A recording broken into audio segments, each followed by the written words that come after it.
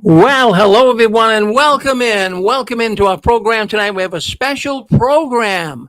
Friends, you know the Jehovah's Witnesses started this week their conventions all across America.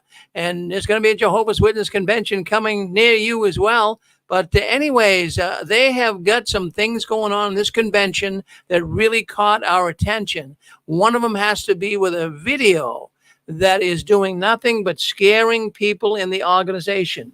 I'm waiting for Dan and Angela to come on. I'm not sure. I did send them a link. Let me just make sure that they got the link that I did send them to make sure. I'm just going to give us a second here because we do have Dan and Angela. They're going to come on live and be with.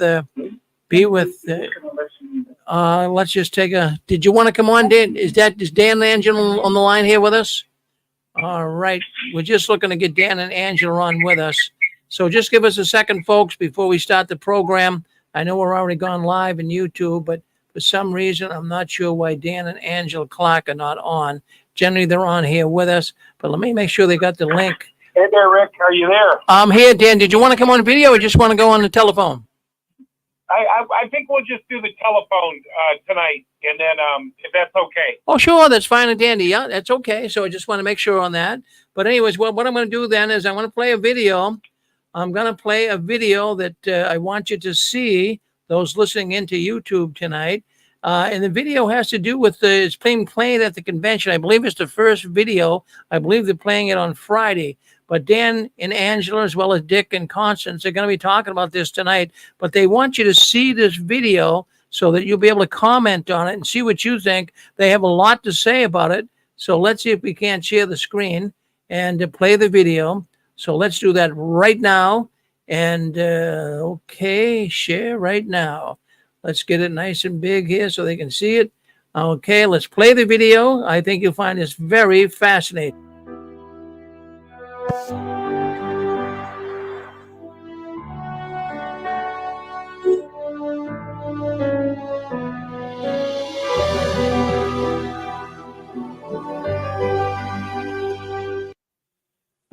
All about fear, folks. This is a fear campaign. That is our good friend Vern, and Vern is on with us here tonight. That's his video they did on it. So we are going to use the clip that Vern used. Hold on one second. We'll get right back to it. Fear. And let's get right back to it, friends. For some reason, it fast forwarded very fast. But Vern, we're using a little clip that you put up. And let's see if we can't get to it right now. Okay, it starts right here. Let's.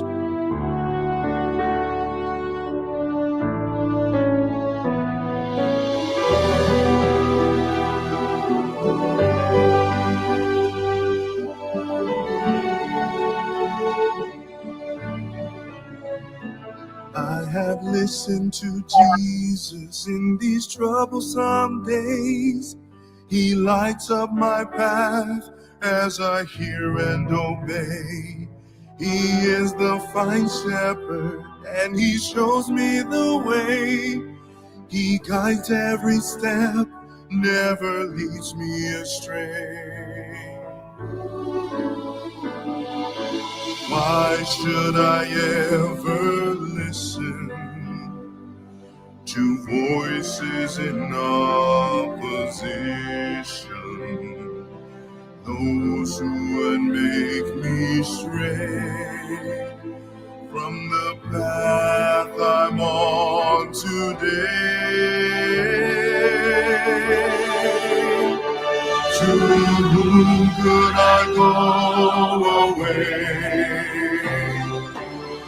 Where could I turn in times of trouble? To whom could I go away? The voice of the stranger leads only to danger. It's Jesus' words I hear and obey.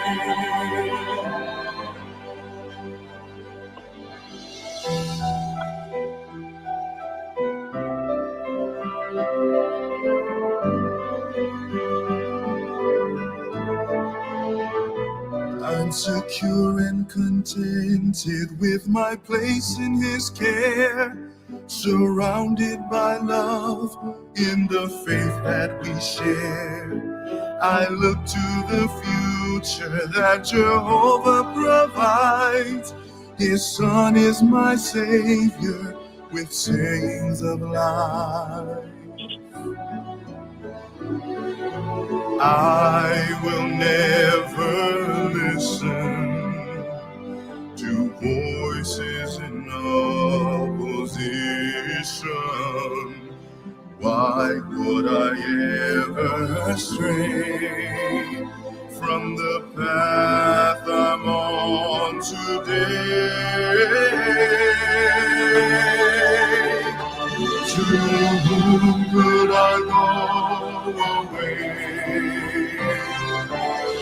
Where could I turn in times of trouble? To whom could I go away? The voice of the stranger leads only to danger. It's Jesus' words I hear and obey. To whom could I go away? Where could I turn in times of trouble? To whom could I go away? The voice of the stranger leads only to danger. It's Jesus' words I hear and obey.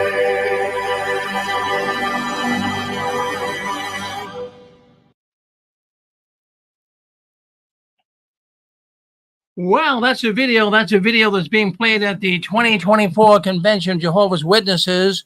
If you didn't see it, if you're listening on our radio network, it showed a number of people. In fact, Dan and Angela, as well as, of course, Dick and Constance, will bring you up to speed on it.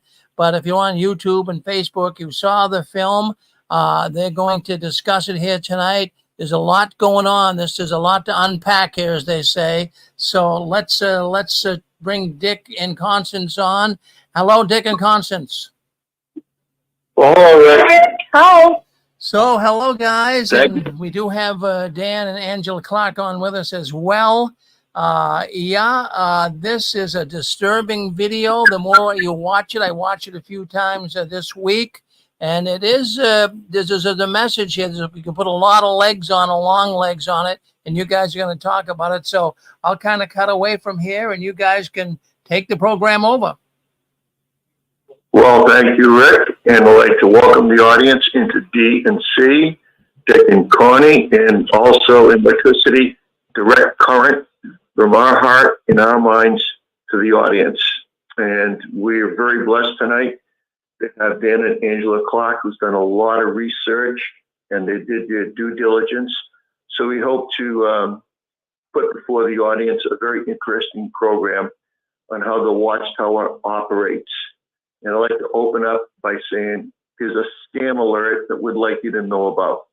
They are planning on ripping you off, and they is the Watchtower Bible and Tract Society, more directly the governing body. They're scam artists. They've already got you to sell off a lot of the Kingdom Halls, and they're not satisfied with that. They want all the Kingdom Halls, and they want you to sell your house, or at least the equity in it, and give the money to them. And you're supposed to run off into the woods, and Jehovah is going to protect you. They're going to tell you things like, put your faith in Jehovah. This is what Jehovah wants. Kind of like the Israelites going through the desert. Jehovah's going to be there for you. But unfortunately, it's a scam job. So a little bit more on the movie, or we call it the flick. And maybe, Dan, you could do some of the, tell us a little about the movie that you saw, or the skit. Yeah, I was just, can you hear me? Yeah, we can hear you, Dan. Yep. Okay. Yeah, what I was surprised about was the heightened level of fear, that it's elevated to the roof, and they're under persecution, and, they're packing up, they're watching, I was very disturbed because I was like, where are they going? And why are they making an enemy out of the police, out of everybody? They're the enemy's the world. They've got to sneak around, and Jesus is just protecting them. And it was disgusting to watch, because I have a brother that's still in. I got an older brother who's still in. He's a presiding overseer, and I felt like he's going to be in that damn convoy. And if you think about it, over the last year, we have heard so much murderous, I'm going to say it, murderous hate speech from governing body against apostates. We have a death sentence on our hands, guys. It's the truth. I mean, if Toni Morrison didn't say that we have a death warrant on our hands when he said the maggots won't stop eating our body, and he was chuckling and grinning. I mean, this is morbid hate for people who leave their stupid ass ideology. And I mean, I've seen Stephen Lett say the same thing. But here's the problem, guys. Detachment. This is what I'm seeing happening. Detachment. Detach from your family. They've already done that. They're damn good at it. They throw their family away like they're trash. All you got to do is say, I disagree. You're out. You're on your head. They've detached from their kingdom halls. Think about all these detachments I'm going to read. They've just given up the kingdom halls. We want to protect you from being sued. Give us your property, paid off or not, and continue paying on it. Okay, so they've detached from the kingdom halls. Recently, Stephen Lett said, detach from your babies. Babies are an enemy of Jehovah. To me, what that means is, if they're going to flee, if there's a fleeing that's going to happen, your babies wouldn't be important, because they haven't been tested. They haven't been proved righteous by the organization. They haven't signed up. And so he said babies are actually an enemy of Jehovah, and enemies of Jehovah are killed. I had a guy write me yesterday. He said when they came out with the thing about detaching from your animals, that animals couldn't receive or give love. Remember that? And they said it was like a sickness, if a person would be kind of mentally ill if he loved his pets. A mother saw that her kid was playing with the pets, with the cats, and she threw each one of them at the wall. This kid wrote me on YouTube, and he said he had to watch them die. And the ones that didn't die, she drowned it.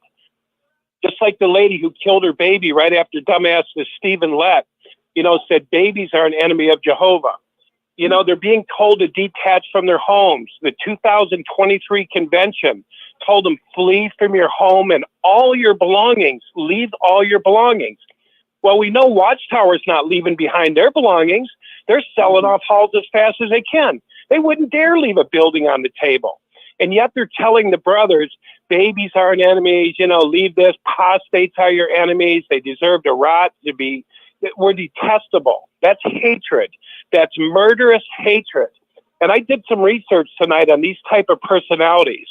These type of personalities where men profess to be prophets, men profess to be, especially anointed of God, have detached from reality and they're in need of psychiatric help. I plugged their personality profile into ChatGPT, and I pulled up the profile, and it was disgusting. I'll read them to you later. But as I read them, you're going to go governing body. But the thing about it is, guys, it's not governing body. There's someone behind these idiots. These guys are just paid off. They've sold their soul for a dollar bill. They just puppets. They do whatever they're told, like Stephen Lett. What psychopath?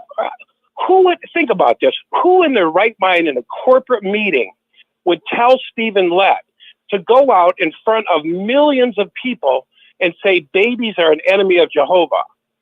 That's a psychopath. And here's the thing. They're getting worse. So if they've got you separated from the halls, they've got you separated your family, babies, your homes from apostate. Here's the thing.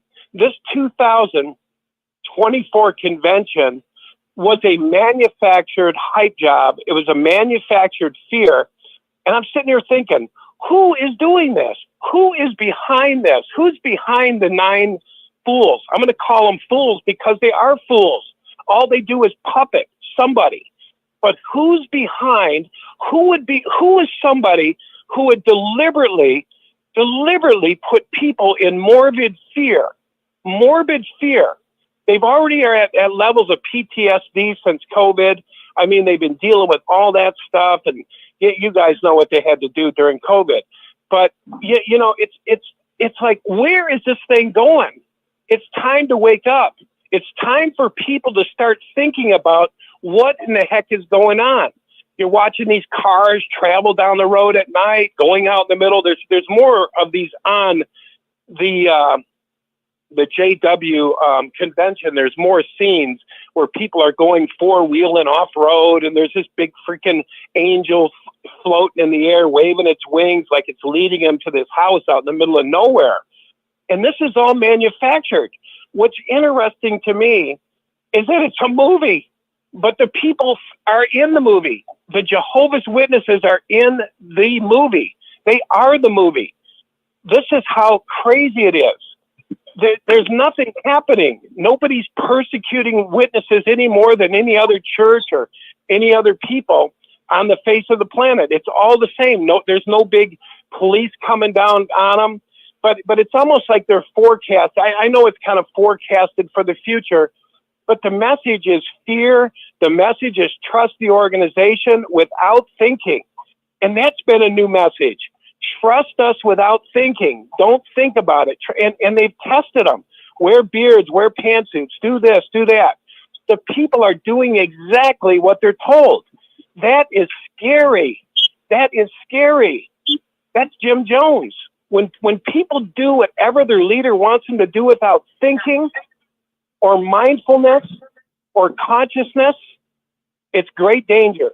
And for these guys to be manufacturing fear at the levels they're manufacturing it for no reason is sickening. I had a tear when I watched it. When I first saw that clip, I was like, what in the hell is going on with Watchtower? I thought, I was in trauma for a moment. I thought, what are they doing? Where the hell are they going? Where were they going in the 2023 convention? Where were they going? It looked like a FEMA camp. They're being handed clothes and welcome to your new home out in the middle of the field. That was the ending of last year's convention. And this clip is the new video for the new convention coming up right in the beginning. So it's going to start with trauma. It's going to start with morbid fear. And I'm thinking, the only one I know who promotes fear is the devil. It's Satan. Satan is a dark force. And here's the thing that's bad, guys. We have free will. Free will is a spirit that comes through me. I can choose good or evil. If I choose evil, fear, doubt, worry, hate, then I'm part of Satan's. If I choose love, joy, peace, the fruits of the Spirit, then I'm from God. These guys have chose lying. I mean, all we got to do is look back at the Australian Commission, watch them lie about this, watch them lie about child molestation, watch them lie about the disfellowshipping. I mean, bald-faced lying. Oh, are you guys the only ones? Are you guys like specially selected? Well, that would be presumptuous for us to say that, wouldn't it? That would be kind of, lying and lying and lying. And here's what pisses me off the most, guys. This is what really pisses me off. This Band-Aid of bullshit Christianity that they're putting over the top of pure bullshit. Because Christianity, true Christianity, isn't I'm a Christian. True Christianity is a change of heart. You can't put a Band-Aid over bullshit. True Christianity is turning around and going the other direction. So Watchtower can't continue to promote fear, to promote hatred to those who leave them, not allow us to have free will, wishing us dead. You can't do that and have a stupid video that talks about Jesus guiding you. Jesus is not guiding you. That's what I felt when I watched that video. Yeah, Dan, can you hear me? Yeah. Okay. I was going to say for the audience who cannot see the video and what video we're talking about, I'd like to just back up a little bit. It's the YouTuber that's called Fixing the Faith, Fixing, Fixing the Faith, Faith. He's a YouTuber. And he has this clip. It's only like 4 minutes and 4 seconds. And it's a quick synopsis for the new convention that is just coming out right now for 24. And this is the propaganda that Watchtower is pushing. So if you get a chance, folks, to be able to watch this, because, you know, a picture is worth 1,000 words, you'll understand more what we're talking about. And it is all total fear-mongering. You know, the witnesses are, well, first of all, it starts off with the Kingdom Hall. The jw.org sign is being taken down, and they've got a lock on the Kingdom Hall, and this is on the news. So different brothers and sisters are in their homes or they're at work, and they're watching the daily news, and it's like, oh my gosh, our Kingdom Hall is folding up. So they meaning all the JWs in the video, are all together. They're in contact with each other, and secretly they're trying to leave their work, and they're trying to escape to go out in this forest in a place that only where they know to meet. And so they're trying to sneak past the police officers. The police officers are so evil. They've got their go-to bag, and the go-to bag that's in the video is this brother's suitcase. You know, people only have a few minutes to do this. Then there's some witnesses that are in a car, and they're trying to get the heck out of town. And a police officer pulls them over, and they're thinking, oh my God, this is all persecution. And the police officer wants to see his license, and he asks the young man to get out of the car. So he does. And it just happens to be that his back blinker, brake light was not working. So what ended up happening is the police officer said, you're fine, you can go. But the whole point of, wait a minute, honey, just a minute, please. The whole point of the video is to show so much fear. There's a group of brothers and sisters that, you know, have a safe behind their wall. They open it up, they get their books out, and, you know, everything is just, it's all secret. And they're all meeting in a home out in the forest. This one sister's on a bus. It looks like, you know, Nazi Germany. 2 police officers come in with their big boots, and everybody's trembling, thinking, oh my God. And they're not questioning everyone, but they take your glasses off and so forth.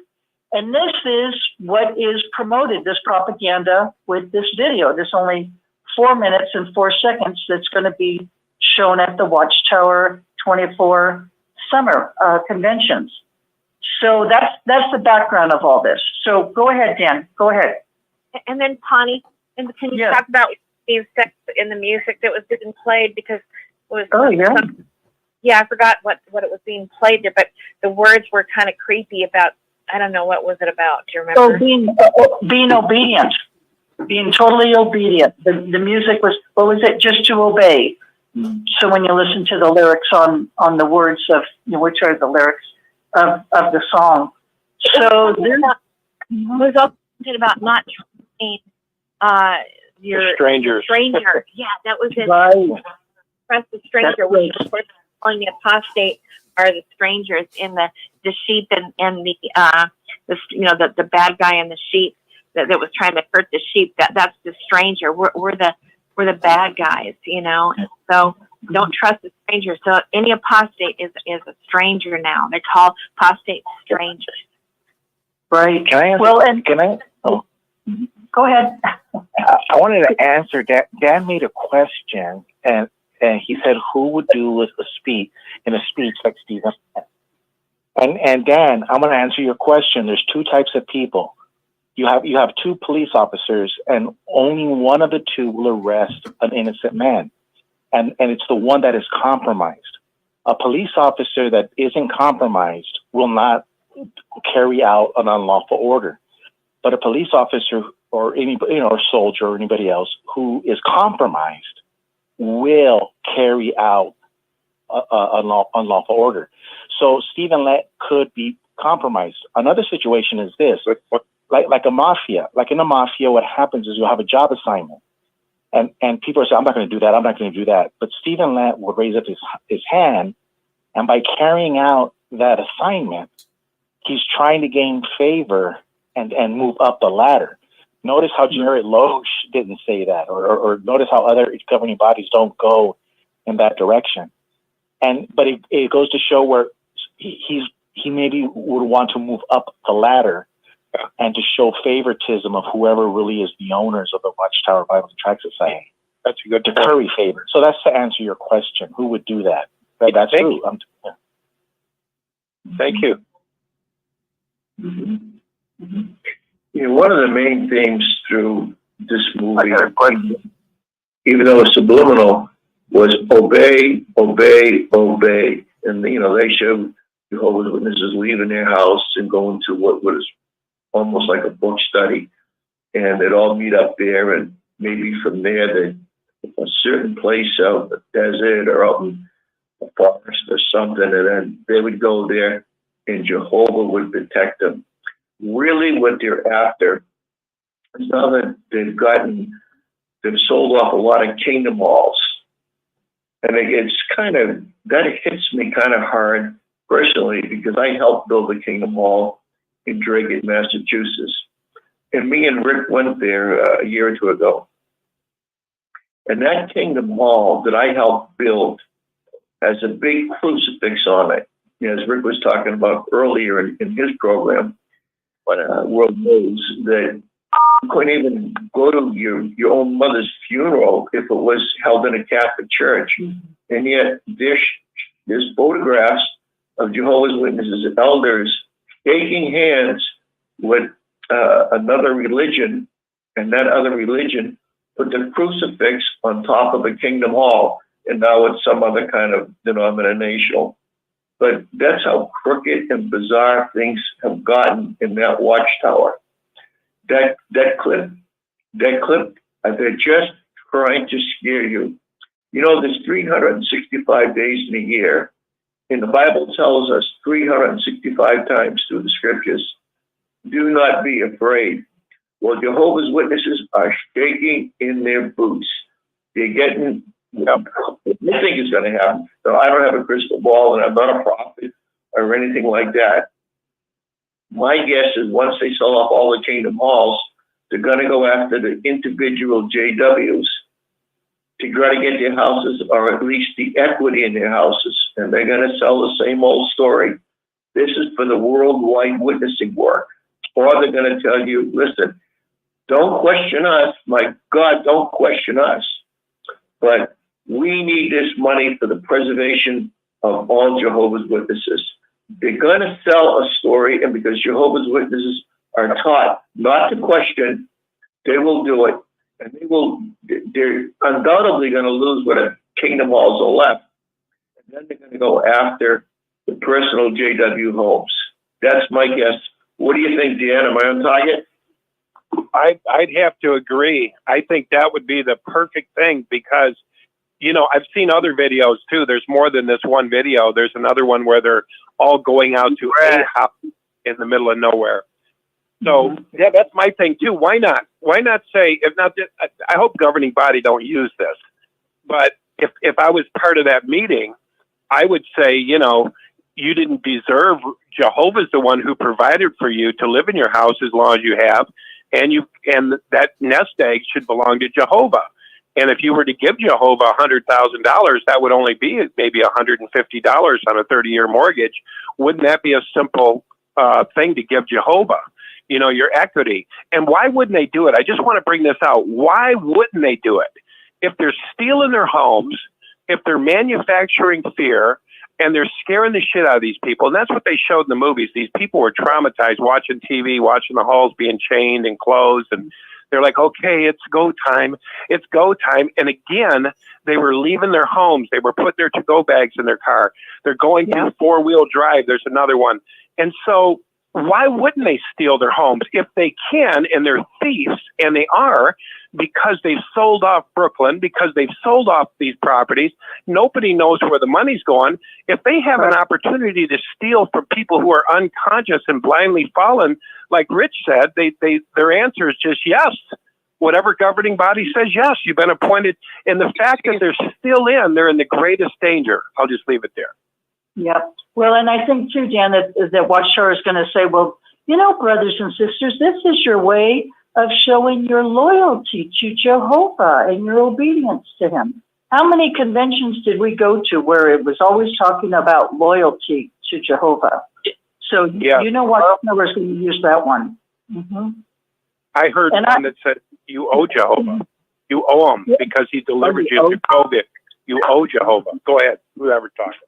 One of the things that Rick always says, he's famous for this, they tell you before they tell you, then they tell you, So they're prepping the witnesses, even back 2 or 3 decades ago, when they said, if the state would allow it, the Jehovah's Witnesses would execute anybody that was disfellowshipped. Anybody. So they're already prepping them. And we know they're killing off the blood, refraining from blood. They're killing off their own children, their parents, their wives, daughters. They're killing them off. But now, because they've been sued, it's really not from Jehovah. It's not a command from Jehovah anymore. It's up to your conscience, which is a scam.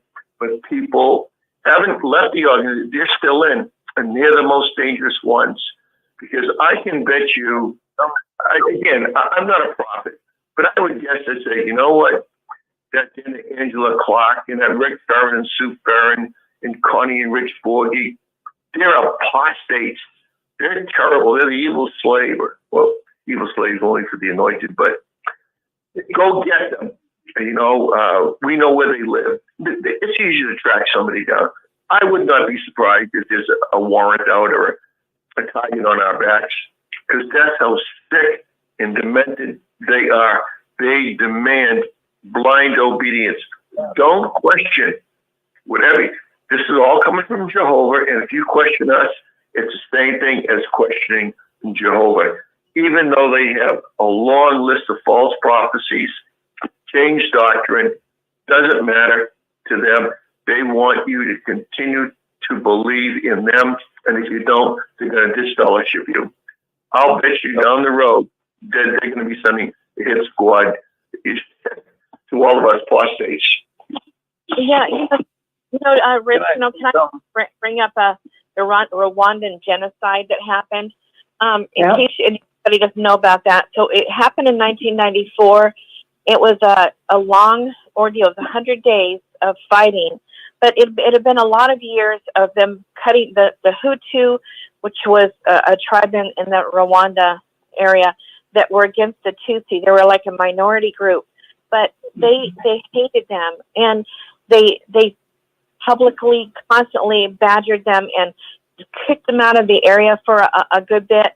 And then finally they fought, came back, and then right away some very important leader of theirs was gunned down by, their airplane was downed, and he died. And then suddenly they realized, oh my gosh, we're under attack. And sure enough, immediately the fighting started. There was a thing that came on the radio saying, anyone who doesn't have a machete in their hand and found killing Tutsi will themselves be killed. And for 100 days, this went on. But it went on past then as well, where people had to go into hiding, and they kept looking for them. And it was just such a horrible massacre, and they called them roaches. So it was kind of like the Hitler thing, where they started putting out flyers of people with big, funny-looking noses and laughing at them. Well, they actually had a whole thing, I just read about it, where the government took youngsters, young children, and started training them and turning them against these Tutsi. Like, the young children, the youngsters were taught to hate in a very intense degree.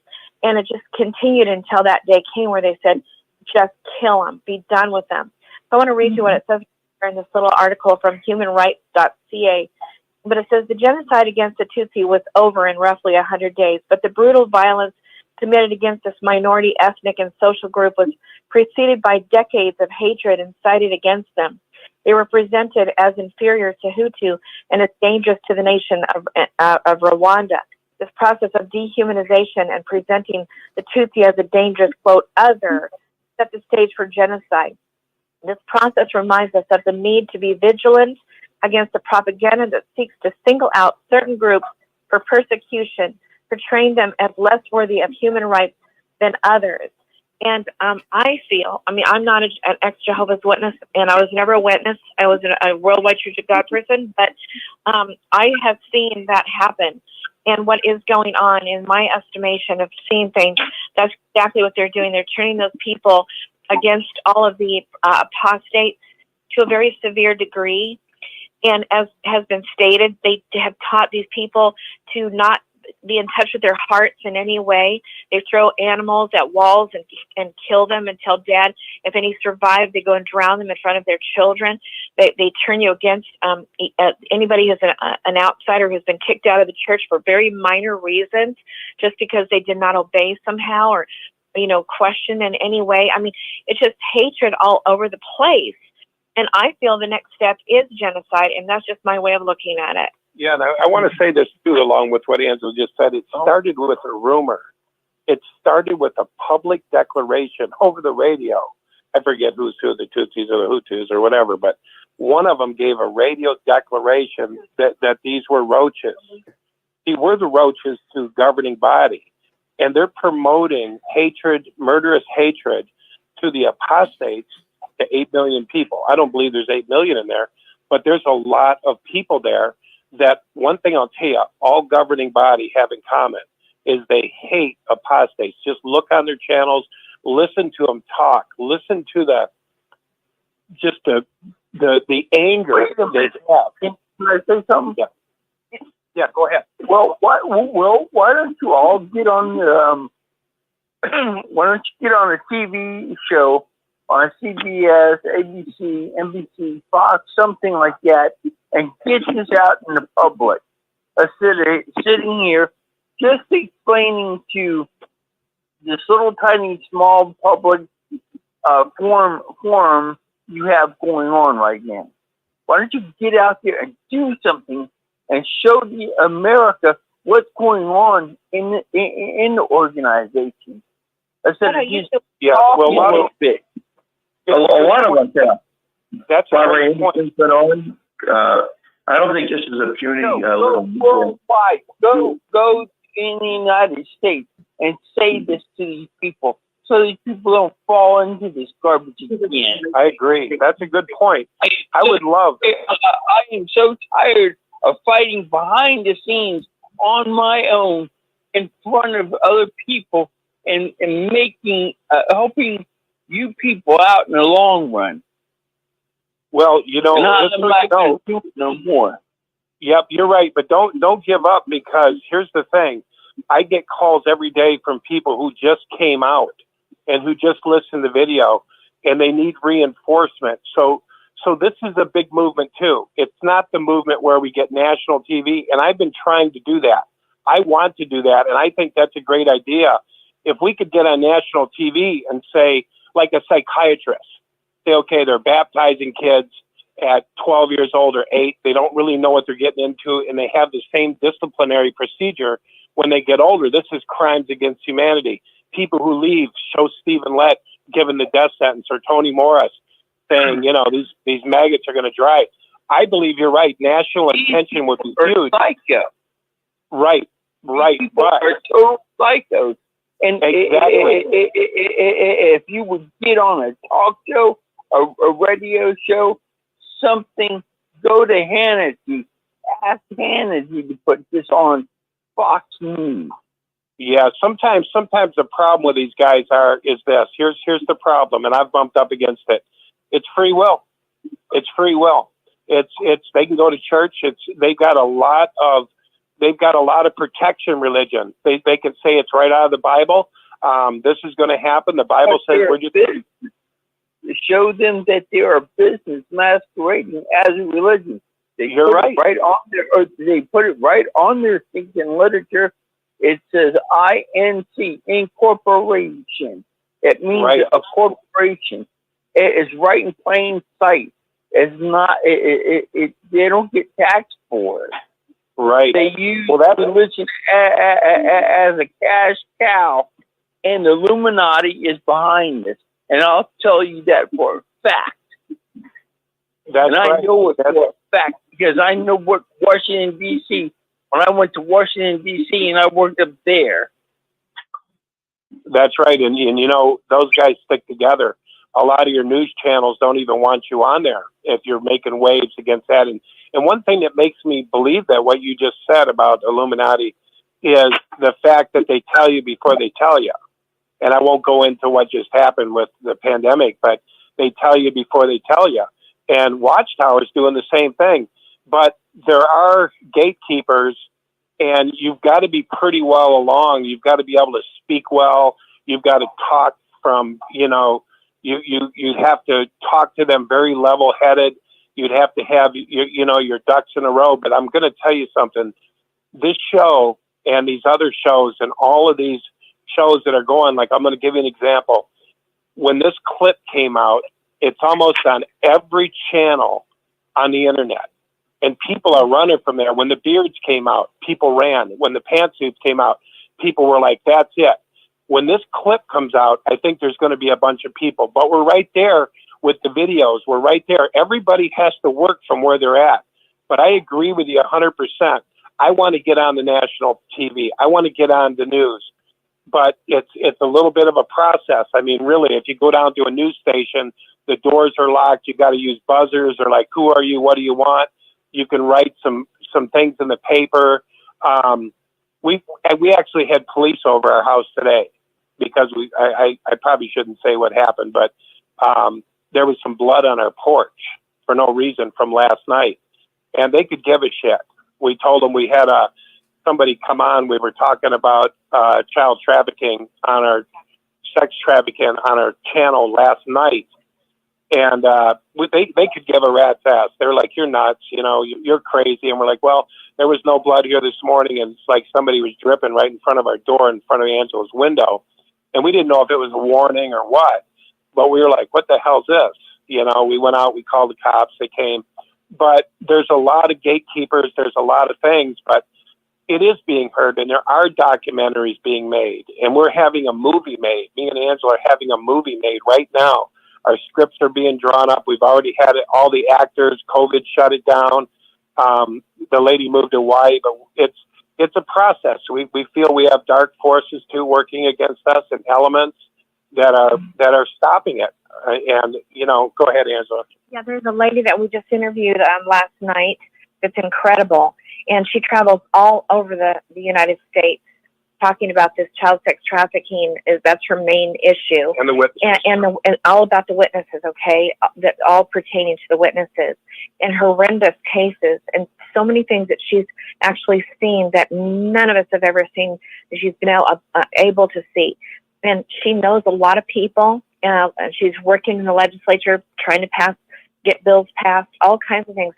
She's powerful. So, God's got some people making movies, some people doing legislature, trying to get laws changed. Like, for example, the clergy, what do they call it? Clergy, where the clergy are allowed. Privilege. Privilege, where they have the right to not have to say what they see in their congregation because they don't want to go to the police because that puts exposure to the witnesses. So they just keep it hush hush. Well, they're trying to change the law so that that's not allowed anymore, because it used to be an innocent kind of a thing where minor things the churches could handle, but now it's become so bad and that they still don't report important things like abuse that should be. So she's trying to get all kinds of stuff done on that. And so God's got somebody everywhere in every walk of life trying to get things changed around. And I feel like a lot's happening. When you put us all together, it's powerful. Yeah, and if you look around the world, look what's happening in all these countries, taking away their privileges, the shunning. It's breaking down. And here's why it's breaking down. I'm going to tell you why it's breaking down. See, there was a time when we didn't have a voice. We were chicken shits, right? Governing bodies scared the shit out of us. It scared me for a lot of years. I didn't come on here and talk. And then little by little, I started getting my voice. And that's what this lady told us last night. I said, man, how did you get so powerful? I remember when she couldn't talk to nobody. And now she's talking to legislator. Yeah, talking to legislation, talking to governors, she's in Wyoming, she's in Pennsylvania, Utah, all over. And she's making some big moves.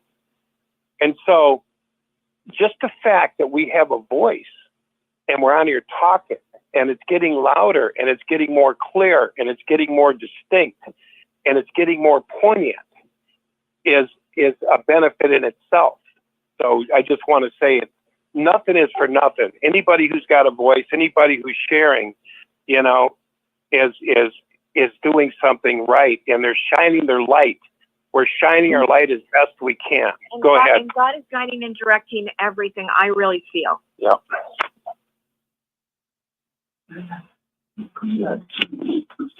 Well, thank you, Dan and Angela. That was a real terrific summation. This organization is just taking advantage of people.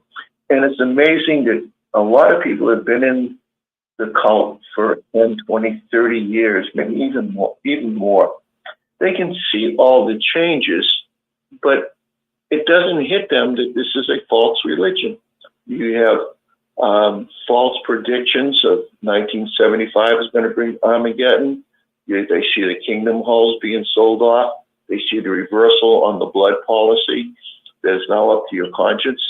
At one time, you were supposed to sacrifice your child or your brother or sister, whatever, because the cult says so. And there's the thing about cults.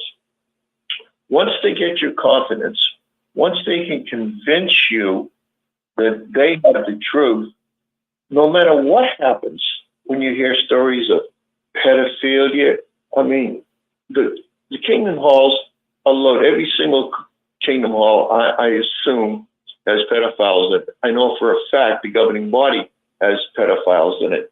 We just did a thing on Ted Jarrett this morning. We could see that he was a pedophile. Chitty was a pedophile. Greenleaf was a pedophile. These are really documented situations. People realize that, and yet they won't walk away from Jehovah's Witness organization because of like hypnosis or a lot of other psychological problems they have. It is a cult, and I just want to bring the audience up to speed on a few things. The Nazis were able to kill 6 million Jews because of the madman Hitler, who was under the influence of Satan and devil and drugs and so forth. And the occult. And the occult, and he got 6 million Jews. He was a demigod, and a demigod is a person that's a very flamboyant, fire and brimstone, orator. Sorry, and he convinced people that the Jews were bad. And you look at Jim Jones in Guyana. He took those people away from the world, like Jehovah's Witnesses do. You're no part of the world. He took those people down to Guyana, down South America. They worked them like slaves. And then when people started investigating them, he had them all drink drink Kool-Aid and do suicide. And Jehovah's Witnesses do the same thing. The blood transfusion, we touched on it a second ago. These are unnatural deaths. I mean, everybody's going to die, but those 6 million Jews did not need to die. Almost 1,000 people died in Guyana. They didn't have to die. How many thousands of people have died refusing blood transfusions?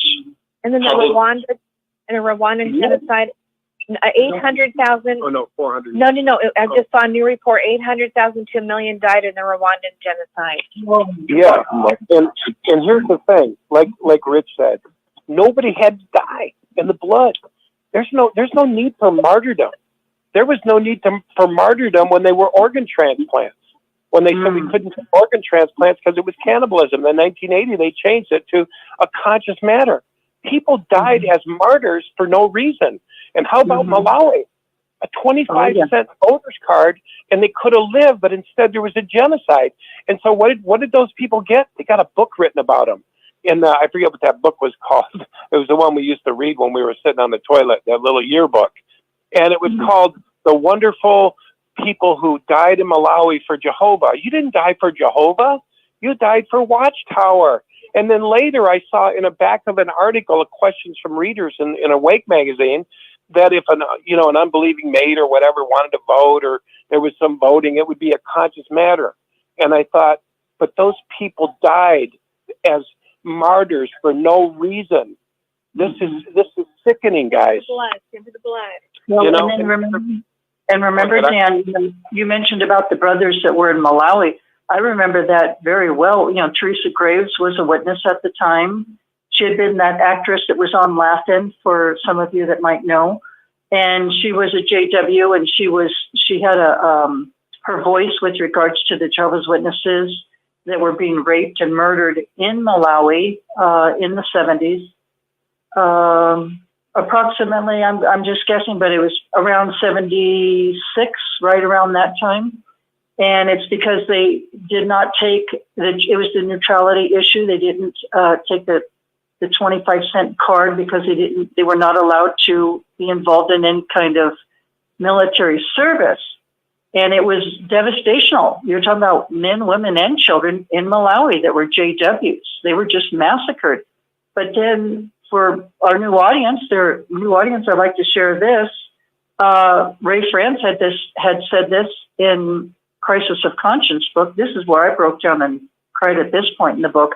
The brothers in Mexico were presented with the same issue as far as in military service. And yet the governing body members allowed the brothers in Mexico to be able to buy, because there's a lot of corruption in Mexico, that's no surprise.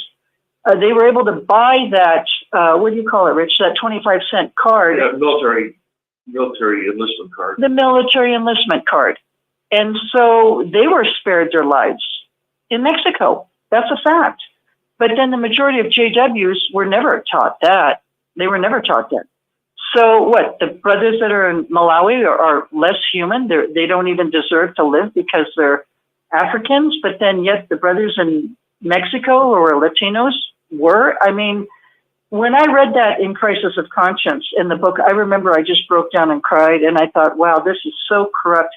Innocent people died for what reason at all? What, all in the name of God? Really? They're supposed to be a Christian organization serving God, and really you're showing partiality and prejudice towards one group, but not towards the other. So the thing I'd like to say, Dan, I didn't want to take too much time. Did you want to finish your thought? I was just going to read a description later about the type of personalities these guys are, if there's time, Yeah. Can I just say something here before you get into that?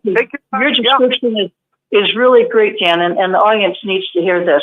Okay, Rich just mentioned about Nazi Germany, which was in the 40s with Adolf Hitler. If you folks ever get a chance, it's history. 6 to 7 million Jews were absolutely destroyed. They were just slaughtered. And you can go on YouTube, there's the Nuremberg trials. It shows who the big henchmen were, and it was amazing. I'll just give you one clue. In Auschwitz, which I'm sure you probably have heard of, it was one of the largest concentration camps in Auschwitz, Poland. It's still there today. It's as a museum. I don't know if I could ever go there, but anyway, just in Auschwitz, in that concentration camp, they massacred 1,100,000 Jews. They put them in gas chambers. They burned them alive. They put them in a building that, the women and men thought maybe they were all taking a shower, and they gassed them to death. They shot a mother and child together. I won't get into specifics because that's pretty hard. But they were heartless. They didn't care. They worked others to death till they starved them to death. I mean, you're talking about people who are just absolute psychopaths. And these people were just absolutely slaughtered. Their genealogy, their family genealogy is gone. It's disappeared. You can't trace back maybe their mother, their father, their grandparents, their great-grandparents, the children. It was absolutely deplorable what Hitler did. Now, Jonestown, I've spoken about Jim Jones and Jonestown several times on the show. I'm originally from the San Francisco Bay Area, and Jim Jones was basically in my backyard, meaning he was right in San Francisco. He started the People's Temple. And I just want to share some thoughts with regards to him. Because, you might think, well, that's a worldly religion. That could never happen to us. So I just really want to share this with you, and I really want you to put on your thinking caps. Okay, Jim Jones was somebody who was very much involved in social issues in life. And believe it or not, he taught his followers that we are going to live in a paradise. Our world is going to be a paradise. He had brotherly love. He had a multiracial group of people. Many were African Americans, but not everybody was. And people just developed a brotherhood for each other, a love for each other.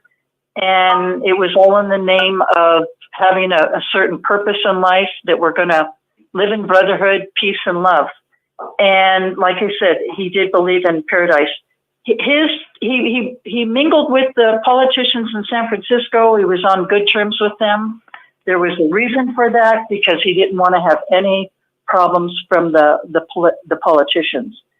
So he said, well, you know what? Let's have our own paradise. Let's get out of the San Francisco Bay Area and let's move up to, they call it Jonestown. And it was actually Guyana, the country's Guyana, and it was in the town of Georgetown. And anyway, they had a field. It was all agricultural. That sound familiar? Remember the brothers in Bethel working in the fields and, the farm and everything? Anyway, and he had all the people there working like crazy, working on the fields, and he was like a tyrant to them. And he was very, very abusive. And the point that I wanted to make is it was really sad, because 918 people were killed. Now, if you get a chance, you can go on, look it up online. There's a big mass grave in Oakland, California. And what's interesting is a lot of people, they really, once they got over there to Guyana, they thought, oh my God, we really want to get out of here. And when Leo J. Ryan came in, who was the congressman in the Bay Area, he went over there. You might think, well, why did he go over there? Well, he went over there because he had 4 daughters. I met one of his daughters. And one of his daughters was over there in Guyana. And he was very suspicious that, she might want to leave, and yet maybe she's being coerced that she can't leave. So he got a group of people, some journalists, and he went over there. And, of course, Jim Jones had the big smile. Everything is fine. Oh, everybody's happy. We're one big family. Nobody's being stayed here under any kind of duress or against their will. Well, believe it or not, there were people being very scared, and they slipped little notes to Jackie Spear, who was Leo J. Ryan's assistant, and then she became a congressman after he died. And anyway, he saw these notes and he thought, oh my gosh, there's a lot of people here that feel like they're under duress. Okay, so what is my point? So he took his daughter, there was the cameraman, the journalist, he got his loved one there and a few others. And they were going to come back the next day because there were so many people that wanted to leave. Okay. And then what happened is they're getting ready to get on their plane. They're on the airstrip, and Jim Jones went into absolute panic attack. He thought, oh my God, if this news, they relate this to Watchtower, if this news gets out to the public, then our image is going to be tarnished. So what we have to do, what he said to a couple of armament people there, he says, you need to kill them. You need to kill them on the airstrip. There were 4 people that were shot to death. Leo J. Ryan was one of them. He was a congressman in San Mateo County of the San Francisco Bay Area. Jackie Spear was shot 5 times, and she was just laying there like she was dead. Fortunately, she survived. And anyway, then Jim Jones said, okay, now what you have to do is everybody, we've got the Kool-Aid, and he's got strychnine in there, and I want everybody to drink this. Nobody, first of all, I need to tell you this. Nobody leaves this compound. Absolutely nobody leaves here, because if you leave, it is absolute betrayal to me. Okay? That's just like Watchtower. You have to be completely obedient and loyal to the organization. And this is how Jim Jones thought. And also he was on some psychedelic drugs or psychotic drugs. He wasn't all there, but it was what it was. He was like a madman. So when he realized the situation, what, honey? Was he a Rolling Stone? I can't hear you. What? That was a Rolling Stone. Rolling Stone. Oh, yeah, the article. Yeah, you can read the article. The one I read was called Rolling Stone. Yeah, it was very good. It's not that long, but it was a very good article. And when this happened was November 18th, 1978. And he had everybody drink the Kool-Aid. He had them have the parents have the children drink the Kool-Aid first. And then once the parents saw the child die, then of course they were going to drink it. And 918 people died. Now, we're not trying to tell you this as a scare tactic. Okay, that is certainly not our motive tonight, Dan and Angela, Rich and I. We are trying to tell you this out of love in a way to educate you, the audience, so that you are fully aware of the tactics and the motives of what Watchtower is doing with this summer video. And you get these people who are absolute psychotic, and they've got absolute control over the masses, whether it was Hitler or Jim Jones or any of these other crazy ones. And people just blindly, they get involved, and it's like, oh my God, how do we get out? The thing I was going to say in reference to the video, when Watchtower keeps telling its members, you know, be sure and grab your go bags. Well, if they grab their go bags, Watchtower doesn't tell them where to go or what their plans are once they get to a destination.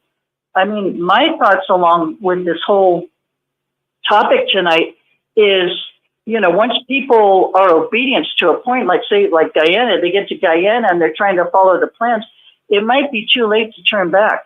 It might be too late. And what we're trying to do here tonight is to warn people and just put your thinking caps on and to really try to think with critical thinking skills. Because these people that were over in Guyana, it was too late. They couldn't turn back. And on that Rolling Stone video, or it's an article, but there's a video of people. And the thing is that there were family members, and they said, "Oh my gosh, it was so sad. It could have been me, but I deflected. I left Guyana. Not Guyana. I left the temple, Jim Jones's People's Temple." So you don't think that this couldn't happen to Watchtower? Sure, it can. You get these people who are in so much control, they don't want to let go. So I think, Jen, you wanted to take off at this point. Mm-hmm. I was going to say one thing. That's just that I want to reiterate the loyalty issue, okay? So Hitler, you had to go Heil Hitler, pure 100% loyalty. And it's same with the Jim Jones. You had to be loyal. He's so paranoid if you're not going to be loyal to them, because you said so worried about their reputation. They're so worried what other people think of them. And to me, it doesn't matter which of these, where a lot of people died. It was all about the intense loyalty that they demanded. And that's very, very dangerous. And same in my situation with my ex-husband, he absolutely demanded full 100% loyalty. And when I got out of that second cult, everybody in my family was terrified that I was under very, very much danger of being killed because of that intense loyalty. Exactly. Of you being loyal is unthinkable to these people. The reason why is because they're psychotic, they're mentally ill, and that's what Dan's going to talk about next. So hold on. Yes, and I'll just mention this briefly. I'll tell you how close Jim Jones, the People's Temple, came to my own personal life. Okay, Jim Jones was in my backyard, basically being in San Francisco, and Leo J. Ryan was the congressman for the area where I lived in California.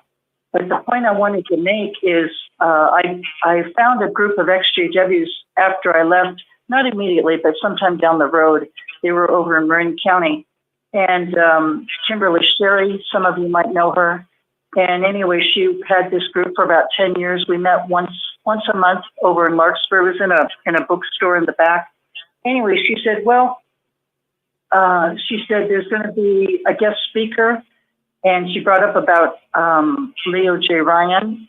And she said one of his daughters will be giving a talk, and it'll be a discussion about cults and how dangerous they are. And Leo J. Ryan was her father. So if anyone's interested, it's going to be at such and such a place. It was in San Francisco. It was on Geary Street.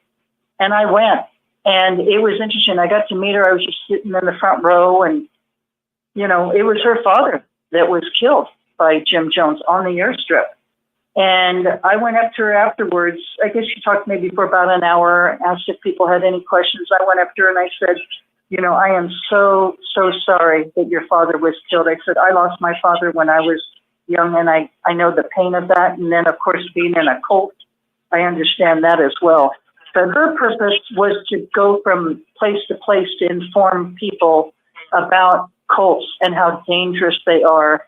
And I told her I had so much respect for her. The second person I wanted to bring out is my very dear friend, childhood friend, had been at JW and she left. And anyway, she moved to Pacifica. And she had 2 twin boys, and they were like high school age. And they were, had Saturday soccer practice. And she told me, she says, hey, Con, she says, you'll never believe what happened to me. And I said, I don't know what happened. She said, well, my 2 boys, she says, they have a friend that, they do soccer together. And she said he was a real nice kid. And she said he happened to be, African American. And she said, I got to talk to him, and his name is Jim Jones Jr. And I said, wow. And she said, yeah, that's what I said. And she said, I said to this young man, wow, your name is Jim Jones? She says, Jim Jones was the one that was the People's Temple. She says, you're not by any chance related to him, would you? And he said, yeah, as a matter of fact, that was my father. And she said, she said to him, I thought everybody was killed, because that's what I said to Jude. And she said, everybody was killed. But this young man, who was like about maybe early teenage age, he basically, the only reason why he was not massacred is because he had a basketball game that day. And his father, Jim Jones, said, no, you can go to that. And then shortly thereafter, I couldn't believe it, but I just happened to turn on Oprah one day. I guess I had a vacation day, and I turned it on, and there he was. I couldn't believe it. And Oprah had said to him, could you ever have imagined that your father could have killed 918 people in Guyana? And he said, no, never. He says, in fact, I lost my mother, I lost my father, I lost my whole entire family, I lost my community, I lost my friends, I lost everybody. And I'm the only one surviving. And not only that, friends, but, when something like that happens to a person who survived, psychologically, there's a lot of guilt. They're thinking, well, why in the heck did my whole family die and I'm still alive? What was it why I was spared? But anyway, that's how close the People's Temple came in my life. So, the strategies are still the same. When you have mind control, and it's total obedience to us, or it's total betrayal, which is death. These people are very, very dangerous, and this is what's going on with Watchtower. We're like I say, we are not trying to frighten anybody. That certainly is not our motive tonight, but we are really just trying to help you out of a motive of love so that you can really, really wake up before it's too late. So go ahead, Anna. Yeah, I would say if there's any elders out there listening to this program, and I'm sure there are, you're going to be asked to, give up your kingdom all. Say no. Yep. Just say no, we're not going to do it. And if you're an elder and you believe what we're telling you, we're telling you their motives, we're telling you how they work. If you believe that protect your flock from these people, these governing bodies, we get reports all the time that organization is loaded with pedophilia, especially at the top. I think it was Gilbert or somebody a couple of months ago said, there's no testosterone on that organization. Only one of those men have ever fathered a child. Can you imagine you have 8 guys, or sometimes the number's 9 or 10, governing body members, men, in the middle-aged men, and none of them except for one has had a child. Maybe I'm reading into it, but I think there's something that Jehovah's Witnesses should think about. You can't follow these people. Look at their track record. Go on YouTube. I am amazed at the amount of videos that are out on YouTube about the Jehovah's Witnesses. There's like hundreds of them. And I thought I was pretty astute on the governing body and the history of Jehovah's Witnesses. Well, I'm learning stuff every day. probably listened to 95% of all the programs that Rick's ever put on over the last 20 years. And I was in it 20 years myself. I was a servant, and most people know all that stuff. But I'm amazed at how much critical information is on the TV. You know, if someone's, just watch it. Just watch it. Don't go with this idea of Jehovah doesn't want you to watch it. The governing body is telling you all they're apostate-driven lies. Well, if a person's a liar and all that stuff, it eventually comes out. Because there's just so much stuff that's checkable. I just watched a program on C.T. Russell, who he was, about his divorce, and all the really miracle week.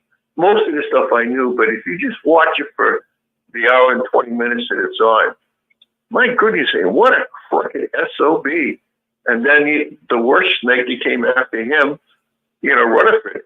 He was a horrible, he was a degenerate. But you watch how it paints him as this wonderful philanthropist. He was just a terrific guy. He wasn't. No, it was a little. Someone that showed up at his funeral. Yeah, the only one person showed up at his funeral. This is Rutherford, and that would be his son. That's how popular he was. Everybody knew. If you were in Bethel, you knew he was a drunk. You knew he was a womanizer.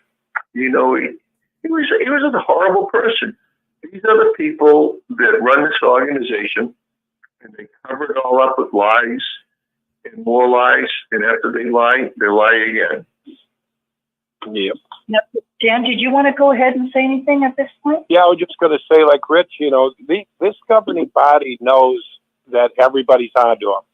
They've got one channel. They've got governing body channel. There's thousands. I don't even know. Maybe there's hundreds of thousands of channels out there that are broadcasting against this organization and the dangers of it. In fact, this clip, just go on YouTube anywhere, and you will see this clip from one end of YouTube to the other about the 2024 convention. Everybody is sharing it. Everybody's got a voice now. Everybody's putting it out. They're looking for anything. They're when that convention showed up somewhere in the other part of the world, somebody grabbed that clip, put it on their thing, dissected it. It went out to us, hundreds of thousands of people all over. I just saw 4 more broadcasts on it saying, oh my God, something's going down with Watchtower. And here's what's going down. The Bible says that bad men would advance from bad to worse. And I'm going to read something. I typed this in Chat GPS, and it was basically my description of governing body. Men that have forgotten they are men, that think they're special, that think they're in the saving business, saving people. And here's what it said. Chat GPS quoted me back and said this: someone who has forgotten they are human and believes they are God's special chosen ones, selected to run and control other people's lives, could be described as having, and then it says, delusions of grandeur. This is a type of bizarre delusion that involves an inflated sense of self, importance, power, knowledge, and identity. The individual may believe that he has been chosen, right, governing body, by a higher power or divine entity for an important mission or purpose. Now, that's delusion of grandeur. The next one is called Messiah divinity complex. This is a delusional belief where a person thinks they are a supreme being, prophet, sent by God, or having special divine relationship, right there, the channel, / powers.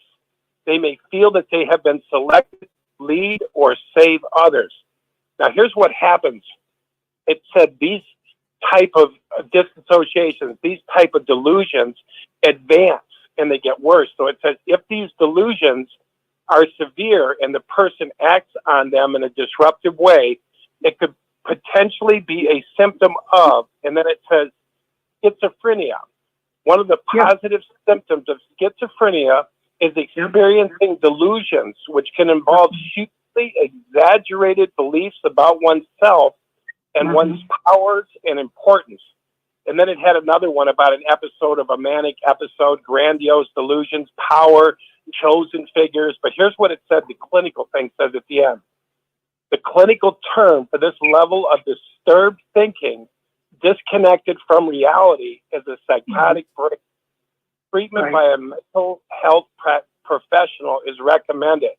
The specific diagnosis depends on symptoms present. And then, can I read you one more? Yeah, go ahead, Dan.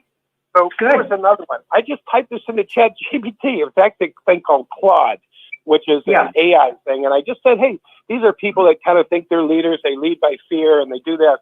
So it said this. This is what the next one said.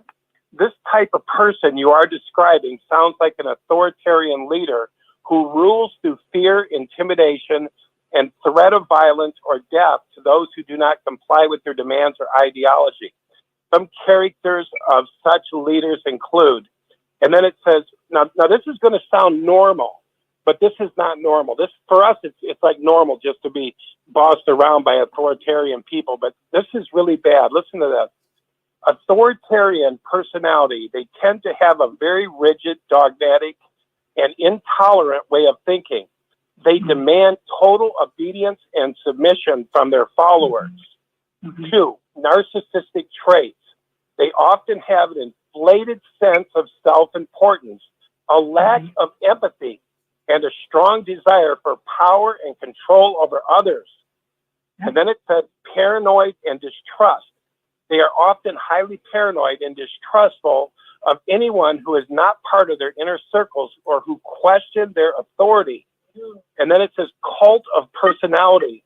They cultivate a cult-like following by portraying themselves the only source of truth and salvation, by demonizing outsiders or critics as enemies. Propaganda and indoctrination. They use fear-mongering, propaganda, misinformation, and indoctrination techniques to control the narrative and maintain their grip on power. Use of violence and intimidation. They are willing to use violence, intimidation, and threat of death or severe punishment to silence dissidents and maintain control over followers. And here's the example of leaders who've done this. Examples of such leaders throughout history include dictators like Adolf Hitler, Joseph Stalin, Saddam Hussein, and cult leaders like Jim Jones, David Koresh. They often thrive in an environment of social or political instability where people are susceptible to their fear-based ideology and promises of security over persecution. Isn't that something? It is. It says a lot, Dan. It sounds familiar, like Watchtower, that's for sure. Yes. Let me read one more. And then they have the charlatan. It says a charlatan is a deceiver who pretends to have special knowledge, bogus abilities that they use for fraudulent ends. Applying this to religion involves conscientiously misinforming and subjugating adherents. Such individuals pervert the tenets of a faith for their own dominance and authority over others through fear-mongering, coercive control, the pretext of religious doctrination. Counseling is advised for those who have escaped such situations. I mean, wow. Is that, I don't have to say it. We all know what this is, right? This is what the witnesses are facing. And I think Watchtower now, because they can see the speed of the awareness of what's going on, that people are reading right through it. We see through them like transparent, and we're talking about it freely. These guys are freaking out. They've been in power for a lot of years, and they don't want to lose power. And so they are up to fear. Could you imagine a man? What kind of man like Stephen Lett would say babies, and in the crazy radical way he said it? You think they're cuddly, and of course they're cuddly. Yeah, they smell good. Yes, they're wonderful. Yes, they're beautiful. Yes, we're supposed to be like them according to Jesus, right? Be like the little children. But he said, I'm going to tell you they're an enemy of Jehovah. And he said, think about this, guys. Where did that come from? Where did that crazy man pull that shit out of? Where did that come from? That is not a normal statement. I'm going to tell you babies, but then when you put it together, give your kingdom halls the governing body. Babies are an enemy of Jehovah. Don't be attached to your pets. Leave the last drama. Watch the last drama. If you have not seen the 2023 drama, the end of it, where they're fleeing into the wilderness, end up in the camps, and say that was a message that was played all over the world. I had people come on YouTube going, "Oh, that was just for the people in Africa." That was played worldwide through the organization. But you know what, guys? That movie was thought out a year before. Right. Think about it. This is a massive plan going on here, and I believe, like Rich, they're going to go after the homes. Why wouldn't they? They've got the people under mind control. They've already tested them. I believe they're being tested with the beards and all that stuff. Did you see what they do? You remember what the first test was? The first test was the box. You remember the box? Don't open it. I mean, there's been other tests, but you remember the box that was sent to congregations, and you weren't supposed to open it for so many months? Yeah, right. Yeah, I remember that. Right there. Mm-hmm. Now they got beards, they're throwing this at them, they're throwing that at them, Christmas songs. It's going on and on. So I think that they're realized they're ready. The ones who are in, let's make the grab. I think it's a grab for property. I think it's a grab. I don't know where those people are going or what's going to happen to them, or they're going to put the home. See, the thing about it is, if they can convince them that persecution's right around the corner, maybe something's going to happen. I'm going to put my thought out there. You don't have to agree. But my thought is, when this election kicks off, all hell's going to break loose. And when they push them out of their homes, like they might be even talking to people who's got a home that has a lot of rooms, has a basement, has a this. If they can push them out there and just sell the kingdom halls off, you know what I mean?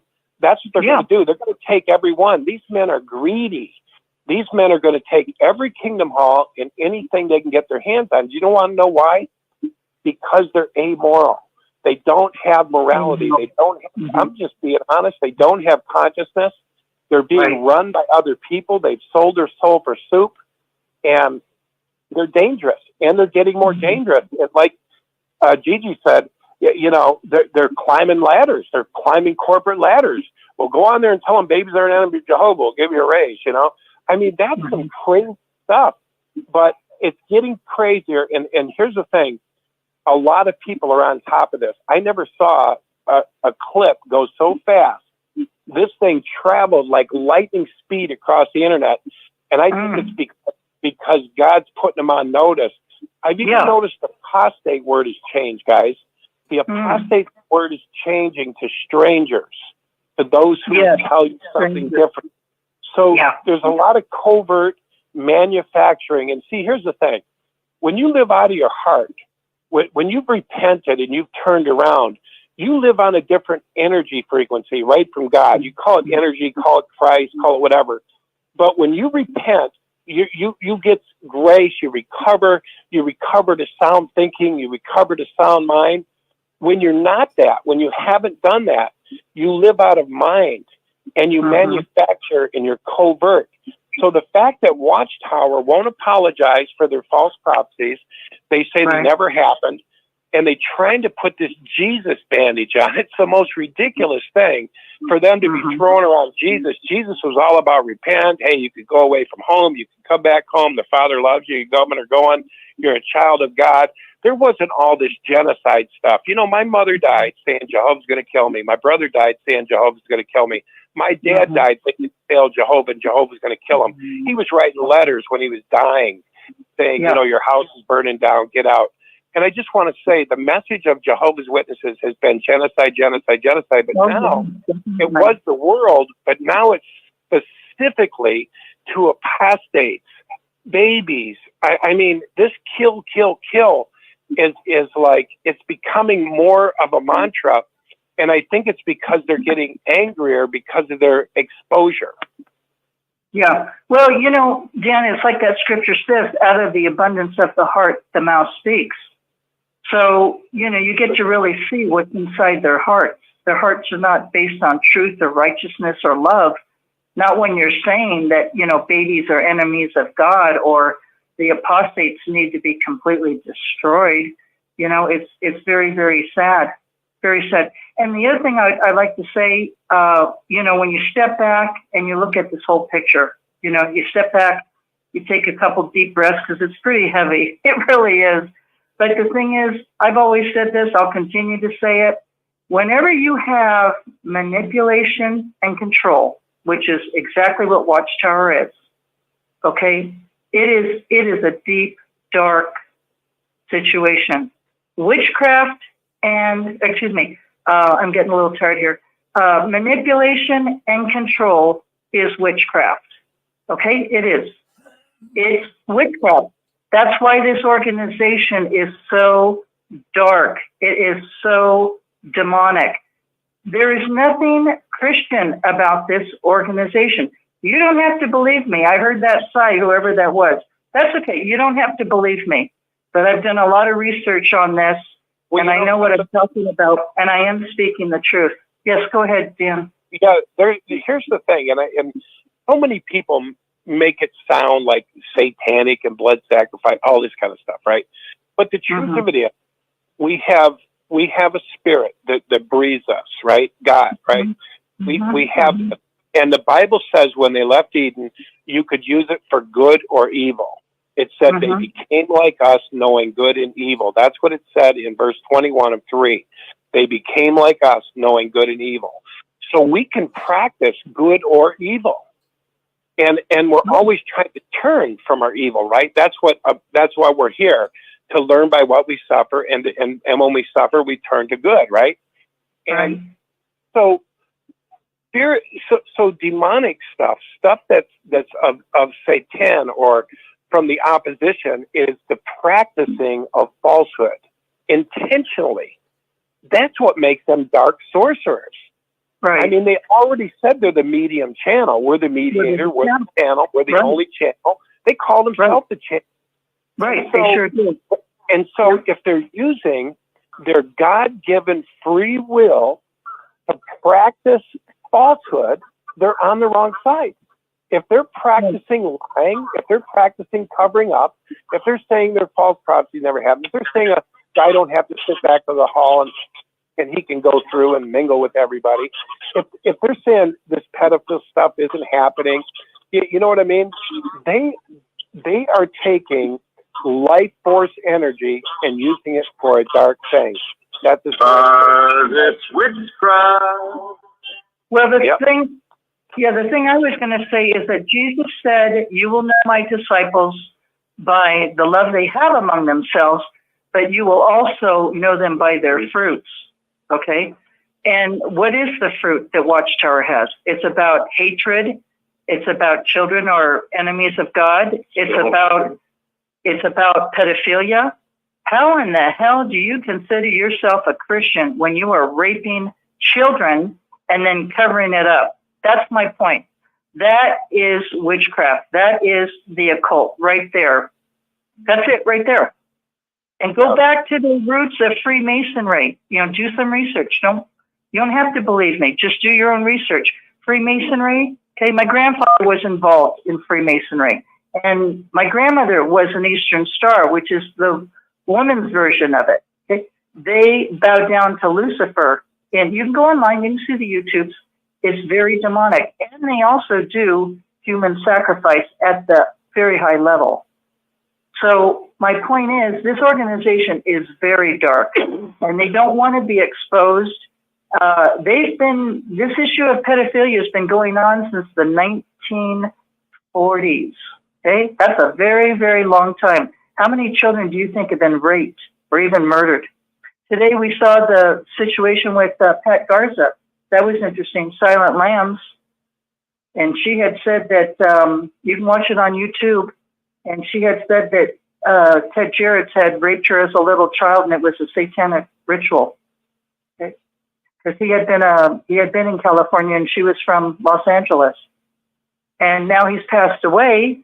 But anyway, this stuff gets covered up. Rick and Rich know Mark Paulo. Mark Paulo was raped down in the tunnels of Bechtel by Greenleafs. Okay, and it destroyed Mark's life. It destroyed his life. And the man was absolutely brilliant. Absolutely brilliant. So this stuff goes on, not just with Watchtower, it goes on in other organizations. But we're just talking about Watchtower because we've all been involved in it. And I think for the most part, the majority of people, generally speaking, unless you're very evil, really are very good people. They're really loving, they're very kind, they're trying to serve God, but they just don't know what they don't know.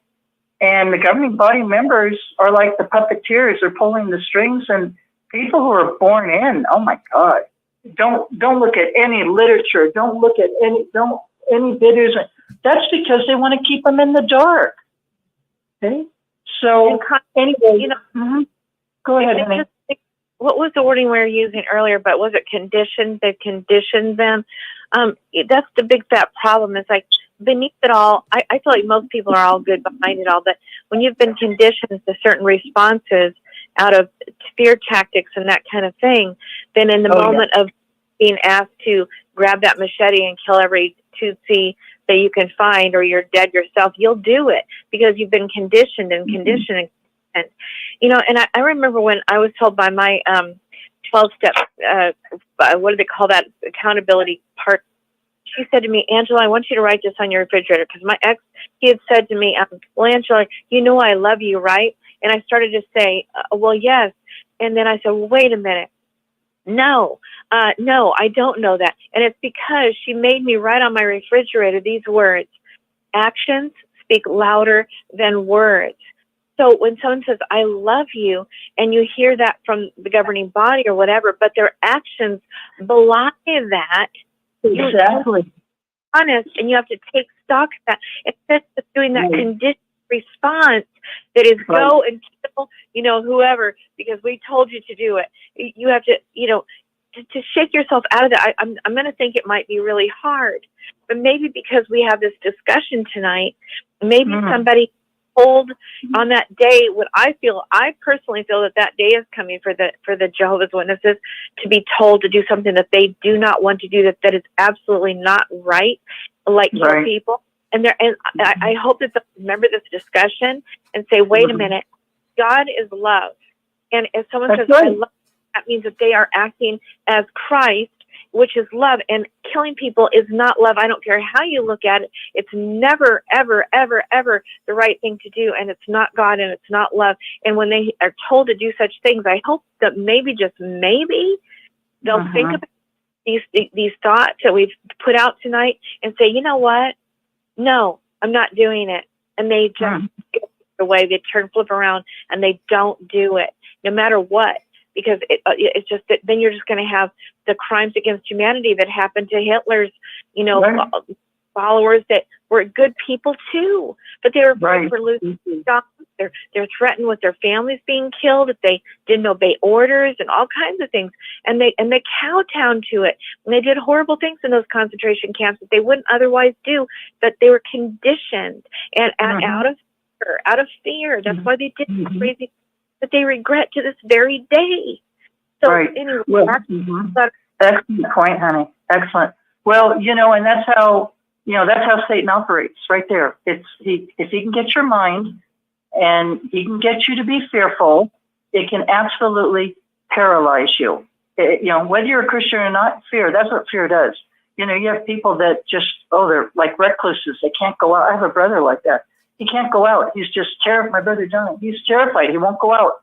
I have a cousin like that. They've got some serious issues going on because they're just gripped with fear that they're terrified of going out to the public. And, it will paralyze you. But the thing is that, God did not give us a spirit of fear. What the scriptures tell us that God gave us love, power, and a sound mind. He did not give us fear. Okay? He did not give us fear. So there is no reason to be fearful when you really know what God's word says and what he's given us. This is all very evil and dark and demonic, and the purpose is to manipulate and control your life. That's exactly what it is. Like an octopus, it's got all 8 tentacles wrapped around your throat, and you are just squeezed to death. And that's what the organization does to people. Yeah, and it's interesting that it says false prophecies false prophets would be fearmongers, because it said if there's anyone who's prophesied presumptuously or falsely, it says, do not fear these ones. So for whatever reason, false prophets go hand in hand with fear-mongering. And so it says, do not fear these ones. That's what it says. I think it's Deuteronomy something. And I want to say one other thing, too.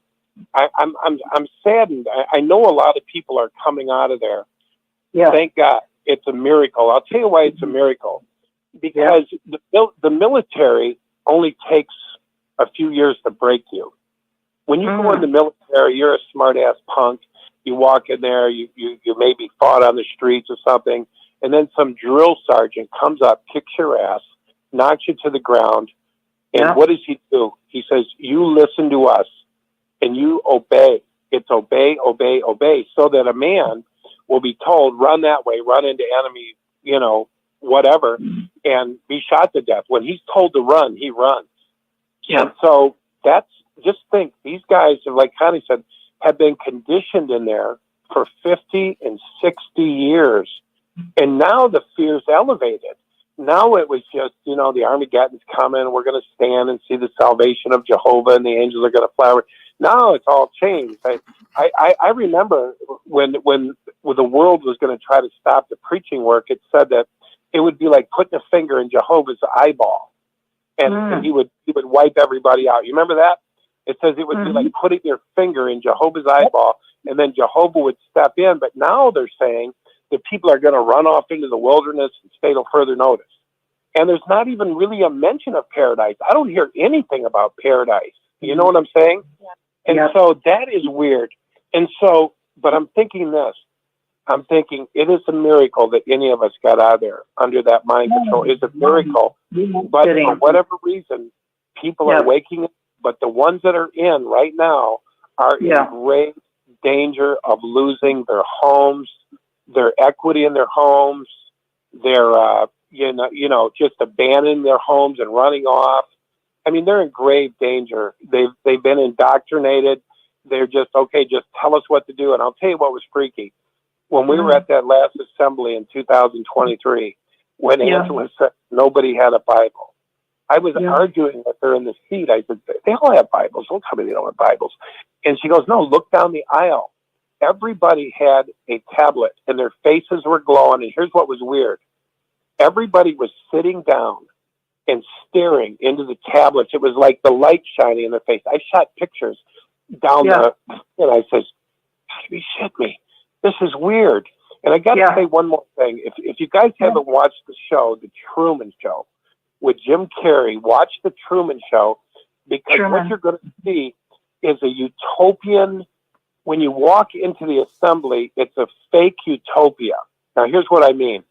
It's like, it looks like perfection. Everybody's groomed. Everybody's in order. There's an order to it. There's a time it starts. There's this order to it. But there's also something very sickening about it. Like I said, there was 15 minutes of the last part of the convention on Sunday, the last part.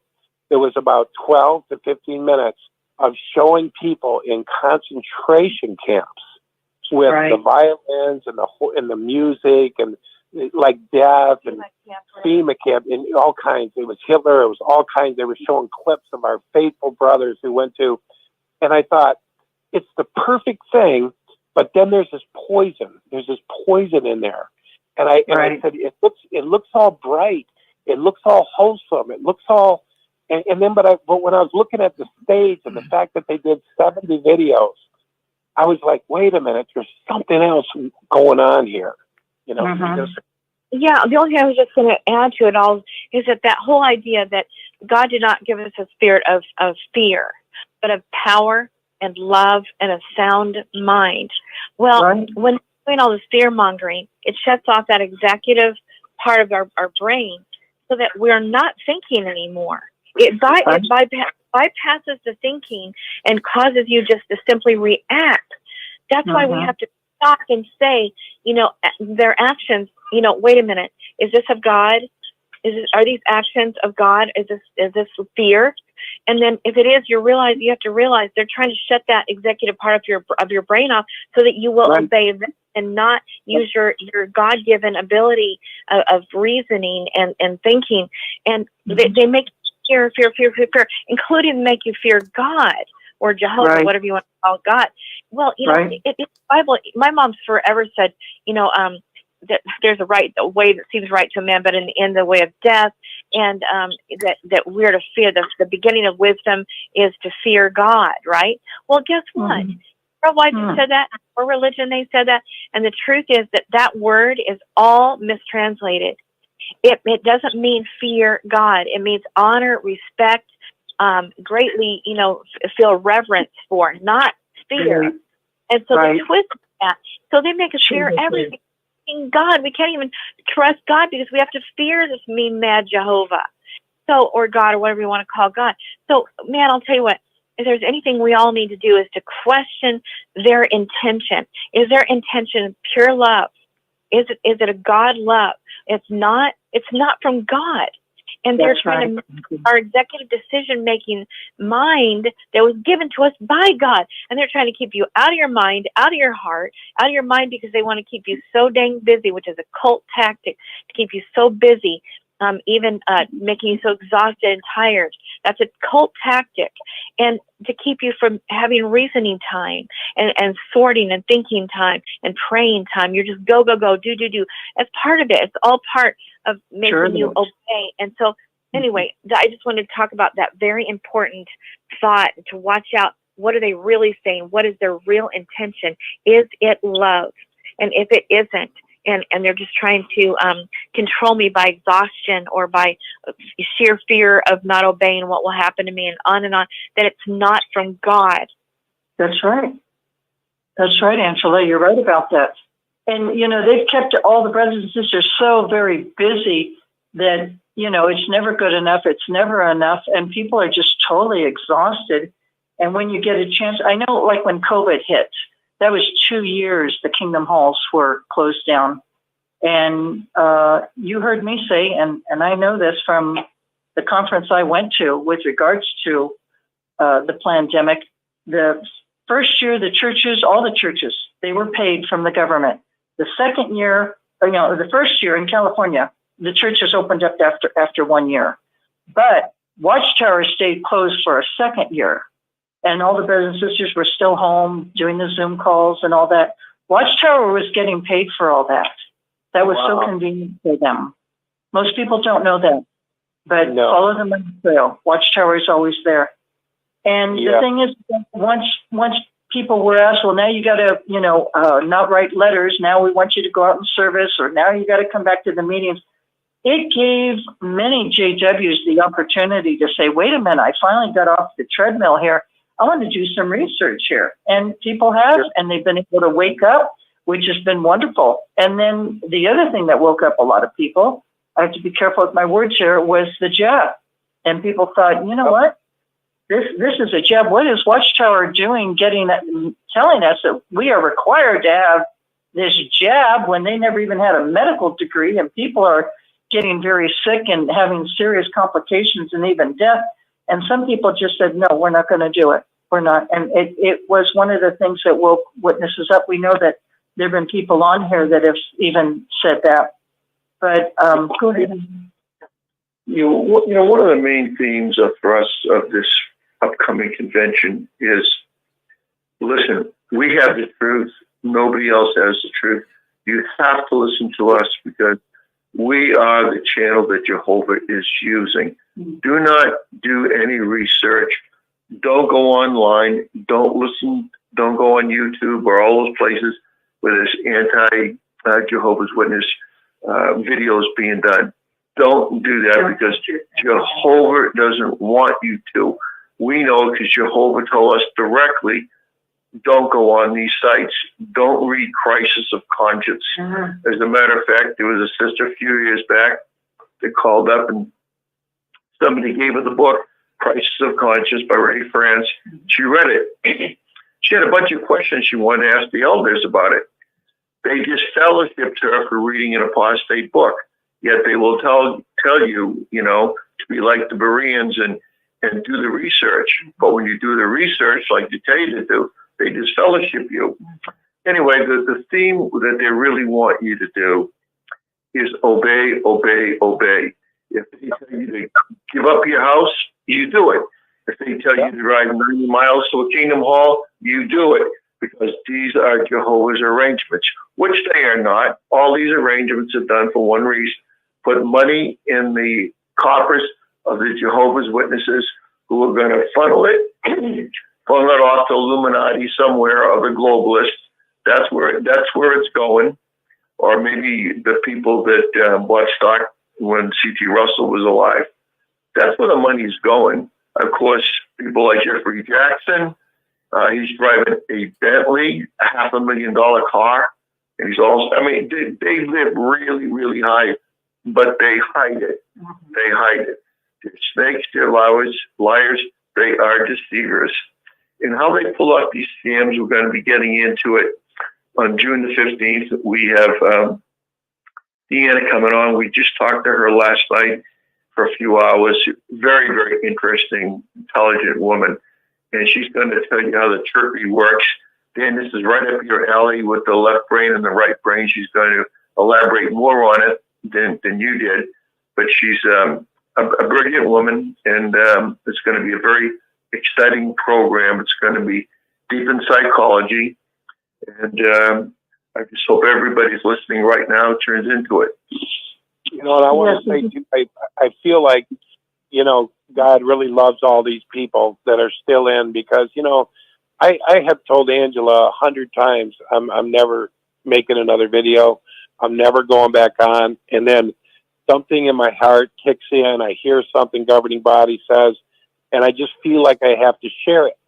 And so we go back on. And I'm like, I'm not going on the show this week. I'm not, Saturday comes and I'll listen a little bit and I hear something. It's like once your eyes are open and once you see, it's like this lady said last night. I asked her, how did you get like you are, like so intense? Like what? She says your eyes get open and you see more and you see more. And I'll tell you something. I just want to put this out there for anybody who's a Jehovah's Witness. Yeah. Pray. Just say a prayer, call it God, Jehovah, I don't care, and say, is this truth or falsehood? And watch what happens. That's all I'm going to say. Watch what happens. A veil will come off your eyes. A veil will come off. And I got to tell you, when I saw my brother, my older brother, when I saw how messed up he was and how mentally ill he was, and he was running the Kingdom Hall. He's the presiding overseer. When I saw how messed up he was, my uncles and all them, they were like at my brother's funeral. They were all kind of giggling amongst each other because the apostate was in the room. They invited me to the funeral on Zoom, and when I was on there, I just saw the mental illness. Now, here's one thing I saw. I saw my cousins when they were at my knee high, and because of Jehovah's Witnesses, because of the governing body, I saw them with gray hair. They were old ladies. I was shit shocked. I was like, this organization, I don't even know my relatives. I don't even know who they were. And we got into it a little bit over there. They're like, did you come back to Jehovah, Danny? No, I never left God. I just left the organization. I left the men who do false. We can talk about that later, Danny. But I was so traumatized when I saw the speed. And one thing my uncle said was this. This was very disturbing. He goes, people will know love. This is how he talked. People will know the love we have toward each other, and they'll recognize. No, your love toward you and genocide to everybody else. That's not the right God.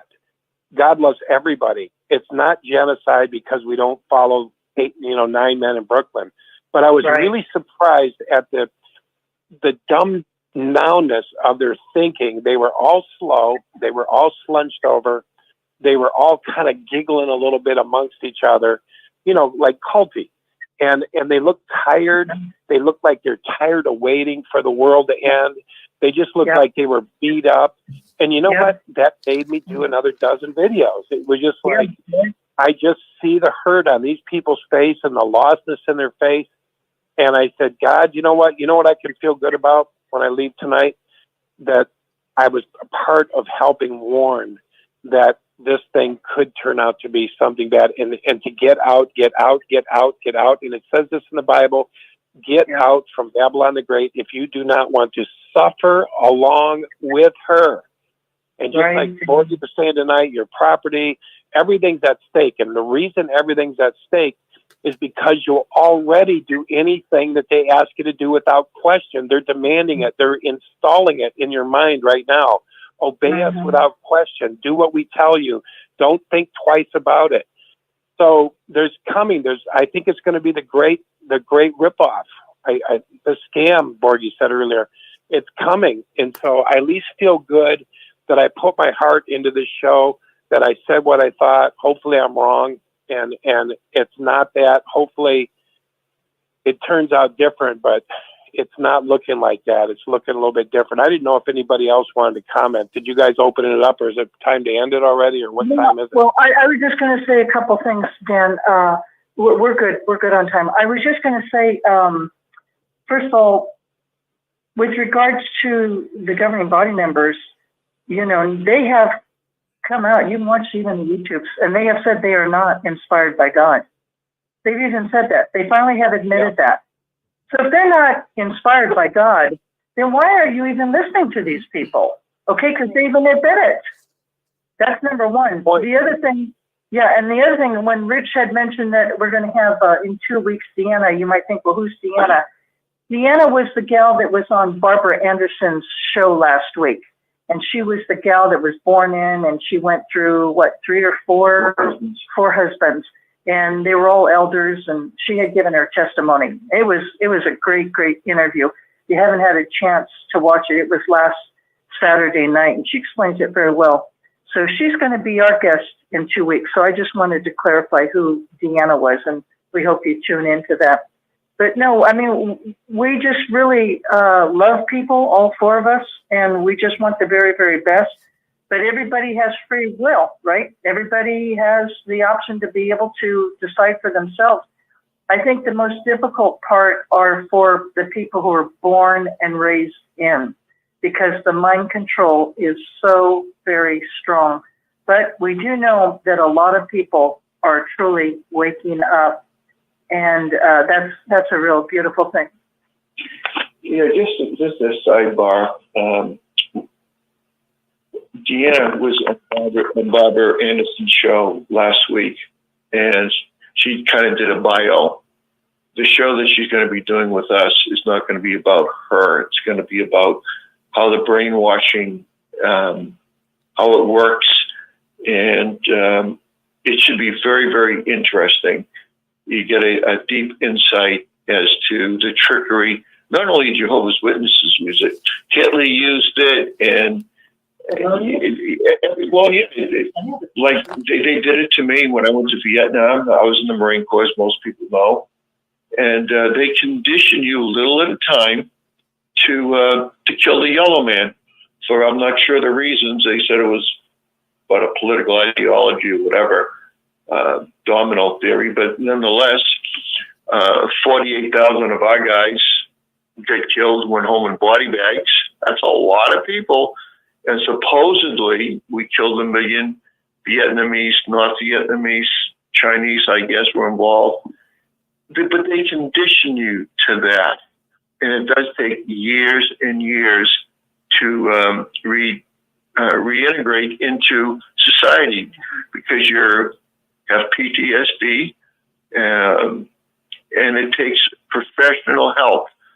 We here at Six Screens, that's what we do. I know none of us are college educated in as being a therapist, but everybody can talk on Six Screens, and it is cathartic. You can let things out, and you can understand things. When I started getting involved with Six Screens, Rick helped me to start connecting the dots.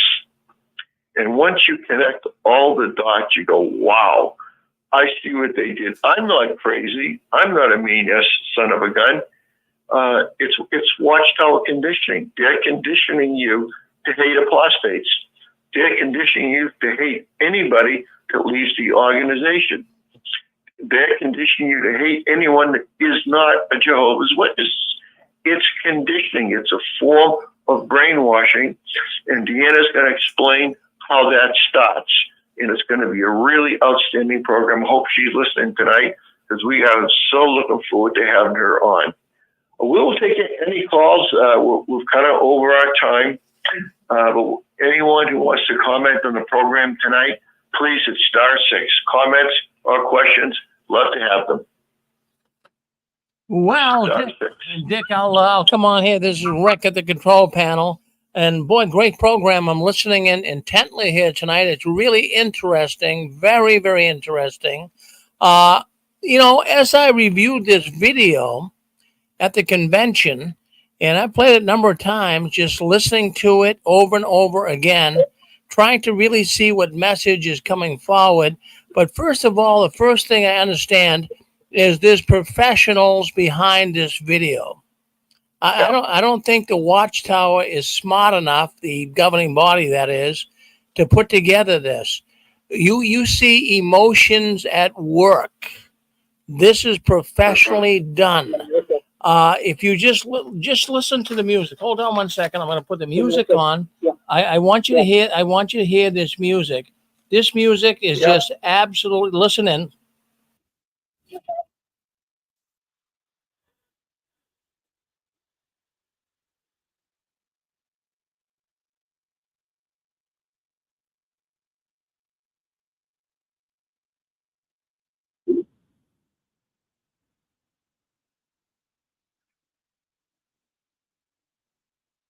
First of all, they're saying that they're listening to Jesus in these troublesome days.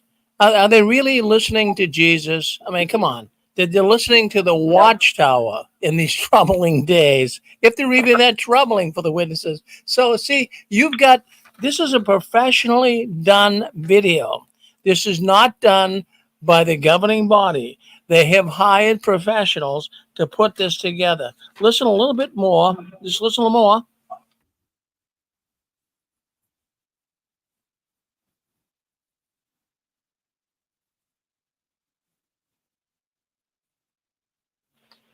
Now, they're saying here in the music, they're listening to Jesus and they listen to what he's saying and they obey. Then they're not listening to Jesus and obeying. They're obeying the Watchtower Society. So just going through some of this. But I want to say that emotions are at work in this video. And imagery. Let's focus on that for a second. Imagery is so important. I mean, when people put together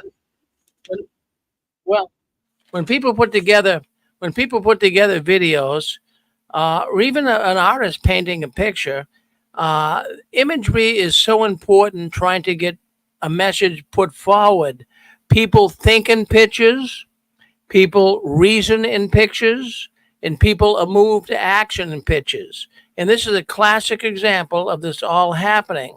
Now, what I also noticed in this video is that all of the people in this video are normal looking people.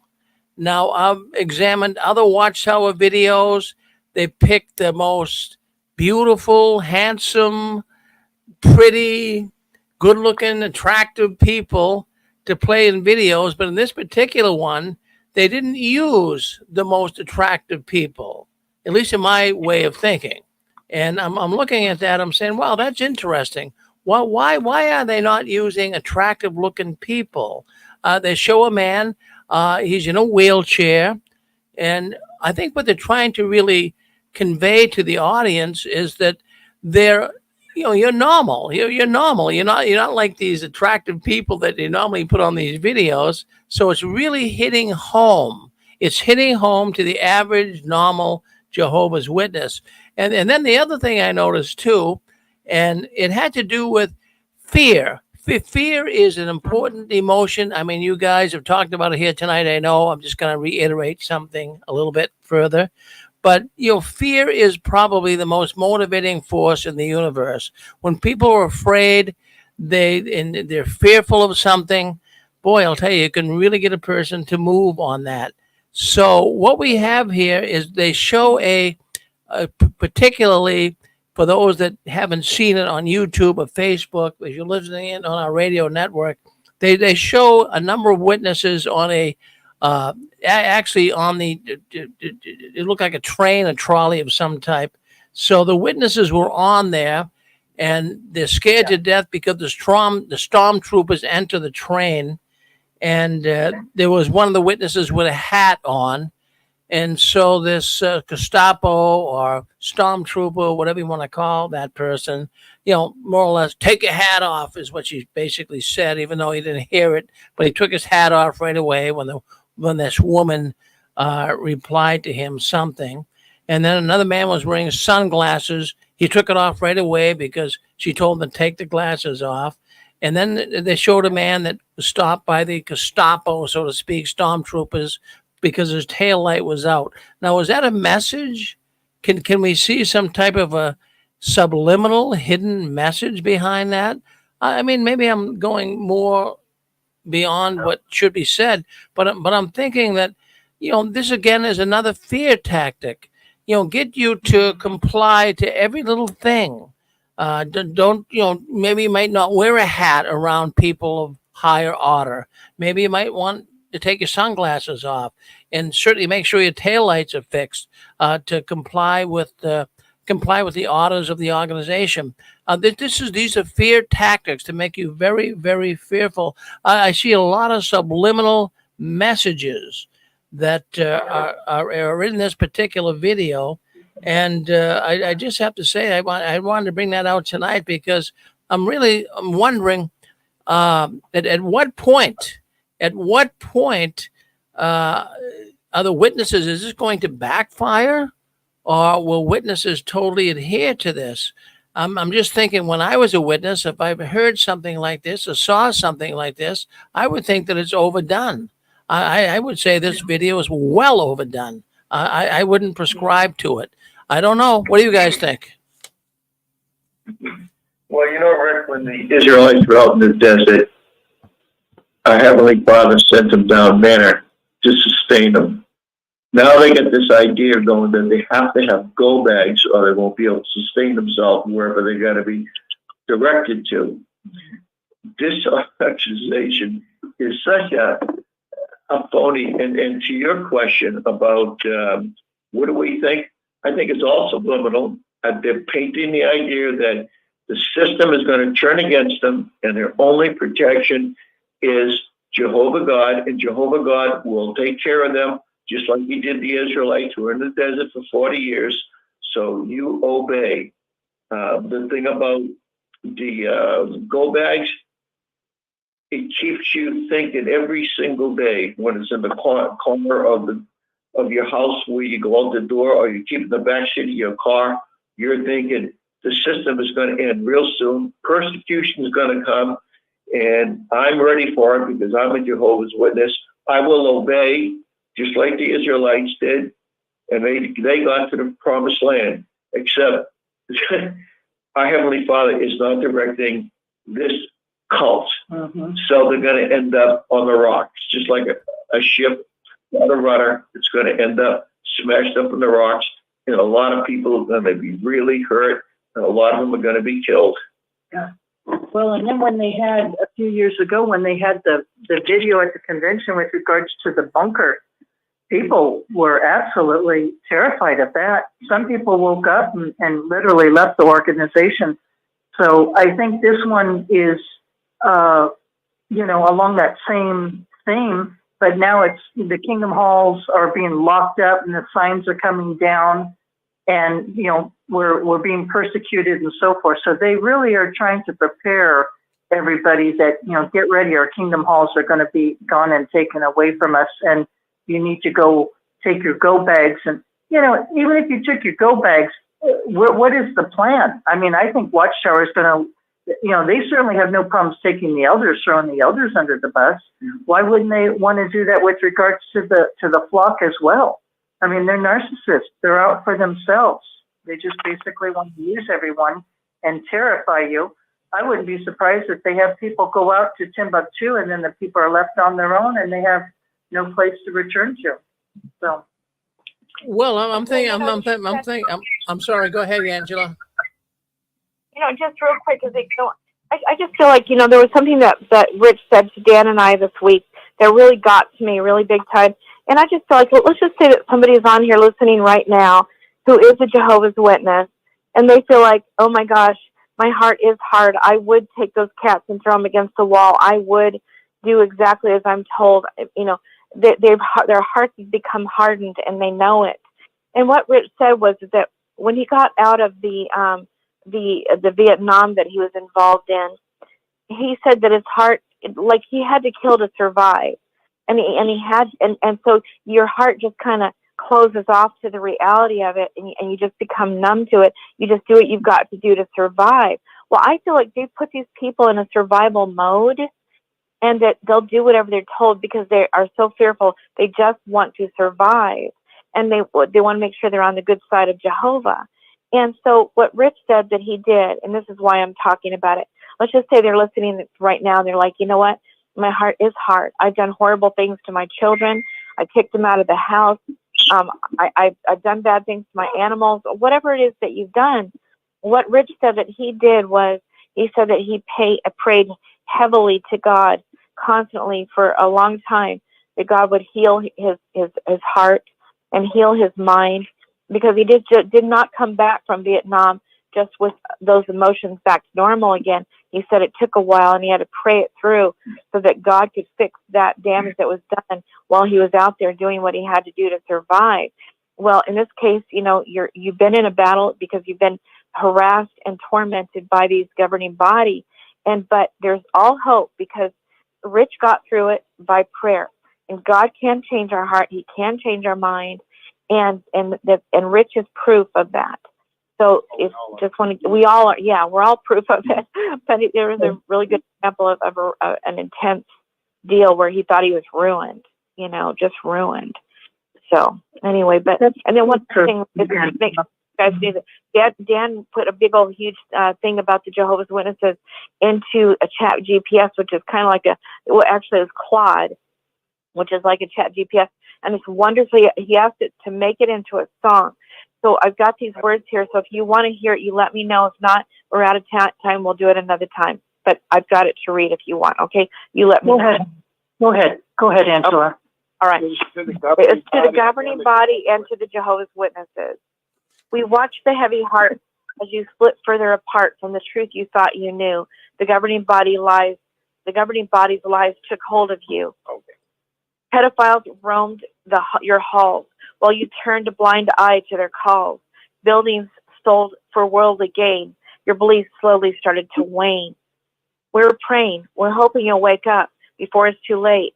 Please break up with the men who lead you astray. Find your way back to the truth someday. Bibles rewritten, tablets taking hold, losing your values, should be valuable, and you're losing your values, letting go of your soul, no more time preaching, no dress code to keep. You're wandering aimlessly like lost sheep. We watch in sadness as you refuse to see the fog of deception surrounding you. Can't you be free from their control, free from their lies? Open your eyes before Watchtower's demise. We're praying. We're hoping you'll wake up before it's too late. Please break up with the men who lead you astray. Find your way back to the truth someday. From kingdom halls to forests, you roam, so far away now from your spiritual home. But we're all here waiting with open arms to guide you back from this spiritual harm. We're praying. We're hoping you'll wake up before it's too late. Please break up with the men who lead you astray. Find your way back to the truth someday. And that's the end. Well, thank you, Angel. That is well done. And thank you for the kind words a little bit earlier. Star 6, if anybody else would like to comment. Well, also, that poem was from Dan. Dan, you're the poet. Oh, my goodness. What a talented guy. You just tell it how you want it to write it. You just put it in there, and it'll put it together. But I wanted to write about the halls and pedophiles. But anyway. Wow. Maybe make a song out of it. Yeah. The first apostate song. Oh. Yeah. That'd be great. If anybody out there before we close would like to make a comment, ask a question, star 6. The lines are open. Yeah. The lines are open. Am I live here or? Yes, you are. Hello. Well, hi there. Wow, I can't believe I'm actually on. Is this Liz? No, my name is Dustin. Go ahead, please. We'd love to hear from you. I have an amazing story. Okay, great. Let's hear it. Well, I came into the organization when I was 22. I was very young, and I was a single parent, and which is very odd because not a lot of people are like. When my son was born, I was 17, and I ended up taking him on. So when I came into the truth, of course, they grabbed me. I was 19 and started studying. Yeah. Now, the funny thing is, in my, I guess, secular life, like I was going to school to better my life, which I did. Good for you. Everybody loved me, right? Everybody was like, wow, you're such a young man taking care of your kid. But in the organization, that was a different story. Okay. I was always looked down upon, like, oh, you must have made some bad decisions in your, I was not welcomed by being a young man raising a kid. Yeah, I hear you. The first time I met a circuit overseer was during my study. His name was David Wells. Okay. And the brother I was studying with was an elder. He brought him over, and there was like this big hoopla about the circuit overseer's visit. I was like, well, what's the big deal? Oh, he's the big cheese, whatever. Yeah. And I'm bringing him over to our study. I was like, all right, that's cool. We did not even study the book. We did not even open the book that I was studying. What was the name of the book at the time? I can't remember. And he looked at me and he said, look at you. You've ruined your life. Oh, my word. Like, what? I was like, what? He's like, wow. And I don't know if he knew what my deal was, but he was very rude. And I felt like, but mind you, I was 19 years old. Right. And not brave enough to, stand up to people. But I was like, if it was today, right. I'd be like, get the hell out of my house, you prick, But he completely bullied me, like, look at you, you ruined your life. Oh. And he proceeds to tell me the story about how I once had a Bible study and he became a ministerial servant.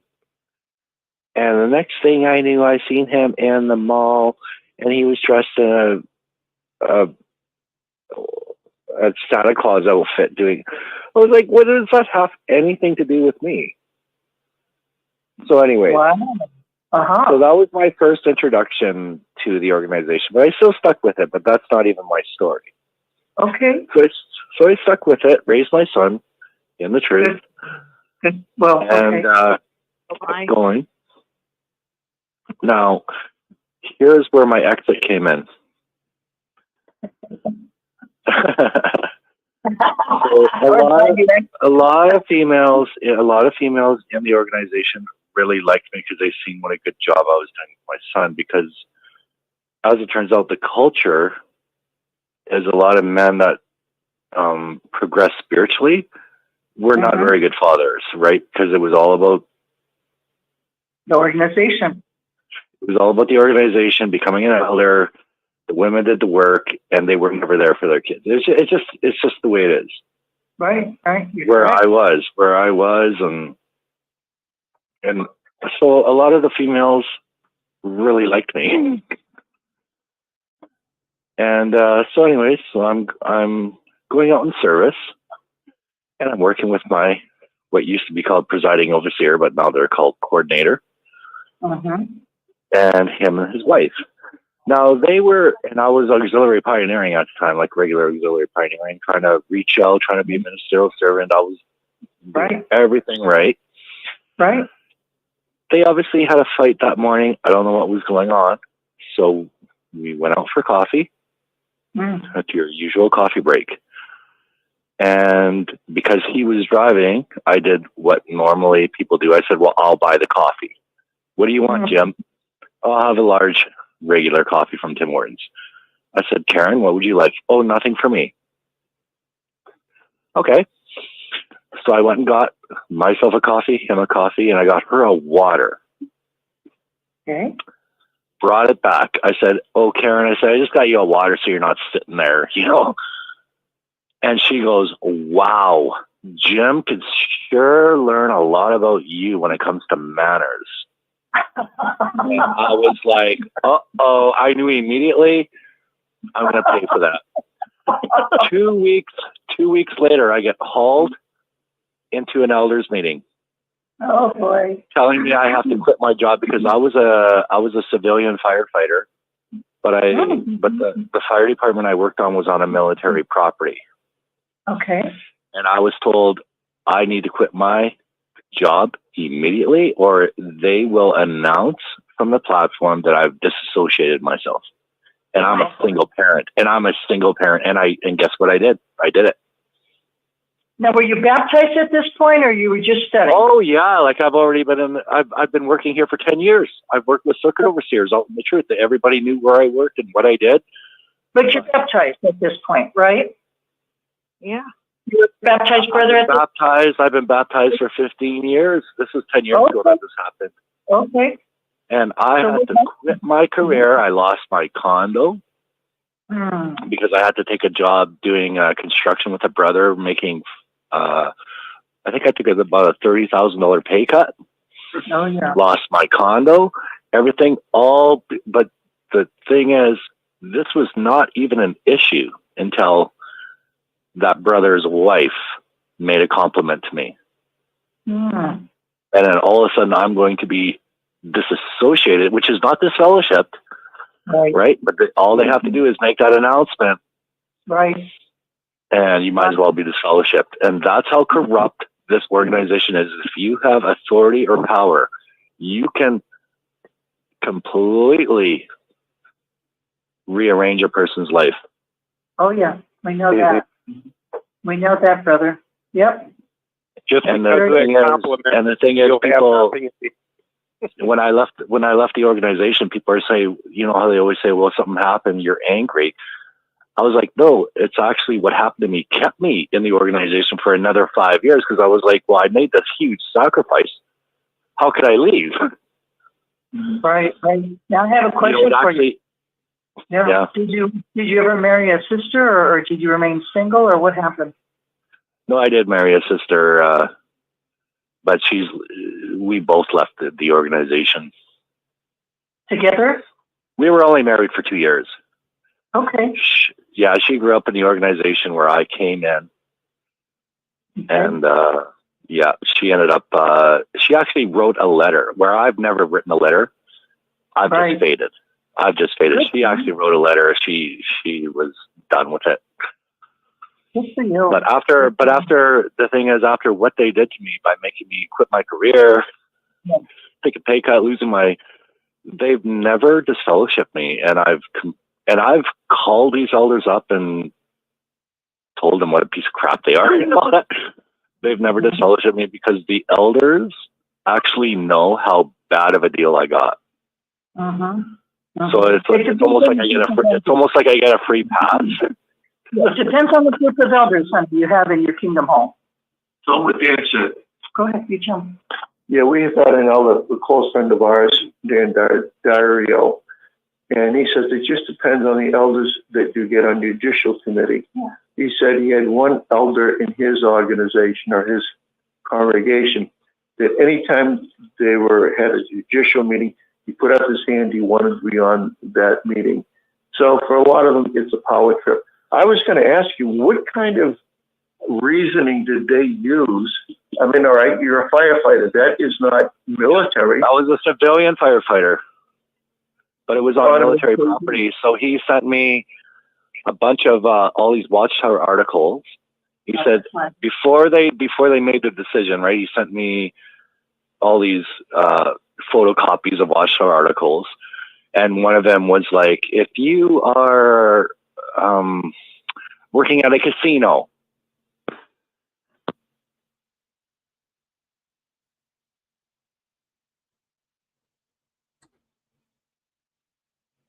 Well, hang on with us, folks. We just lost our telephone line, but we'll be right back with you. So hang in with us.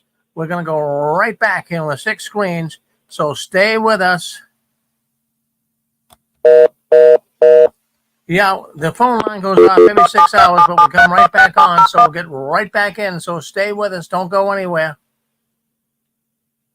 Welcome into the live 6 Screens conference calls. We thank you for joining in. To speak up and talk, press *6 on your telephone.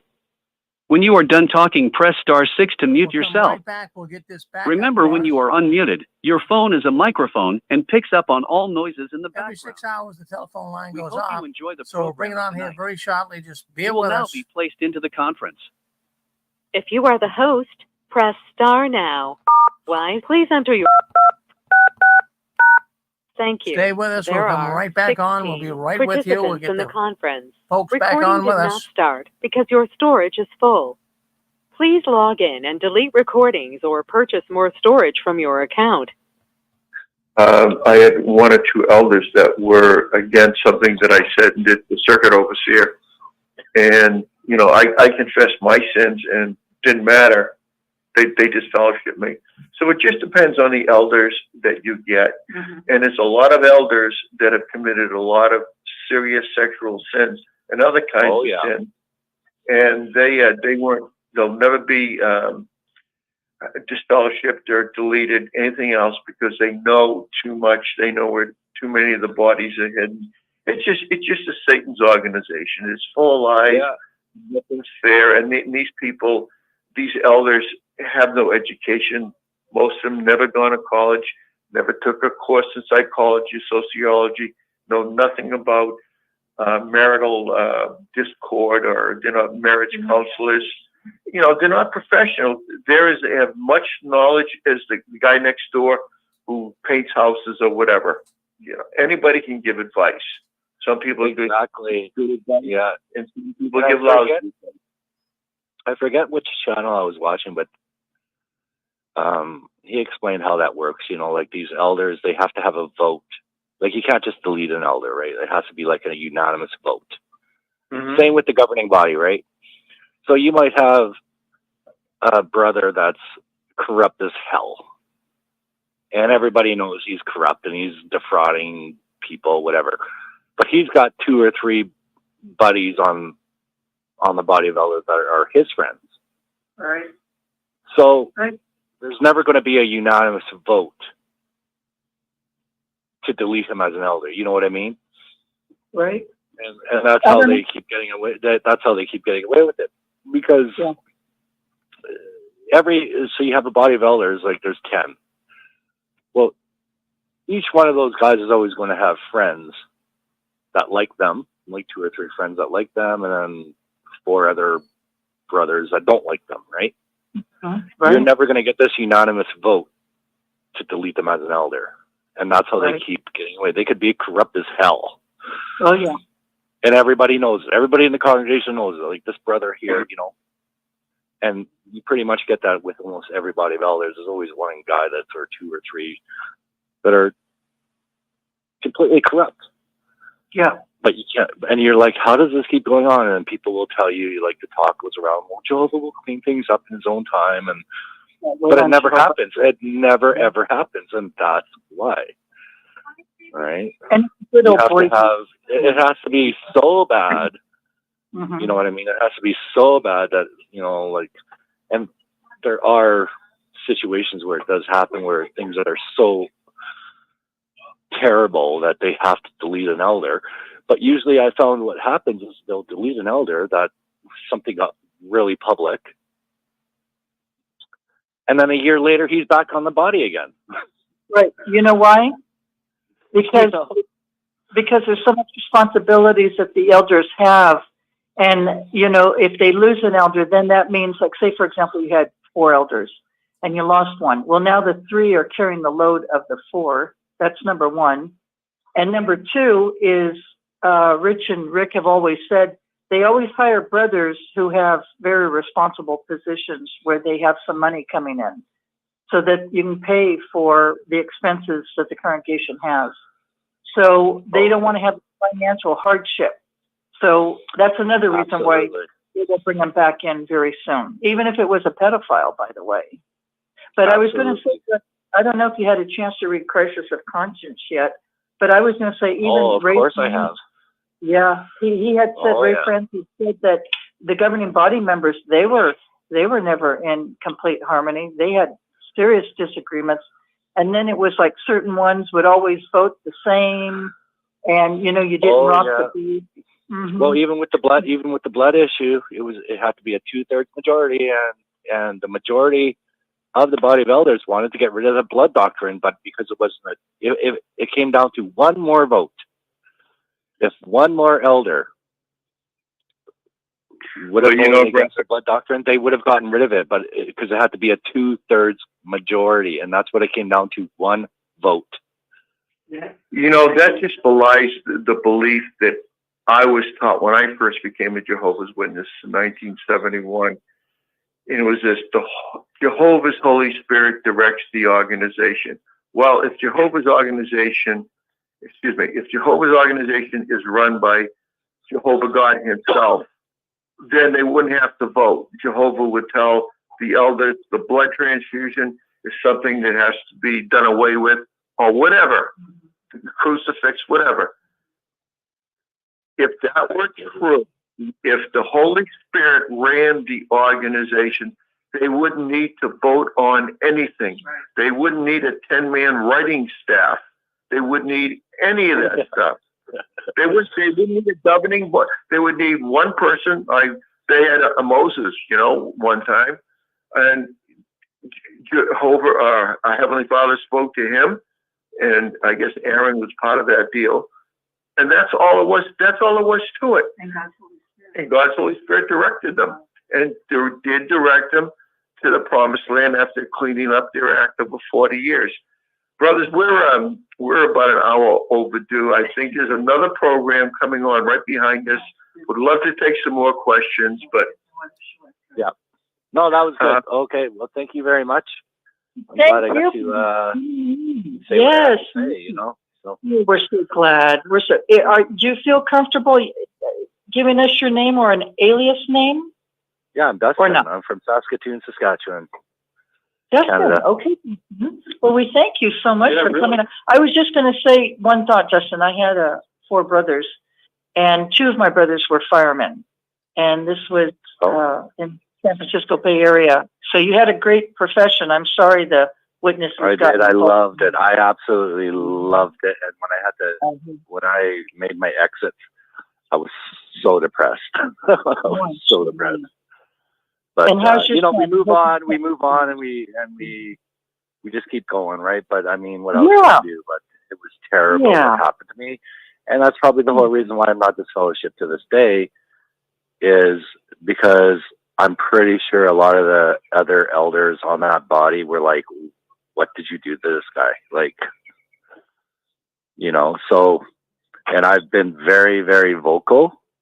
Yeah. About what they did, and I've never been DF'd. They just leave me alone. Yeah. Like, well, with the things I've said to them, like I've called this elder, called them terrible names, and I've never been DF'd because they know what happened. Well, what transpired was terrible. Yeah. I think there's some jealousy factors there too. I mean, the elders do have jealousy issues. And I think they were jealous that you had a very well-paying position with all the benefits, civil service, pension, the whole bit. A lot of them I was doing a great job with my son, and that made them look bad. And all their wives liked me. They hated me. They absolutely hated me. You could tell. You could just tell. Well, and you know what? It was actually a blessing in disguise because you got to really see that there was no love in that organization, right? Absolutely not. And what actually helped wake me up was my son left the truth first. When he turned 18, he said, "I don't want no part of this." After what happened, because we suffered. We suffered when I had to quit my job. I started doing construction, insulating with a brother. We had no money, and my son, when he turned 18, he was like, I lost all my benefits, my pension, everything. Yeah. And my son was like, I don't want no part of this. So my son actually left the organization first. Oh, isn't that interesting? Yeah, he was smart. Well, the thing is, it's like my mom said, you know, when the witnesses said you couldn't go to college, my mom said, well, when I'm dead and gone, you watch, the elders will not be paying your bills. And of course, that's a very true statement. It's a very true statement. They don't want anybody to get ahead. They want people to struggle. But then, God forbid, you know, if the majority of us could really see how the governing body members are so wealthy and the brownstone homes that we have, you know, it would. Like there was one brother. He had a channel there for a while that he was in Bethel, and he talked about how he got hurt on scaffold or something like that. Like he broke his leg or like something like that. And he says, when you hurt yourself at Bethel, you're not covered. No. And it was 2 days later that he was taken aside and told that his, how do they word? They always word things really, that your assignment is complete. Right. You know what I mean? And they just kicked him out. No, they don't pay for his bus ticket home. Right. You got to get yourself home, but you're gone. You're done. You are no good to us anymore. Right. There was a brother that was at Bethel, and he was working with one of the printing presses, and he accidentally had his arm chopped off. I don't know if it was the full arm, but it was definitely chopped off. And same thing, you know, no medical, nothing. And they said, well, you're no good to us. You can go back home. That's it. And they don't even pay for their bus ticket home. You get yourself home. Yeah. Cold and heartless. So, you know, it was a wake-up call for you, and it's better late than never to wake up. That's for darn sure.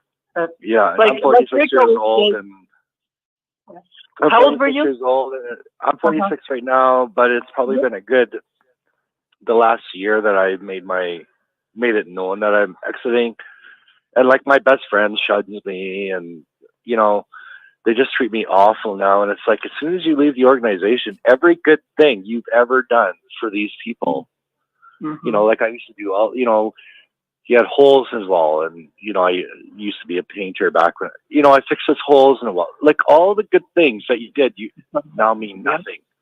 Yeah, exactly. Nothing. When you leave the organization, you are now evil. That's true. Well, we all have been there, and we understand. So, you know, welcome to the family of XJW. So. Well, you know, Rick always says I've been listening to Rick Fair for about a year, and I was like, well, maybe I should. Good, Justin. Have you ever heard Rick say, he says, I'm so good. He was of the anointed class.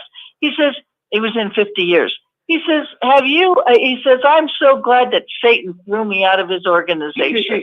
Yeah, I know. That's what he said, you know? 50 years, that's a long time. So, you know, welcome, honey. Thank you so much for coming on. We sure love you. We wish you very best for you and your family. And, you know, feel free to come on another time. You guys take care, and love what you do. Okay. Yeah, bye. Yeah, please don't be a kamikaze pilot for the Watchtower. Don't give your life up. Don't give your life up to them. Don't give them they're trying to tell you, you know, give Jehovah your valuable things. So they're going to translate that into sell your house, sell your car, give us the money, and Jehovah's going to take care of you. It's really that creature worship they told us not to do, isn't it? It certainly is. You know, people are, this is terrible. I'm glad you brought it up. You know, people are running up to these governing body members if they're giving a talk. Oh, please autograph my Bible. Please autograph my Bible. Can I get a picture with you and all this stuff? I was watching Jimmy Swaggart on TV. I try to watch as much spiritual stuff as I can. And he was selling a Bible, you know, leather Bible with your name in it for $100. But if you want an autographed Bible with Jimmy Swaggart's name in it, $500. Wow. This is Christian worship. And you know, they're not a very good-looking boy band, are they? No, not really. You know, with Jim Baker, and Tammy Faye Baker did.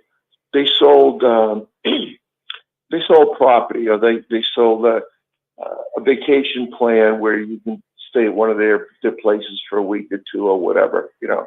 That turned out to be a big scam, and it went bust, and they went bankrupt. The Watchtower wants here's what I believe. Like I said, I'm not a prophet, but I know these guys. I know the way they act. It's kind of like, I can draw analogies to, if it's a basketball game and there's 3 minutes left in the game and your team is up by 30 points, it's a pretty good guess that they're going to win the game. Well, I've watched the Watchtower for a lot of years now, and my guess is that they're going to go after your house. They're going to say, listen, brothers, you have equity in the house. Give it to us, and we're going to give it to the worldwide witnessing work. Or it's going to be, we're going to set up a theme. Don't ask us questions. Just believe us. Give us everything you have. Turn in your 401ks. Turn in your mileage. Turn in your jewelry. We want it all. We want everything that you have. And we're going to make sure that Jehovah protects you, because you're going to give the money to us. It's a bold-faced lie. Sounds like indulgences to me. It sounds like a what, hon? Indulgences back in Luther's day, back in the ancient times of the church. That's a good analogy, Now, what I called about was, I found something on the blood card. I threw the blood card away. But I found the strange thing in that contract. I got my glasses on and I got a pencil, and I went every line of that little fine print contract. And there was the scripture, Proverbs 3:22. I mentioned this to Rick at the news segment this evening. The scripture didn't say abstain from blood. The scripture was like a warning from the legal department. It said, wise men flee and the fool suffers for it. Now, what was that scripture doing on a tiny legal contract? It was almost as if the legal department was telling you not to do it. Yeah, Satan works like that too, that double standard. When you mentioned that earlier on Rick's program, I couldn't help but think of the night of the broken glass. This is what happened in Germany when Hitler was coming to power, and they wanted to build a hate against the Jews. There was one night that the Gestapo, or the brown shirts, went out to all the Jewish businesses and broke all the glass. And then people went and stole their whatever was behind the glass. That was the beginning of the anti-Semitic attitude that the German government had at the time. The smart Jews sold their homes, and they went to Argentina, with the United States. They went to some place that was safe. The dumb Jews, I know that sounds terrible, but the Jews that weren't so smart and so things will get better, well, they're the ones that ended up in the concentration camps. So that Proverbs 3:2, yeah, I think it's applicable. I think you should listen to it. Don't be dumb. But it's there in that tiny contract, and I think I'm probably the only person that ever looked it up. Because if you're in an emergency medical situation, you're not going to look up a scripture. Yeah, I'm sure you're right. That probably comes from the legal department, or a lot of times, you know how the Watchtower had different pictures of Satan in the drawings on the Watchtower? Yeah. Well, I think it's like that. I think that's part of what it's about, that they do stuff like that. Put a little Proverbs 3:2, and you scratch your head, you wonder.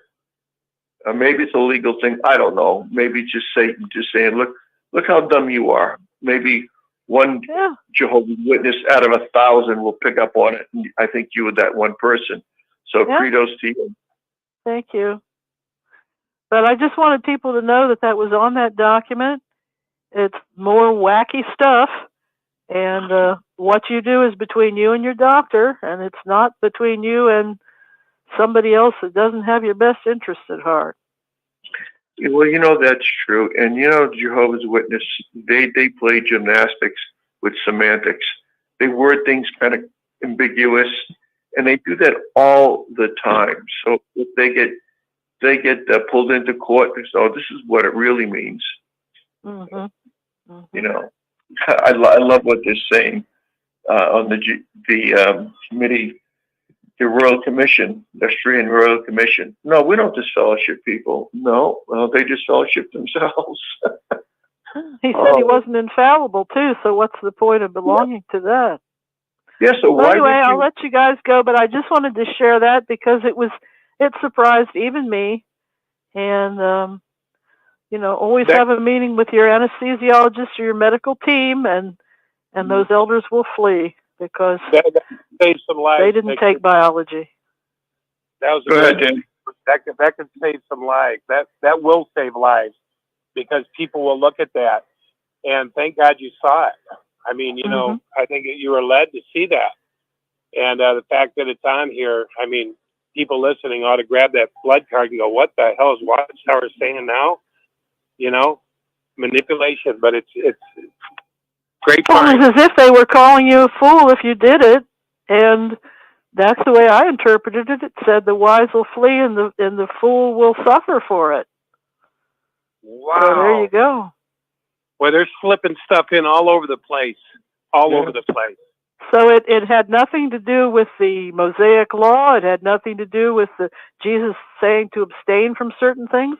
It was out of the blue as far as I was concerned. It surprised even me. And it's kind of like in Queensberry rules where if two men were going to have a boxing match, it's like you have to give permission to let somebody hit you. If anybody has a blood card, I hope we could pull that up, blow it up, and put it online and read it and let people know what it says. If anybody has one, I just want to put that out there. That would be so powerful, guys. That's a green light to say, hey, you don't have to comply for this, abstain from food sacrifice, idols, and from blood. It's saying something that wasn't totally on there. different. That wasn't on there. It said the wise will flee from it, and the fool will suffer for it. This is big news to me. Well, thank you. It's what I do. Good job. Excellent. Well, have a good night, folks, and stay safe. And remember that it's between you and your doctor, and don't let people bamboozle you. Absolutely. Couldn't have said it better myself. Just a couple of thoughts. I'm going to put it out here. If somebody has the Jehovah's Witness Bible from the 50s, maybe even the 40s would be great. It would be wonderful if you have the time and want to do it, to go from scripture to scripture, starting off with Genesis and go right through to Revelations. And somebody once told me that there was over 400 changes that the Watchtower made in their own Bible. If somebody's out there really wants to do the research, I would love to know how many scriptures were changed. And my other request for anyone out there is I threw all my JW Bible reading material away a long time ago. There was a song in the songbook, and the last verse was, and prayers that are heard. So that they're trying to say that if you're a righteous person, our Heavenly Father will hear you. But if you're a wicked person, our Heavenly Father will not hear you. Our Heavenly Father hears every single prayer that you offer up to Him. Whether or not He chooses to act on it, that's His prerogative. He's God. But a lot of people, like myself, when I heard that, I said, well, gee, I've sinned, so I'm going to stop praying because our Heavenly Father won't be listening to me because I'm this sinner. If anyone has an old truth book, an old song book going back to the 70s or 80s in that area there, and they can find that, I would love to see that again. I could do a whole program just on that one song. Well, it's almost 12 o'clock. Is there anyone that wants to make a further comment? Rick, are you still on? Yeah. Okay. Okay. Nick, yeah. Is somebody coming on after us? Nobody is, but what we're going to do is we're always looking for new talent. So we'll open the program up if someone wants to come on. We're always scouting out for new people that might make a difference here on the 6 screens. So if someone would like to come on and kind of host the program for the night, for the rest of the night, we'll listen to them. Yes. Oh, absolutely. This could be a very important night to you. Everybody's going to just say what they want to say. The lines are open. It really can be cathartic. I know when I did, for 10 years, I did PTSD stuff with the VA, and they get us in there and they make us talk about it. And I used to think that was kind of stupid to do. But every time you talk about it, it's less stressful for you. You get to sleep a little bit better that night. So if there's someone out there that just wants to talk, you can remain anonymous if you wish. If you just want to talk about your trek in the Watchtower, or you can just put it out there, a question, have somebody counsel you. Maybe they've been down the same road that you've been to and have had success. So I would just say this, it's almost 12. I want to thank Dan and Angela big time for coming on our program. They did their due diligence, they did their homework. They presented a very, very good argument, and we're very appreciative to them. We're appreciative to Rick for letting us come on, for letting us have a program. And it's almost 12. Me and Connie will bid you good night. God bless and take care. Yes, and it's 12 midnight here on the East Coast, but it's only 9 p.m. Pacific Standard Time, West Coast time. So anyway, this is your opportunity for you guys maybe to meet new friends online or whatever. So yeah, there you go. So thank you, everybody. We love you. And we thank you so much for listening to us tonight. Well, good program, man. Good program, everyone. Yep. Thank you, Angela. Thank you. Do you want us to hang up, Rick, or do you want us to? Oh no, we'll continue the program. We'll bring somebody else on. We'll keep the program going all night long, and we'll burn the midnight oil here all night long on the 6 screens. But listen, you are here with us tonight. That was a great program. We really appreciate it. Both Dan and Angela, and of course Dick and Connie. But anyways, if someone's out there, and we're always looking. We've had 193 different unique programs here on the 6 screens. You never know. I mean, some of these programs go on for years, some don't go on for years, but maybe you've got what it takes. If you think you have what it takes, well, we're scouting. We're always looking for new people. We're always looking for new programs. So if you'd like to come on and be kind of like the host for this midnight program, by all means, I'd love to have you do it. So just go ahead and hit *6 on the telephone pad, and we'll be glad to entertain your thoughts and have you come on.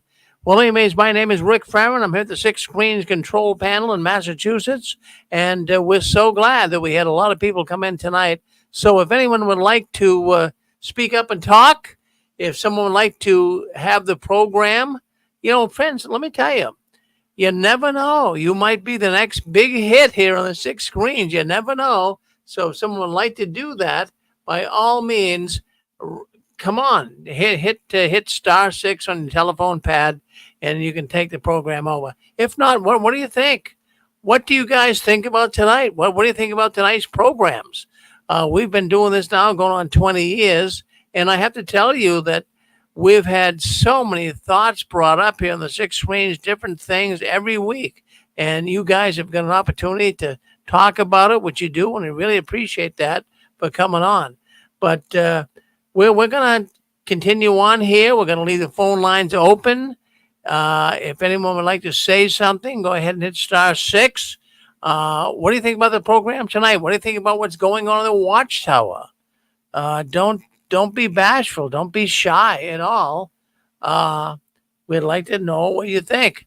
Friends, there's a lot going on right now. The Watchtower is changing its dimension.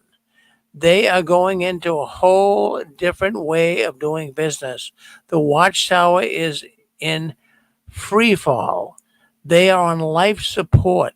I don't know how much further the Watchtower can really go. Really, when you stop and think about it, I mean, if maybe you don't think about it, but if you do think about it, you're going to see that something's wrong. Something is definitely wrong. The dynamics have changed in the Watchtower. It's amazing to me all the fine things we're hearing. I mean, I say fine because we are out of the Watchtower and we're hearing so much negative news concerning them. But how about you? How do you feel about the Watchtower?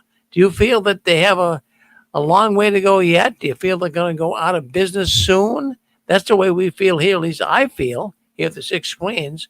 Where are they going to go? How far can they go? So that's our thoughts. That's our message that we've been putting forth here tonight. Yeah, if you'd like to speak up, go ahead and do it. Maybe we don't have anyone who wants to take the program over. If not, we'll end the program here. But if there's anybody out there that would like to come on and take the program over tonight, you have an opportunity here to have a podcast. Hello? Yes, go ahead. Who's this? Hello? Who's this? Hi, this is Hitley. Yes, Hitley. Hi, Rick. How are you? I'm doing fine, Hitley. How are you doing? I've seen better days. You've seen better days. Well, what's the matter, Hitley? Yeah, well, I'm not feeling too well nowadays, but I was listening to what you were saying, and I've been checking out on Reddit, and there is a lot of situations where a lot of former witnesses are noticing things too. Not only do their families who are still in the organization, but friends that are still in the organization's acquaintances. They're noticing that there is a lot of dissension with the new changes, and Watchtower, according to some of the JW activists, is talking now about Armageddon and the Great Tribulation and all other kinds of things, and they're putting their own spin, extra spin on things that what they call as causing some of the members to be very fearful, more fearful than what they were before. And I said to myself, this is something, you know? They're trying to do the fog, the fear, obligation, and guilt still on those ones in the organization. And they have a new video. They said that it was really causing a lot of at the conventions, it's causing a lot of witnesses to feel scared, to feel frightful, not to have any,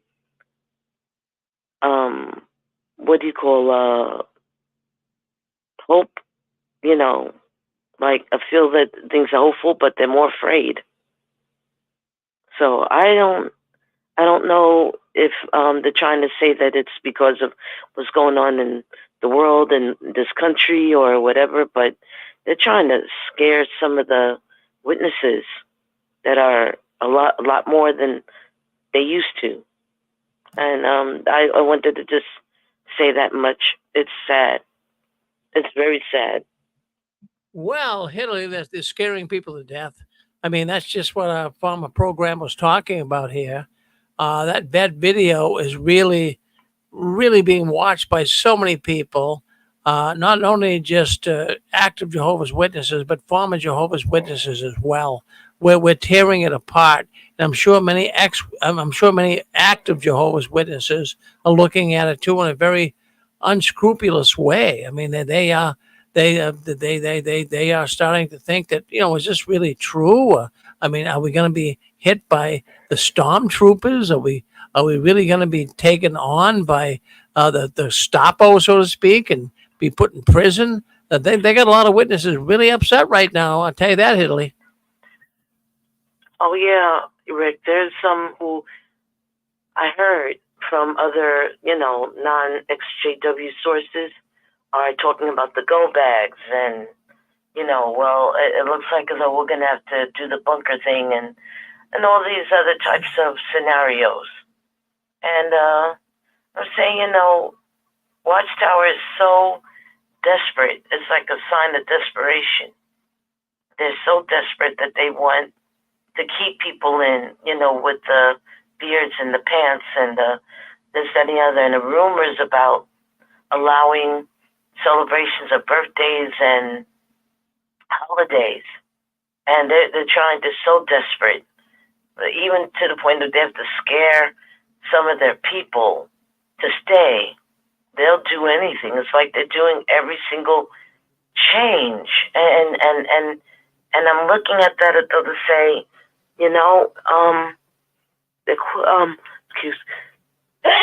excuse me, I'm just getting off a little sneezes. That they look like as though they want to have total control over everyone. Well, that's exactly what. That's exactly what they're trying to do, Hillary. I mean, this is a cult. We all know that, and that's what the Watchtower is trying to do. Is they're trying to pull the wool over everyone's eyes. They want you to be so fearful.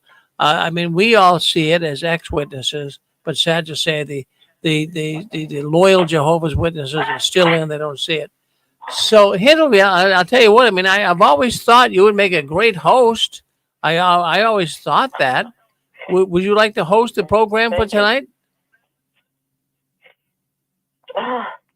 You think you could? I don't know if anyone's still listening. Oh, there's a lot of people still listening. Could you think you could handle it? I'm looking for new talent here.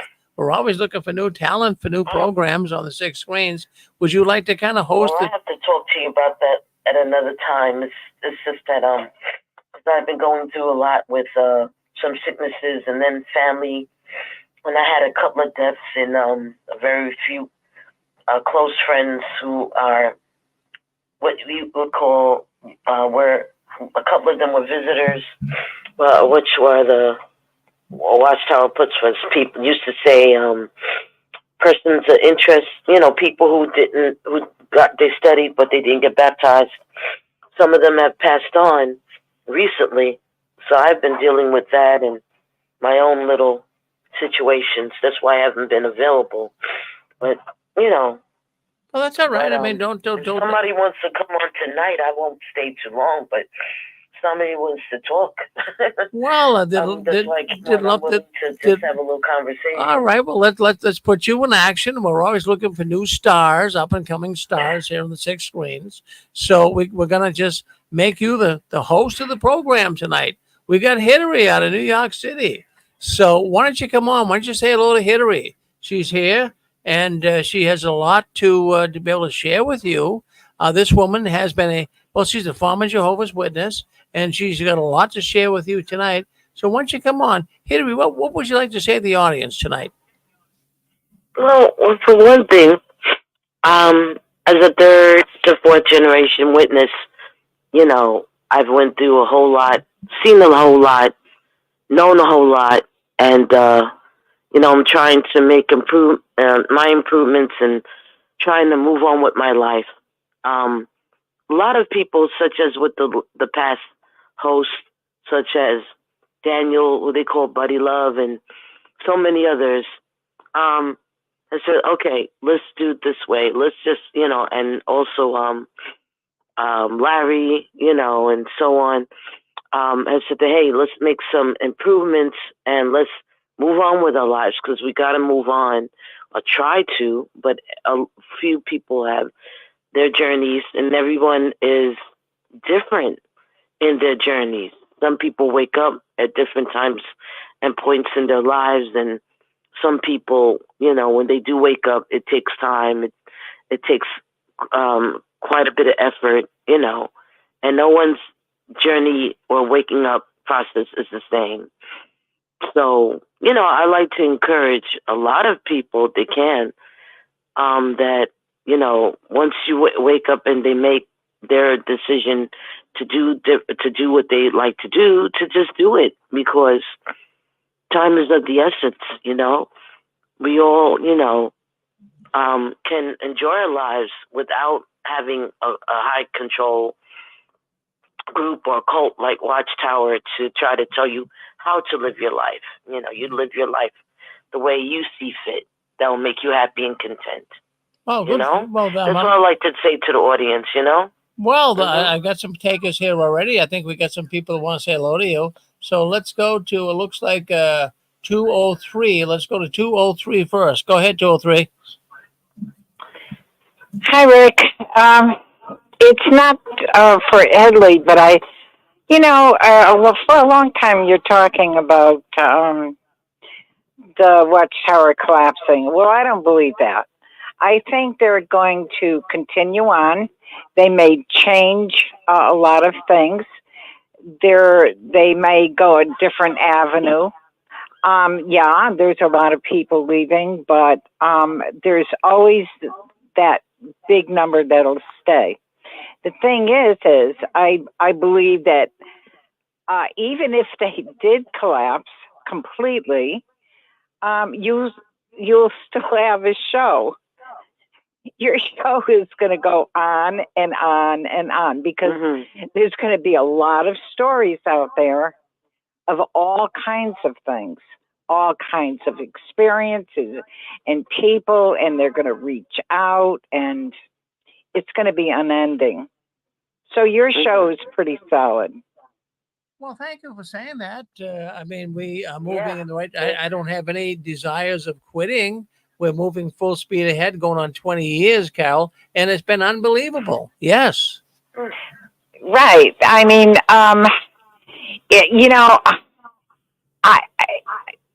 I know you're hoping that they would collapse, but I don't think so. They may redesign, they may change some things and all of that, but they're not going to totally collapse. And as far as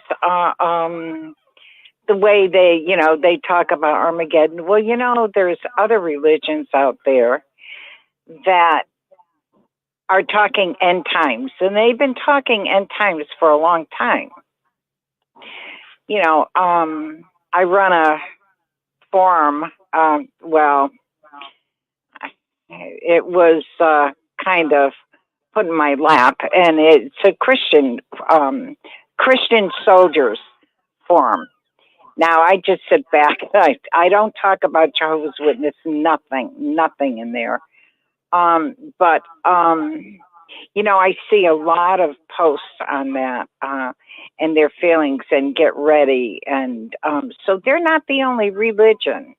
Jehovah's Witnesses are not the only one. They're a disgusting group, but it's not.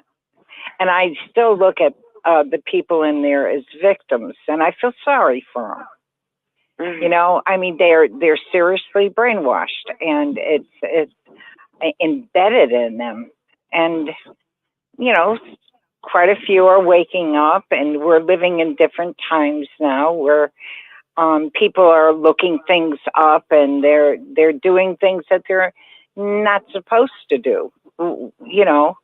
Way back when, we obeyed everything. You don't look at this, you don't buy this, you don't buy that.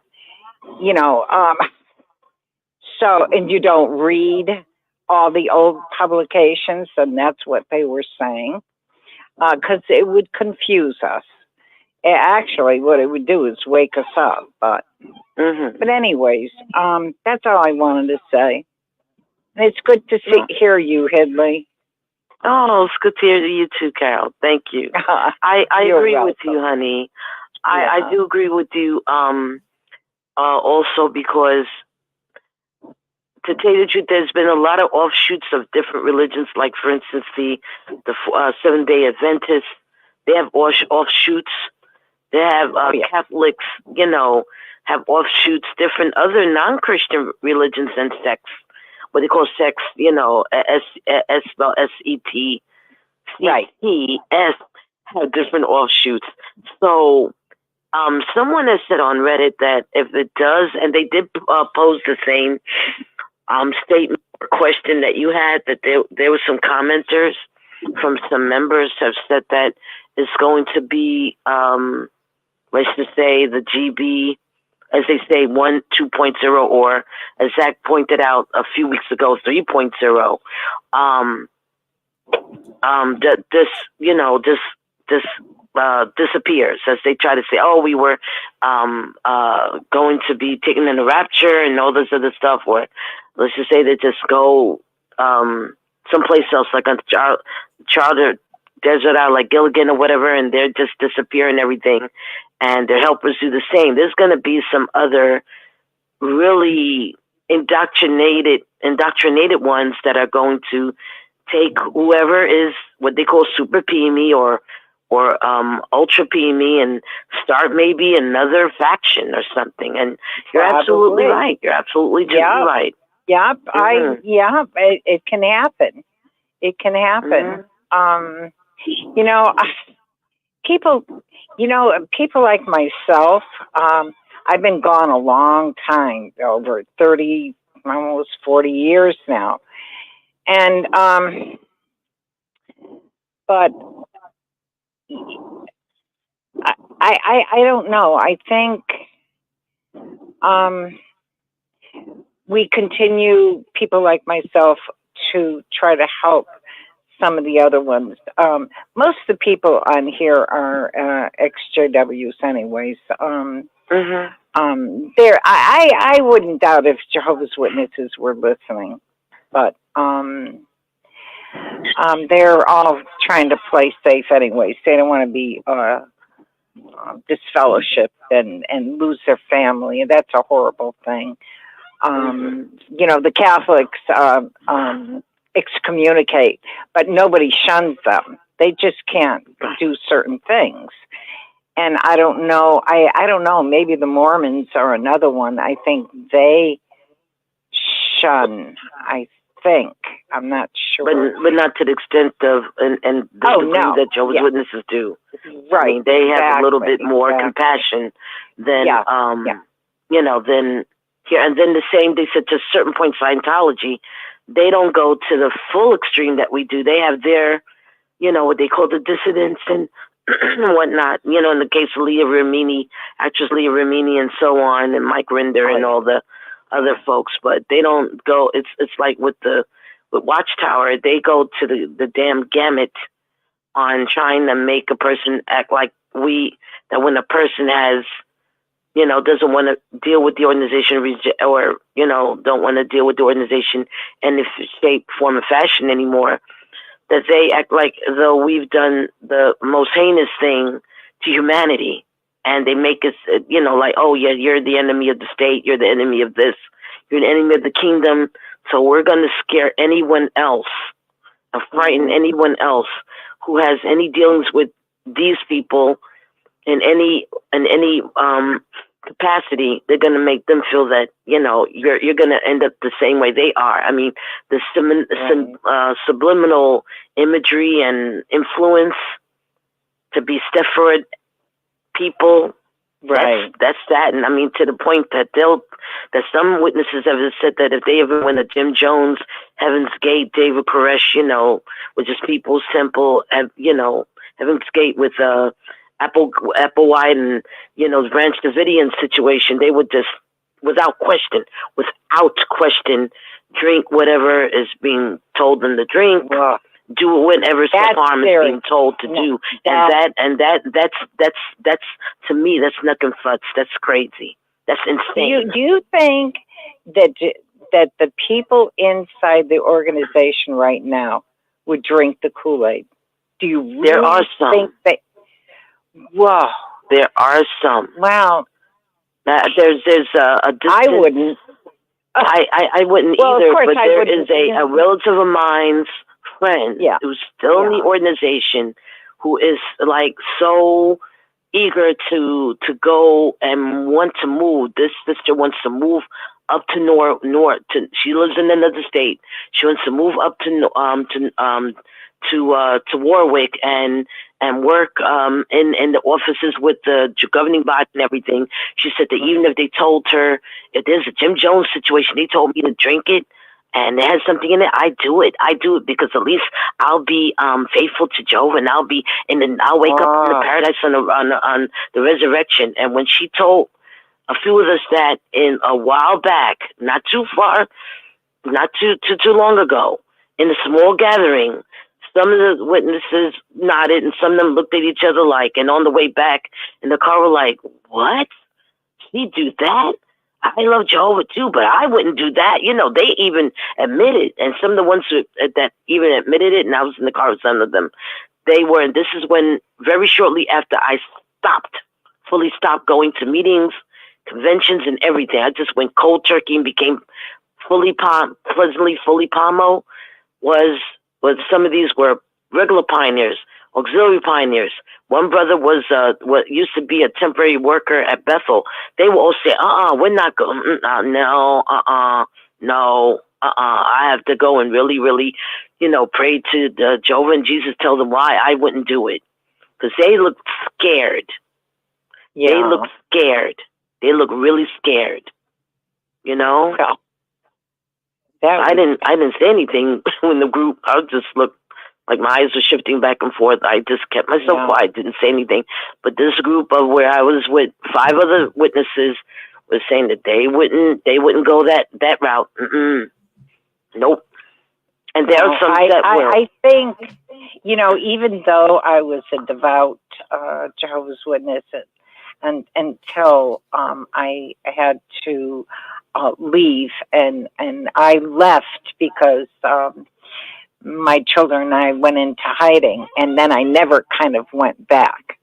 And then by the time they found me in field service, because I wouldn't go to a meeting, they disfellowshipped me, which was fine, I guess. I was away for a long time anyways. It didn't matter. And fortunately for myself, I never had family. I was the only one in my family. And I have a big so family. you like first generation then, so to speak. Good Lord. I started at 16 when I married an active Jehovah's Witness young man. Mm-hmm.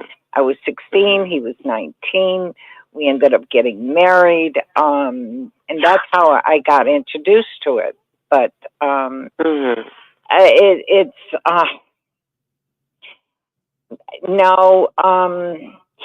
the thing with people like myself, though, I don't know if there's anybody else out there that has a problem with. I have no idea. I mean, they talk about rapture. They talk about heaven. Well, I don't believe in hellfire. I never did.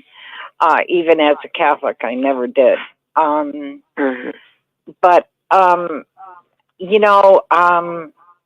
when my husband passed away, I said, where is he? He was cremated here with me, but I said, well, where is he? I have no clue, whether he's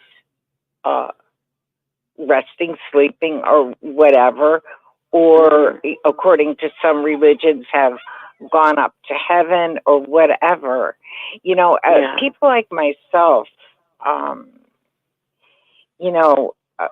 because we believe so much in what they told us, after we totally wake up, it took me a long time. It took me 9 years of deprogram. I'm a little slow learner here, but I have no clue where he is and what his hope is or anything. And that's kind of sad, but I'm sure there's other people like myself, unless you go on to another religion or you're an intense Bible reader, which I am not. I have a problem even picking it up, and everything's been so altered and added and all of that stuff that I just, I just have a problem with it. I have a personal relationship with God, and I don't go to any churches. I don't do any of that stuff, and I'm good. I'm secure in my spirituality, and it's just that I believe in the 50-50 chance. 50-50, it could be this way or 50-50. It could be the other way. Who knows? I don't know. Hello? Hello? Yeah, all right. I'm going to let you go and let this other caller talk. It was nice talking to you. Nice talking to you too, Carol. Okay, bye-bye. Nice, okay, bye-bye. Hello? And who is this gentleman Jay. coming on? Who? Jay. Jay? From Manhattan? Jay. You got it. Yeah. How are you, sir? Can you hear me all right? Yes, I do. Sweetheart, yes, I do. How have you been? Not so good, but I'm happy. I had a near tragedy happen, but my mouth is dry because I'm on oxygen all the time. But the thing is, that's not the issue. No. I had a heart attack. And I don't know what that means. No. There was no pain involved. I lost 160 pounds being in this. Yeah, that brought that, and it was. I know. I love your voice. I maybe I sound different than the old days. Do I? Well, a little bit, but you sound well. Yeah. Well, good to hear. It's good to hear from you. Yeah. No, my pleasure. I like the way you talked about your relationship with God or Jesus. Did you say that? Well, I did mention, that that was mainly Carol that spoke, but I still have a relation. I still have. I still believe in God. I still believe in Jesus. The name Jehovah. But I believe that there's a true God and His Son Jesus Christ. I still believe. I just want to say I learned what love was by being in this nursing home. I have French speaking Creole French. You know what I'm talking about? Yeah, French Creole. Yes. Mm-hmm. Yeah, and they're really so sweet and loving. And I've been here like November 5th will make it 3 years. And I kind of just gave up my apartment. I didn't go back. I keep dreaming about the apartment, but I'm not. It's there, but I'm not going back because right now I'm having a little difficulty in my walking. So they put me in a wheelchair five days in a row, and on the weekend I just lay in the bed like I was doing for 2 years. I was laying in the bed here, but it's always crazy. I used to fight them when they put me in a wheelchair because I didn't. The change was a shock to me. But I'll tell you one thing: I learned what love is here. I have a daily prayer of my own to my Messiah is Jesus, and sometimes I say Yahweh or Jehovah Yahweh because I'm not sure about the deletions that they did in their when they made the JW Bible. They went ahead and they took out. Added Jehovah's name about 400 times where the name Lord was, and that's not perfect, that translation. But I love the fact that I don't know what the future lies, except I believe that I will go to see my Creator, Jesus in heaven, and my father I just passed away, and my woman that was Barbara was with me. She died. I was with her 34 years, and she passed away from cancer at 61. Yeah, and then I end up falling on the floor and calling the ambulance, going to Beth Israel, and then they tell me what's going on. I'm laying in the bed. It's so new to me. You had a heart failure, and that's all I tell you. It won't tell me anything else. Then a funny thing happened. Then I began to say, "It's not so bad." I was sleeping all the time, and then I lost that tremendous weight by sleeping, eating. And they would watch me in bed for over 2 years. They still do, by the way, because they don't want me to get out of bed. They're afraid I'm going to fall. But I do get out of the bed. They put me in a wheelchair, and I'm working in the gym now to get my muscles working again. But I tell you, there's a lot of love outside the witnesses. These people I have a Catholic priest, a deacon, or like he gives the communion to my neighbor, and I think that's just he comes every day. And he says hello to me especially. I'm not even Catholic. He said, "What are you?" I said, "I'm Christian." And he comes to say hello. And I don't see the witnesses doing that to people. You know, they don't. I don't see them. They don't check on anyone. They don't care for anyone. It's like, don't call us. It's like, we won't call you, but you can get in touch with us if you can, you know, that type of attitude. Not the don't call us, we'll call you thing. They have the attitude where you have to come to them, you know? Yeah, that was weird because my father left him quite a large amount of money, and his stepmother, my stepmother was from Holland, and he was from Holland originally. And I when he died, I had my stepmother, I did not get along with her. And in reality, she's going out. She lived to 92 and a half. He lived to 92 and a half. And he was happy. He was happy. He met a wealthy woman who took care of his needs. And she was from a wealthy family in the Netherlands. She also had the horrible thing of seeing her in the Netherlands, seeing the Nazis cut the fingers off of her parents. She was living in the bushes, hiding in the Netherlands, and she saw that. So now the German government was to send money to her for 20, 30 years from Germany out to San Diego. And I tell you, it's numb to me. The elders, they don't even know what I am anymore. If I see them, they told me I called up about the beards and about the women can wear pads. Isn't that wonderful? But it's nice to me. It's like being high on, like being high on a hallucinogenic religion. Get high with a little help from my friend Lucy, LSD in the 70s. Remember? That's what it's like getting high. This religion. It makes no sense. It's like La La Land. It's just as bad as the politics today with fake news and real news. With them, which is the fake witches, which is the real witness. It's a book publishing empire, and they really don't. They're just waiting for the dollar at the end, And I know that because they asked me, "Would you like to have someone help you, like a hospital liaison?" I said no. I said, You know what happened? I don't think if I'm talking too much, tell me.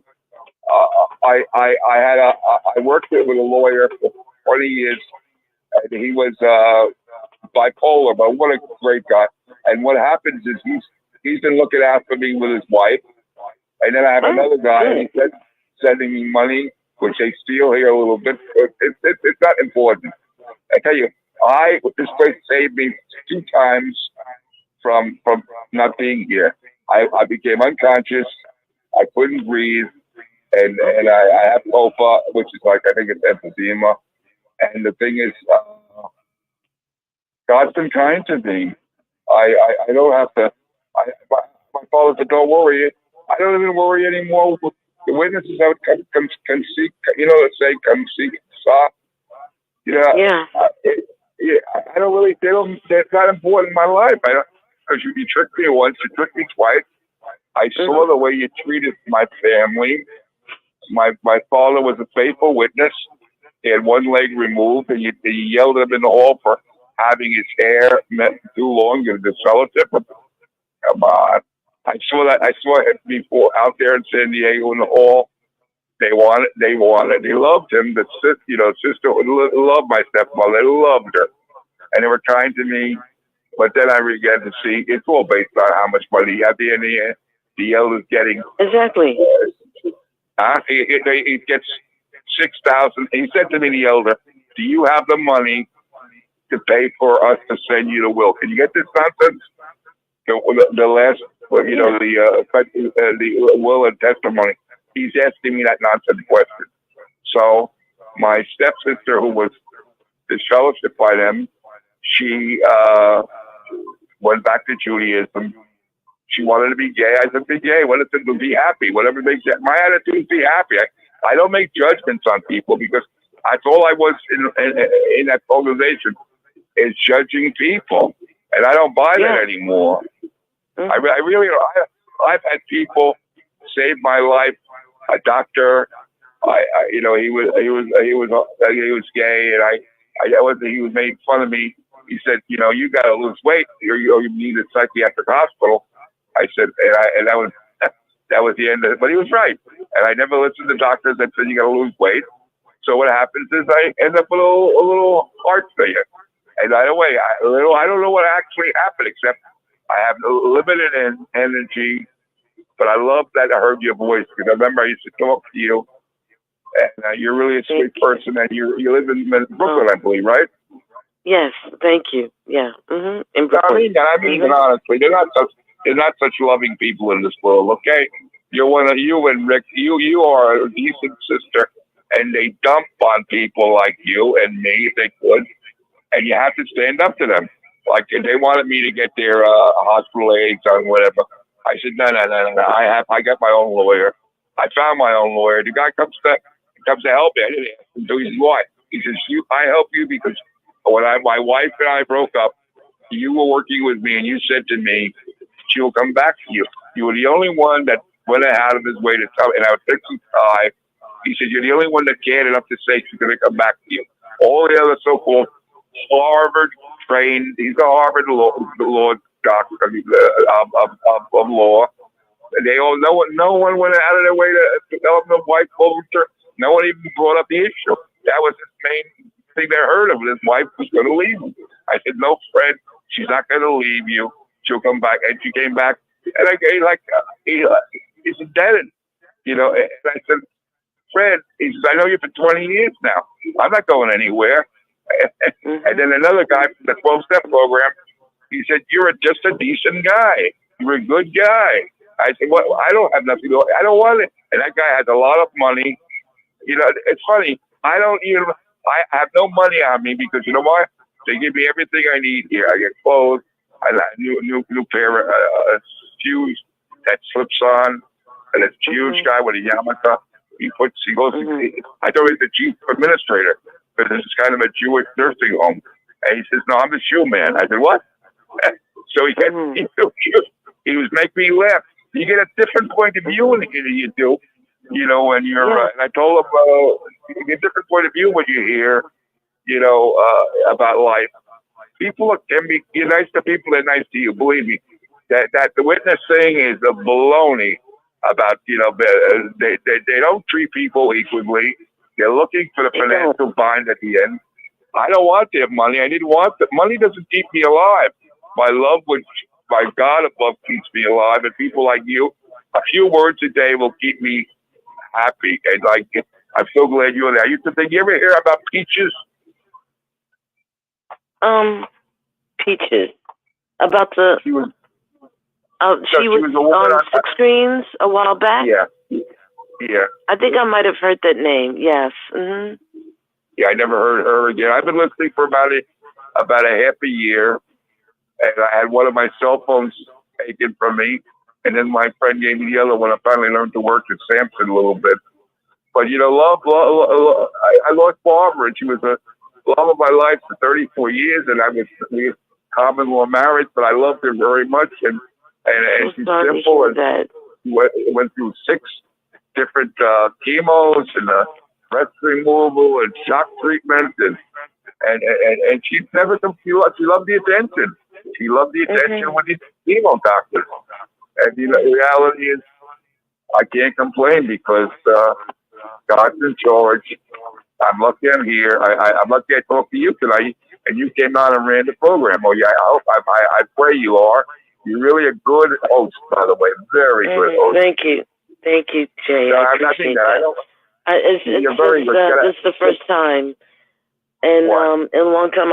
This may be my last because I haven't been feeling that great myself. But I just thought that when I got on, that there may be, besides Rick, there was maybe someone else on, and I could just say a couple of things and then listen to what everyone else had to say. But I appreciate that. And it's good to hear from you, though. It's good to hear your voice because yes, I do. You used to have earlier when the show first started, you would be one of the first ones to have your show. And I was wondering I haven't been listening to 6 Screens as often as I used to, but when I would listen early in the start. After Rick would have his introduction, I was like, what happened to Jay? What happened to Jay? I was like, I said, maybe Jay, is on vacation. Maybe you were traveling the world, something like that. Maybe that's why I haven't heard from you, Yeah, Rick didn't know for a while. Mm-hmm. Rick wasn't aware. No, I didn't go on vacation. The vacation is the nursing home. I actually like it. They take my blood all the time. They take my heart all the time. They wash me, which I don't like, but they insist that they have to wash me until I can walk better. So I let them do it. Mm-hmm. And they're so sweet, the French. Really, I mean, it's such a different culture than we have in America. I mean, not that they're bad in America, but all my bad feelings about it, I don't feel that way. And now they're getting my Social Security checks in total until I can get. I said, fine, let them. I'll stay here. I'm happy. I got 3 roommates. They're nice to me. It's in an old building where the Catholic nuns used to live, and they told us that a pedophile case against the church, and they gave it to the Jewish organization. Right now, I'm happy, and my apartment's there. If for some reason, because we set up a special needs trust to pay part of the rent, and my attitude is, I'm not alone anymore. I like it. That's good. Sorry. That's good. At least they they treat you as you want to be treated, and that's a good thing. Because in an organization like Watchtower, they want to treat people the way they want to treat people personally. While it's supposed to be, if they're supposed to go by the Bible, they're supposed to treat people the way that Jesus, and of course the Almighty God wants people to treat people, But at least where you're at now, you have people who care for you, who respect you, respect your wishes, respect your privacy, and respect, what you think, your thoughts. That's a good thing, and they're helping you to take care of your health. So that's a good thing that you're where you're at. I could say my opinion, honest opinion. I really would say it's the worst thing that happened to the person, but no, because I found out this is not the worst thing. I'm alive. Yes. With a cough, Sal. Sorry. Mm-hmm. That's okay. Mm-hmm. That's true. No, but you're very important to the thing, to this group, and I remember I was going to call you. I never did. I apologize. I apologize. That's okay. That's all right. I understand. But I tell you, but this is odd. I was always worrying about my apartment. Then when I had this thing happen, that I fell on the floor and I couldn't get up, I called my 911. The super had a key to my apartment, really nice Jamaican super. He came in, he let the firemen come in. They took me to this hospital. And they looked at me, and then they gave me choices of 3 different, they call them like quick stop rehabs. So I was in the rehab here, and one problem is I couldn't walk to the bathroom from the bed. I couldn't get out of the bed. So they said, and I was saying, you keep me here for the money. Medicare pays very good money for these people for like a year and a half to 2. I said, you only keep me here so you make that money, right? $110,000 a month to take care of patients. Did you know that? Wow. 110,000 per month. Yeah, to take care of patients. Maybe it's a year, but no, they get paid very well by Medicare.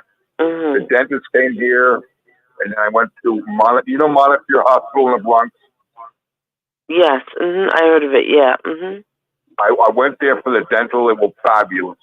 I went in with an ambulance on a gurney that they roll you in, and they were really, really wonderful. You get a different point of view. It's funny. I don't. Maybe my sadness went away when I got away from the Watchtower. They just make me sick. They make me sad. I can pretend to be there, be like them, which I do, because I wanted them to visit me. I have one elder wants to visit me, but I really don't. I don't have that heart. There's no heartfelt feeling anymore for them because they hurt people. You know, they hurt people. They don't help people. They hurt people. They break up families.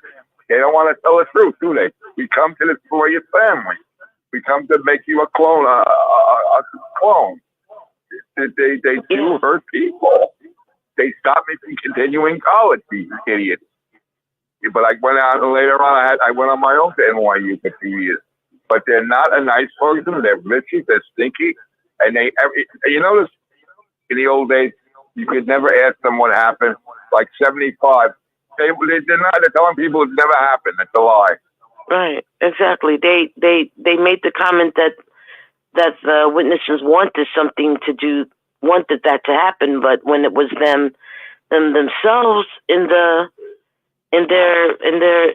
literature that showed that 75 was supposed to have been the end of the world, but they never apologized for it, and they tried to accuse the witnesses, the membership of making something like that up, just like they do everything else. This organization, and I've heard from some other non-witnesses and some other non-witnesses relatives, that a whole slew of witnesses that I knew are gone. And if some of them are not only were baptized are gone, but also some of their relatives who were what they call visitors, who didn't get baptized, but they studied, they're also gone. So this organization, a lot of people are leaving in droves. A lot of people leaving in droves because the exact same things that you mentioned, and more than that, and much more than that. Yeah, they won't even give, like, I used to go to a soup kitchen with Accessorize, and they would give you a meal, and they would feed the migrants, or they call them whatever. But it was a Christian church, I believe it's Westside Collegiate, and I liked it. They were kind, they were gentle. They give you, Barbara would come with there. We had chicken, they made fresh food, but they cared about people. That one day you felt love, and I don't find that. I mean, maybe when I was getting love bombed in the beginning, I didn't even know I was getting love bombed. I felt that, but then I see what my dad went through. He said they wanted him to be an elder. He says, no, not what you did to my son. I will never be an elder. They screwed my head up. I felt abandoned. I felt rejected. I felt suicidal from them. I really did. I can get that said. If it hasn't been for psychiatrists and medication, I wouldn't have been here. They messed me up, those fellows with the guns. They're vicious people. They don't care what they do to other people as long as it doesn't happen to them.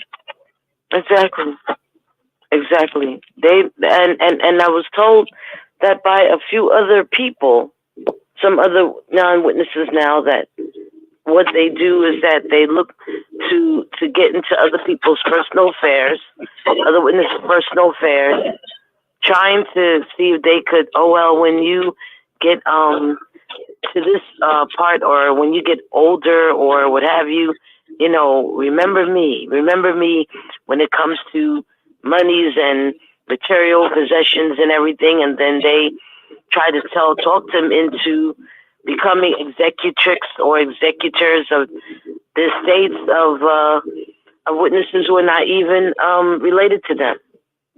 So they could take the money, they could take some of the money, donate it to Watchtower, and Watchtower will take those material goods or those monies from the last will and testament. They will convert it into cash, put it in their bank accounts, and the witnesses that do that for them, they're afforded and taken some money, and they'll put some of that in their accounts. Meanwhile, they don't want some of their family members of that witness that is sick or dying to be in the will. That's to be bequeathed to anything. It's yes. I've heard that from a number of witnesses. In fact, against a couple of people that were on 6 Screens that said that that's what has happened to them. Elders, pioneers, other people have done some dirty stuff trying to tell the older witness, hey, you can do this, you can do that. I'll handle your business for you. not your children, not your relatives, not your spouse. I'll do it so they could take part of the funding. Them and war headquarters will take the money that does not really belong to them.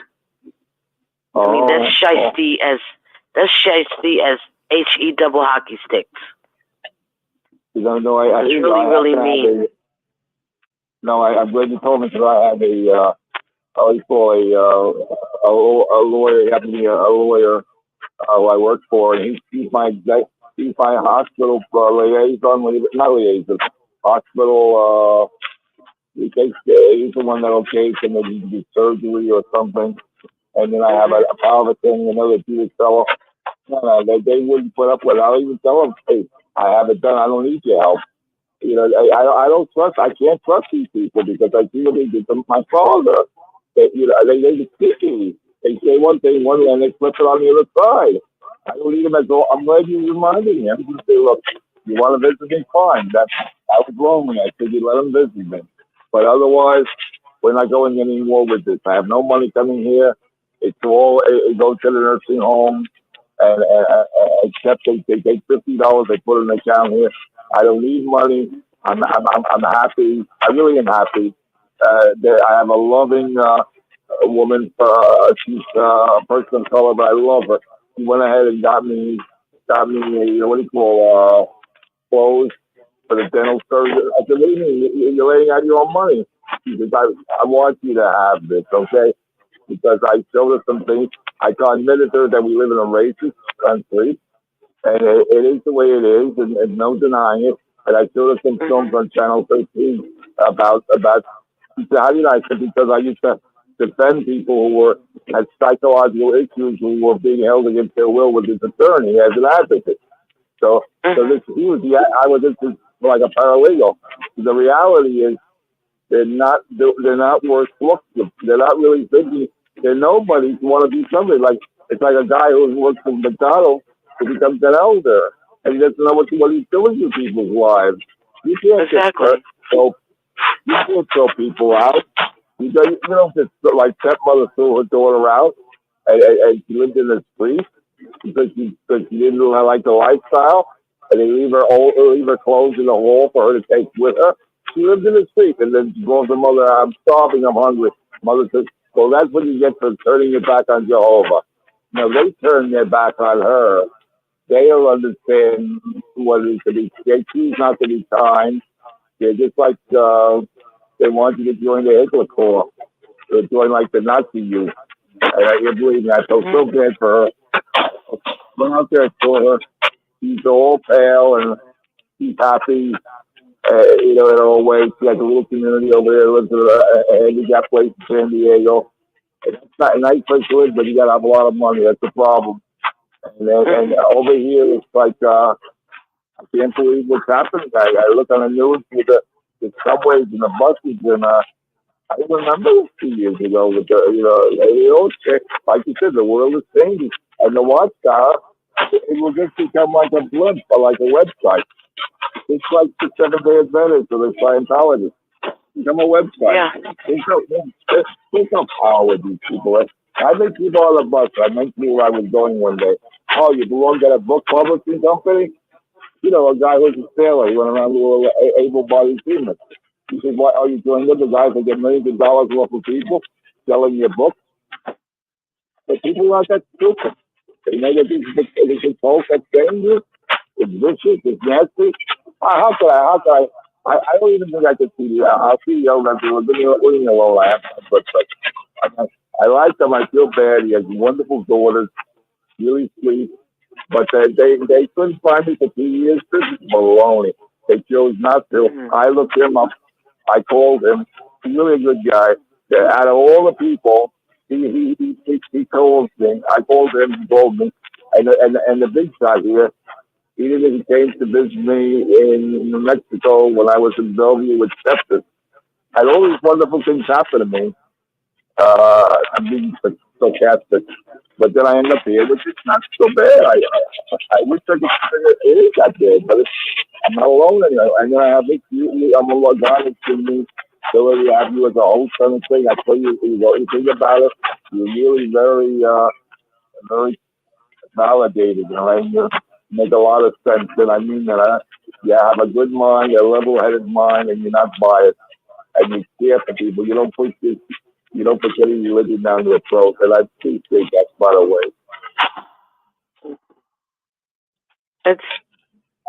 Well, I could agree with you on a lot of points because it's a sad state of affairs that this organization has gotten to the point where it's not the organization. It's like not our organization anymore, not our religion anymore, so to speak. And I've gotten to the point that it's changed for people who have personality traits that are ungodly, unchristlike. It's like the ones that have like arrogance and narcissism and misogynism, and they're mean and they're vapid and they're hubristic and using all those what they call highfalutin words. In other words, people who are just plain mean and evil. It's like this organization has attracted people. If they weren't like that prior to being converted, they had these problems, before they were converted, and they bring it in to this organization and they become much more meaner and evil than they were before. And those are the ones that are being put up in these lofty positions or titles. They're the ones that you see in most cases, on the videos, on the convention, Kingdom Hall. Let's start from the big bottom. On the Kingdom Hall stage, on the stages at the assemblies, on the stages of the conventions. Those are the ones being put on high, and those are the ones that are like celebrities, but they have the nastiest personalities this side of the Pecos. And you're like wondering, this is not like it used to be. It used to be humble. Some of the, as we used to call them, friends, who were on the different parts and everything, they used to be at some ounce of humility and lowliness. And just like they said that the old governing body, what they call 1.0, used to be like Brother Sitlick and Brother Schroeder and Brother Swingle and Brother Barr and Brother Barry and even Brother Franz and all them. And I've met them in my past, life as when I was Pee-mee and Super Pee-mee. They had a certain amount of humility. They were very, very nice men. They were approachable. You got this group of governing body that people don't even want people to approach them. Some of them have security, like bodyguards, and these bodyguards are not witnesses. These bodyguards are guys who are hired from a security company to, act like they're a celeb and to protect them just in case somebody wants to either attack them or someone just to say howdy, and everything, and what have you. And I'm looking at that like, this has changed. This is not the religion I knew. I grew up as a child to a young adult to middle-aged adult. God, I never heard of it. Yes, they have that. It's because we're dealing with a bunch of men that feel that they're on the same level, if not higher, than Jesus Christ. They have thoughts of grandeur in their mind. Like they're the top of the heap, the top of the pop, and they don't care. That's what we're dealing with. That's the social cult leadership. Oh, God. They're hiring non-witnesses as security? Yeah, I was told that, yeah. Those guys are not brothers. They're not witnesses. They're hired to do a job. and they look like they're witnesses. They're just like witnesses, but they're bruisey, big guys like that. You know, somebody would have run up to one of them, like when they said someone ran up to say something to Tony Morris when he was Anthony Morris when he was one of the governing body, and this big bruisey guy puts his hand toward this person, I think brother or sister's chest, and tell them stand back or else. And that brother and sister had to jump back, because if they didn't, they would have gotten a world of hurt. I believe they would have got manhandled. And Morris would have said, "Oh well, you know," because he doesn't care anything about the flock anyways. He doesn't care. What happened to Tony Morris? You didn't hear the latest? He's not the greatest. No. Like they used to say about Muhammad Ali a long time ago. He was.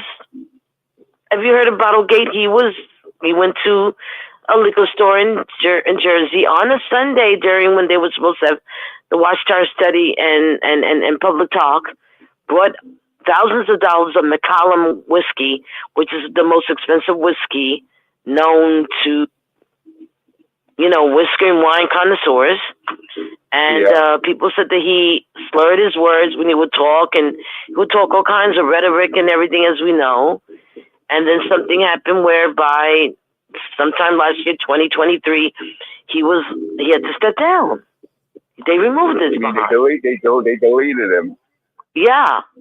But he's still in North Carolina in a beautiful home with his wife. And he's probably, if he is dealing with the organization in some way, he's like what they call de facto. He has a position where he's like a silent partner or something to that full effect.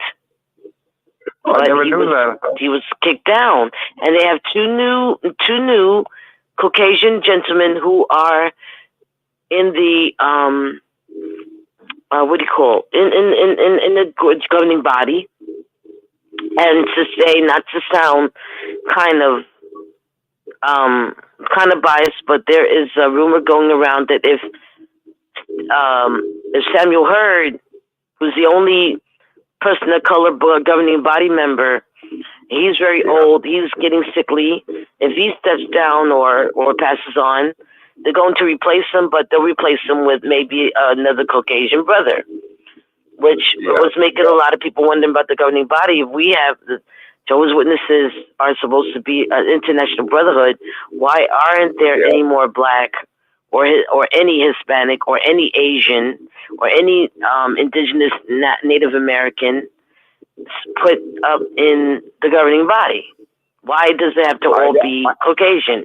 So that's what a lot of people are saying. A lot of people on the XJW Reddit, on the forum, discussion forum, a lot of people have even asked, even in videos, YouTube videos, why isn't this organization, which is supposed to be a worldwide brotherhood, international worldwide brotherhood, why they don't have the leadership making that representation as such? They don't have to have women if they don't feel that they should have females, which should still, would have been good, because we have this is women in Jehovah's kingdom is a large army, but they don't have women.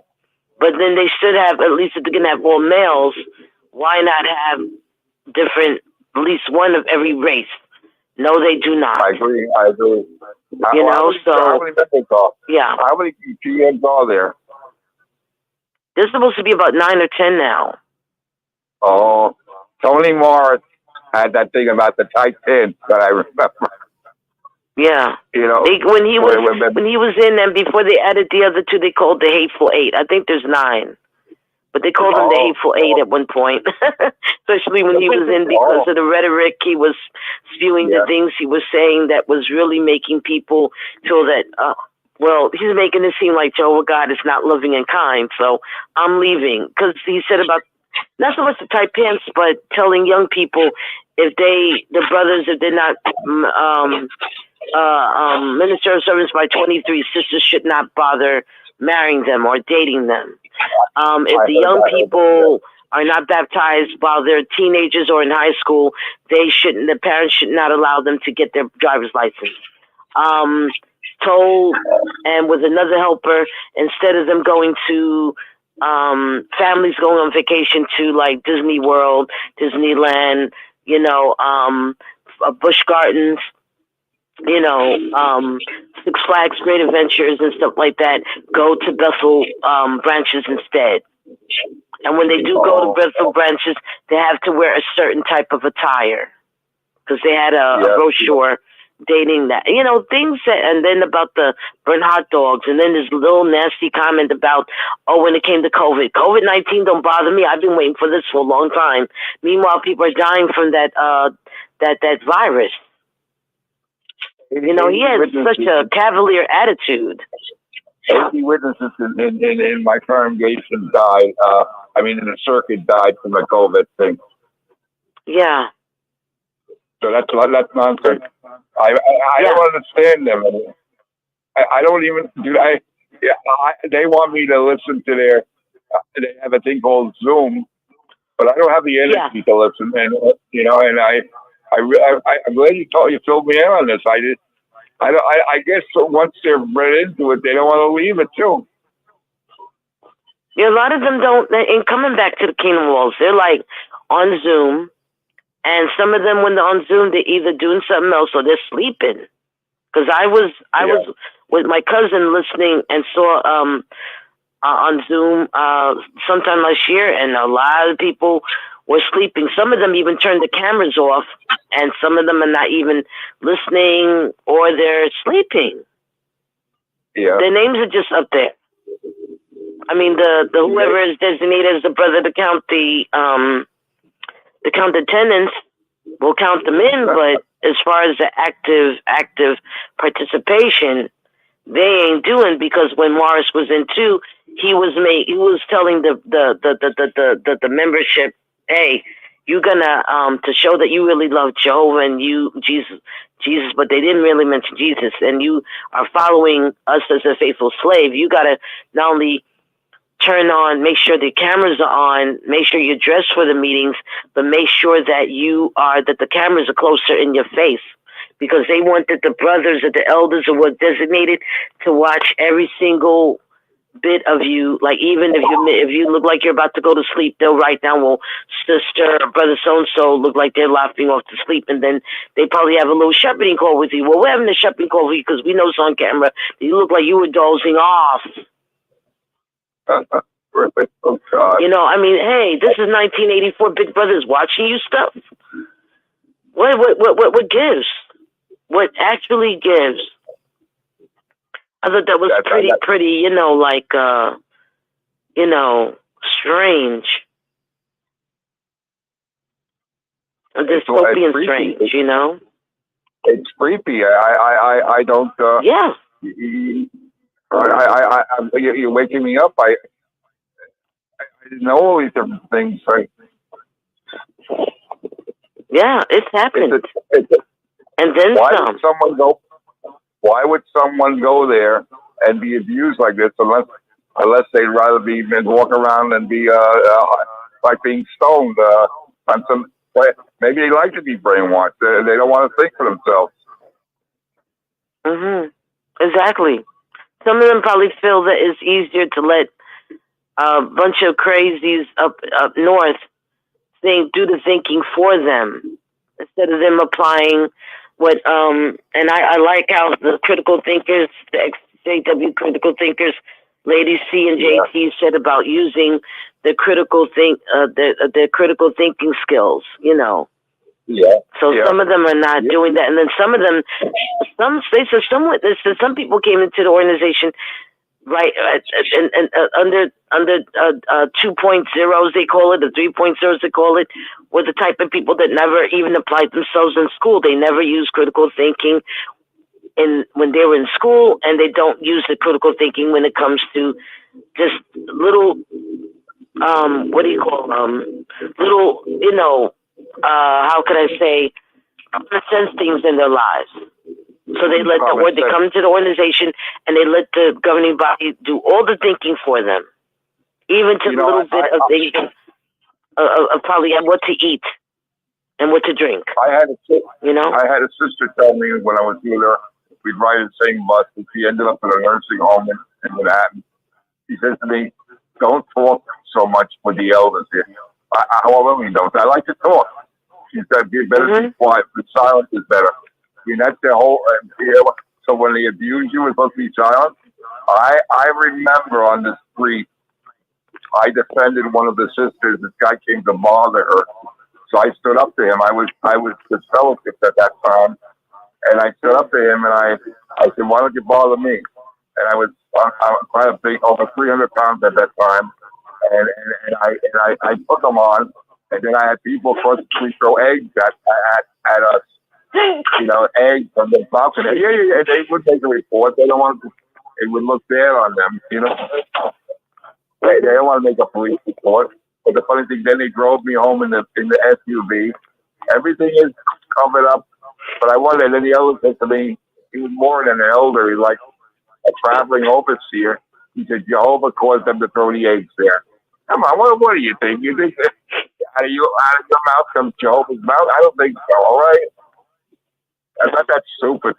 I survived. I have lived in ghetto areas. I lived on a heroin block for 4 years. I never had one incident. But I learned how to shut my mouth, see nothing, and know nothing. And in that organization, just like being part of you're in the Third Reich over there, and you say nothing. They're in charge, or else they cut your head off. And that's the reality. Exactly. It's like they stop you. You can't speak anymore. The nerve they do to some older people, they just, I've seen, they just wait you to take the money and then put it in their own pockets. That's another reality. I don't think that the headquarters gets all that money. That every elder has, my stepmother, they had the elders there, and one handled it every time he would have to change the will. Something that my stepsister came in, she didn't trust them at all, and she cut them out of a lot of money because to pay the lawyer. She got a Jewish lawyer to come in. They didn't like it. They said, no. She remembered when she was laying in the street homeless, and she remembers how her mother tried to have her committed to state hospitals. And then one day the doctor said, "I think you should be in this facility." To the mother was the witness. You should be here. Look what you've done. Look what's happened to your daughter. You let her be homeless and you try to have her committed here? Come on. And I remember she told me. And finally, she's okay. I tell you, there's a lot of love out there. But when you're being around that craziness all the time and that fear, I became delusional. I got a delusion. When I was in fellowship, looking at the hole like you were lions on the outside. I'm not making it up. I'm being very honest with you. I was crying outside, not one bit of compassion at all. Please, give me a break to compassion. It's almost like the leadership wants to see people sad. Not to cut across, but I just wanted to interject that they want to see people sad. And they want to see people very, very upset while they are rolling in dough and having their nice homes and having their very nice, jewelry and fine suits and, wives, and who knows that they're with their wives or whatever. Because some people have some suspicions that they got more than their wives if they're, with and everything else and able to travel to different countries and eat the foods and have everything else and cuisines and fly in first class, or even who knows if they have a Learjet now. They have enough money to have Learjets, I believe, along with, the most expensive cars money can buy, and what the hell, that these people want to see the membership be sewn asunder. For a lot of them can't even afford a SNAP. They don't even have jobs. Some of them don't have anything, and some of them are begging other people, as the scripture says in Psalms, begging for bread from other people and other means. But they don't want them to go to college to get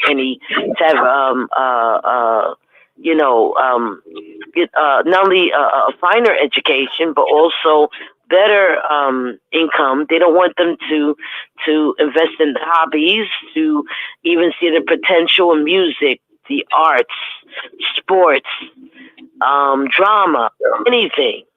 You know, they don't want them to even in the field of science, math, STEM, technology, engineering, do even better. They don't want them to do anything. They want them to be, I hate to say, the dumbest people on the face of planet Earth in the universe, Milky Way universe. And while they're taking all of it, and most of them are old enough to have, as I say, one foot in the grave and out of the other, they can't take that money with them when they pass on. Yeah. I just, it's sick. It's insane. Who can't take the money? The governing body?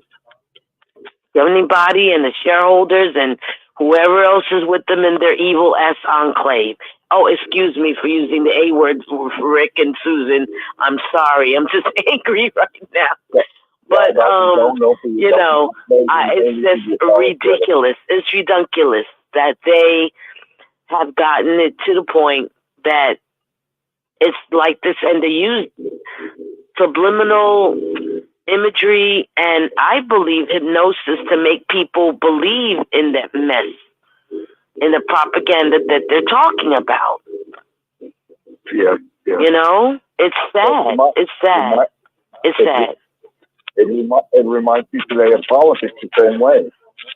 Yeah. Fake news and real news. I'm not going to get into it because I'm not going to stir people up here. But I have it in New York. I start seeing it politics, but it's that simple. It's their arrogancy. You know, it's weird. There's a Christ, the person named Jesus Christ, my Messiah, my Savior. And they used to want us to come to the memorial dinner, but there never was any. What I'm thinking is, no one. What am I trying to say? They didn't have something at the dinner. They didn't have somebody. What am I trying to say? There was a dinner, but there was no real celebration. It was just they just came there and they met. No one partook, and they sat there. I don't know how that's memorial. That's not the Last Supper. That kind of behavior. I'm sorry. Somebody's on the line, I think. Hello? Hello? Hillary? Yeah, I'm here. I think there's someone on the line. I think my phone is needs to be recharged soon. I'm gonna have to probably leave the show. I don't know. Is Rick still there? Rick? Susan? But my phone. Hello? Somebody's there? Hello? Can you hear? Oh, Rick? Yeah, I'm here. Go ahead, Hillary. Yeah. Yeah, my phone needs to be recharged. I have a cordless phone. Yeah, go ahead, charge it up. Yeah. So it's going to be shutting off soon. All right. I just wanted to tell you and Jay that, you know, not being rude and just all of a sudden when I'm talking, it just saying, and I can't get it back on. But I'm going to have to recharge it, you know, and it's going to take a while to recharge. Yeah, so go ahead and do that. I just want to say that it's great talking to the both of you. It's been a long time since I hosted a show. No, sister. No, sister. We're gonna have a talk with you in the back room. You're being disruptive to the meeting. You're leaving early. You're leaving early. I gotta go. That's unacceptable. Bye. I'm gonna have to set up a meeting with me and. No, you're not. Because what you do, I'm gonna be kicking some behind up in that room. No elders and stuff gonna be talking to me about nothing. Because I'm gonna be kicking some booty up in there. I think you have some rebellious Jezebel spirit. Too much independent thinking going on in here. Have you been going on apostate websites lately?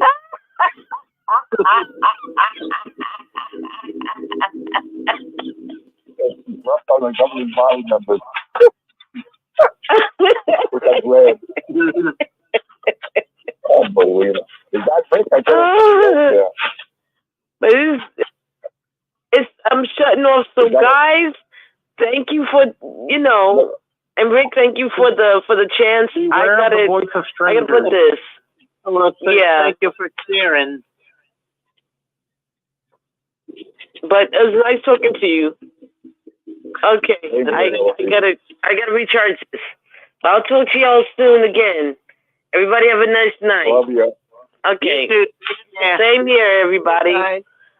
Good night. Farewell. Good night.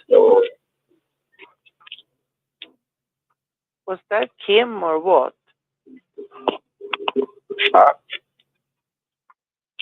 Rick? Who's there? Another person talking on the thing. No, I wanted to know if it was Kim that left.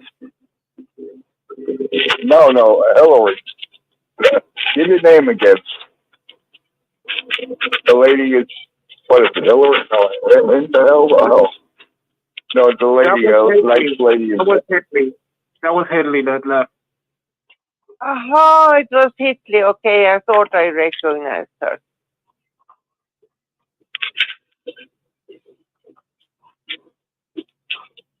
She makes a good host. You got the same on. That's nice. It's myself. It's calling from North Carolina. Maybe I talk too much and get off the thing. I don't know. Up to you.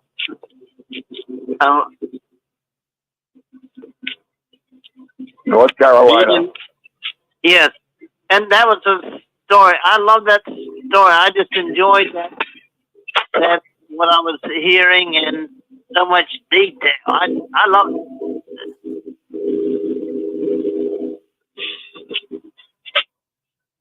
Who is this?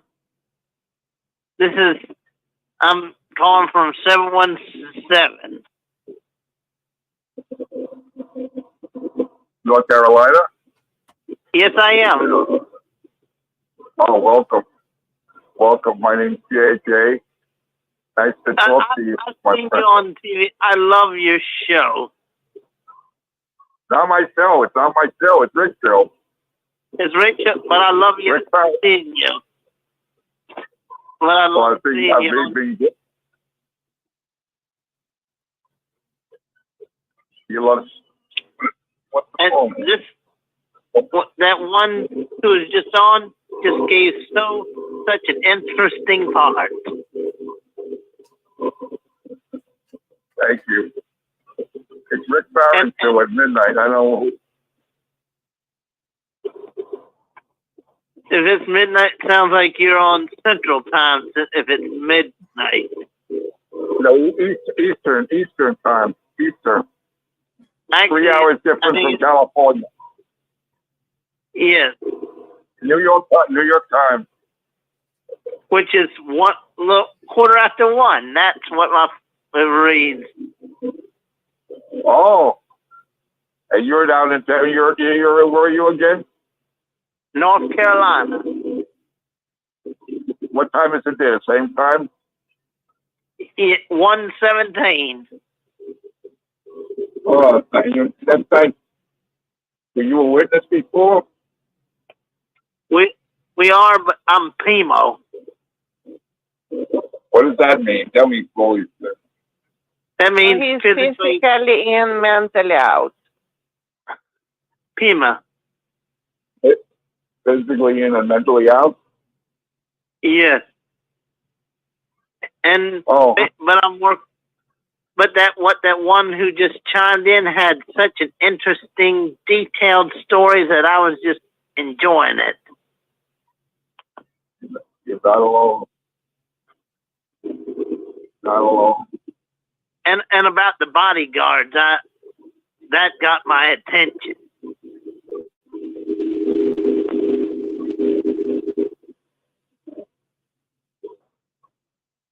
I never heard that before, but I'm glad that she mentioned it. I don't doubt it now. People are angry. And it's like having bodyguards. It's like they're monarchs, the head of the state monarchs or kings. Monarchs. There are no kings anymore. Yeah. More like they're. I know what you said.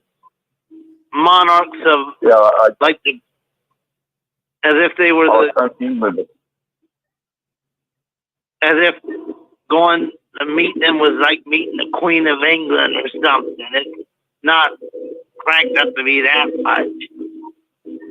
The six-screen revolution has begun, like the American Revolution against the monarchs. I like that one. Yes, and that book of Samuel, 1 Samuel 8, how the nation of Israel desired a monarch when they actually had God as a king who was perfect. Yeah. And they didn't care the cost either.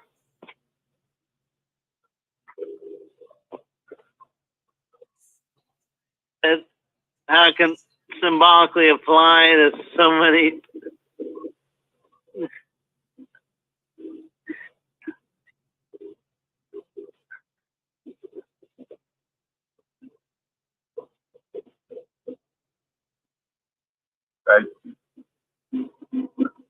I'm going to sign off. I'm getting very sleepy, my friend.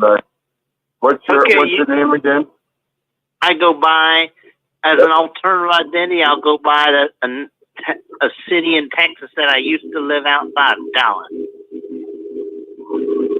Oh, Dallas, that's nice over there. But it's actually my alternative identity to give me a safe space.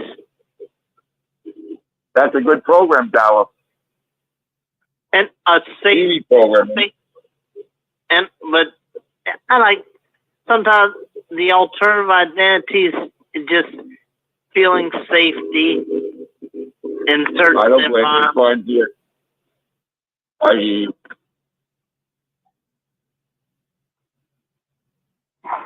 I'm going to say good night, my friend. Because you too, my brother. And you too. I love you, Jay. And when you're on there, I look forward to seeing you share your. You get that to your point. Thank you, Dallas.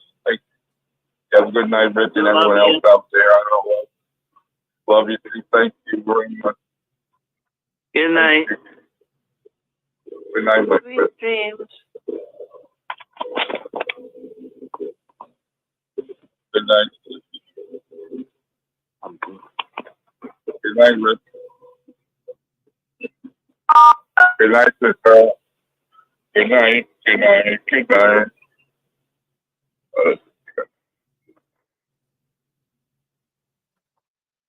Well, good night to you too, Jay. And we got Dallas on with us. Who else would like to speak up and talk tonight? You're on the 6 Screens Telenetwork. Go ahead, you guys. Go ahead. Speak up. Who'd like to host the show? Who'd like to? We're looking for new people to host programs. Who'd like to step out here and kind of be the group leader here tonight? So if you'd like to speak up and host a program for the rest of the night, come on, say hello to us. Don't be shy. And I'm always shy, but I could step up if it's needed. Well, go ahead. Go ahead, Grace. Let's bring you on. Let's see how you do. Let's have you host a program. Go ahead and talk to the people and see if you can bring some people on and say hello to you. Okay. Hello, this is Grace. Is someone else on?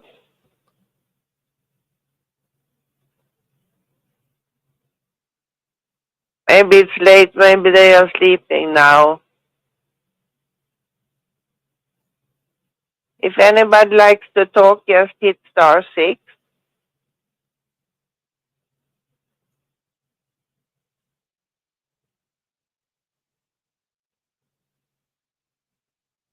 Well, Grace, maybe everyone has gone to bed. I don't know, but I was hoping we could keep this thing going. But you are still up, or you never sleep, Rick?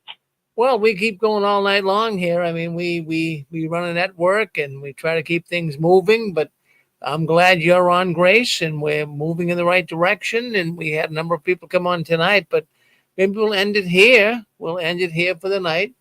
But we want to thank everyone for coming in, and thank you, Grace, for listening in as well. So I appreciate a lot of people participated tonight early. We had a lot of people on. We had some great programming, but maybe we'll end the programming here tonight. We thank you all for wanting to be with us tonight. And we'll be on tomorrow. Actually, the 6 Screen Sunday program starts at 1 o'clock. So we're looking forward to that. Well, Grace, you have a good night. And we wish you guys all the best out there. And join us tomorrow beginning at 1 o'clock p.m. right here on the 6 Screens Telenetwork. Thank you very much, everyone, for being with us tonight. We're going to end it here. So everyone have a good night. And we appreciate you guys all listening in. Thank you now.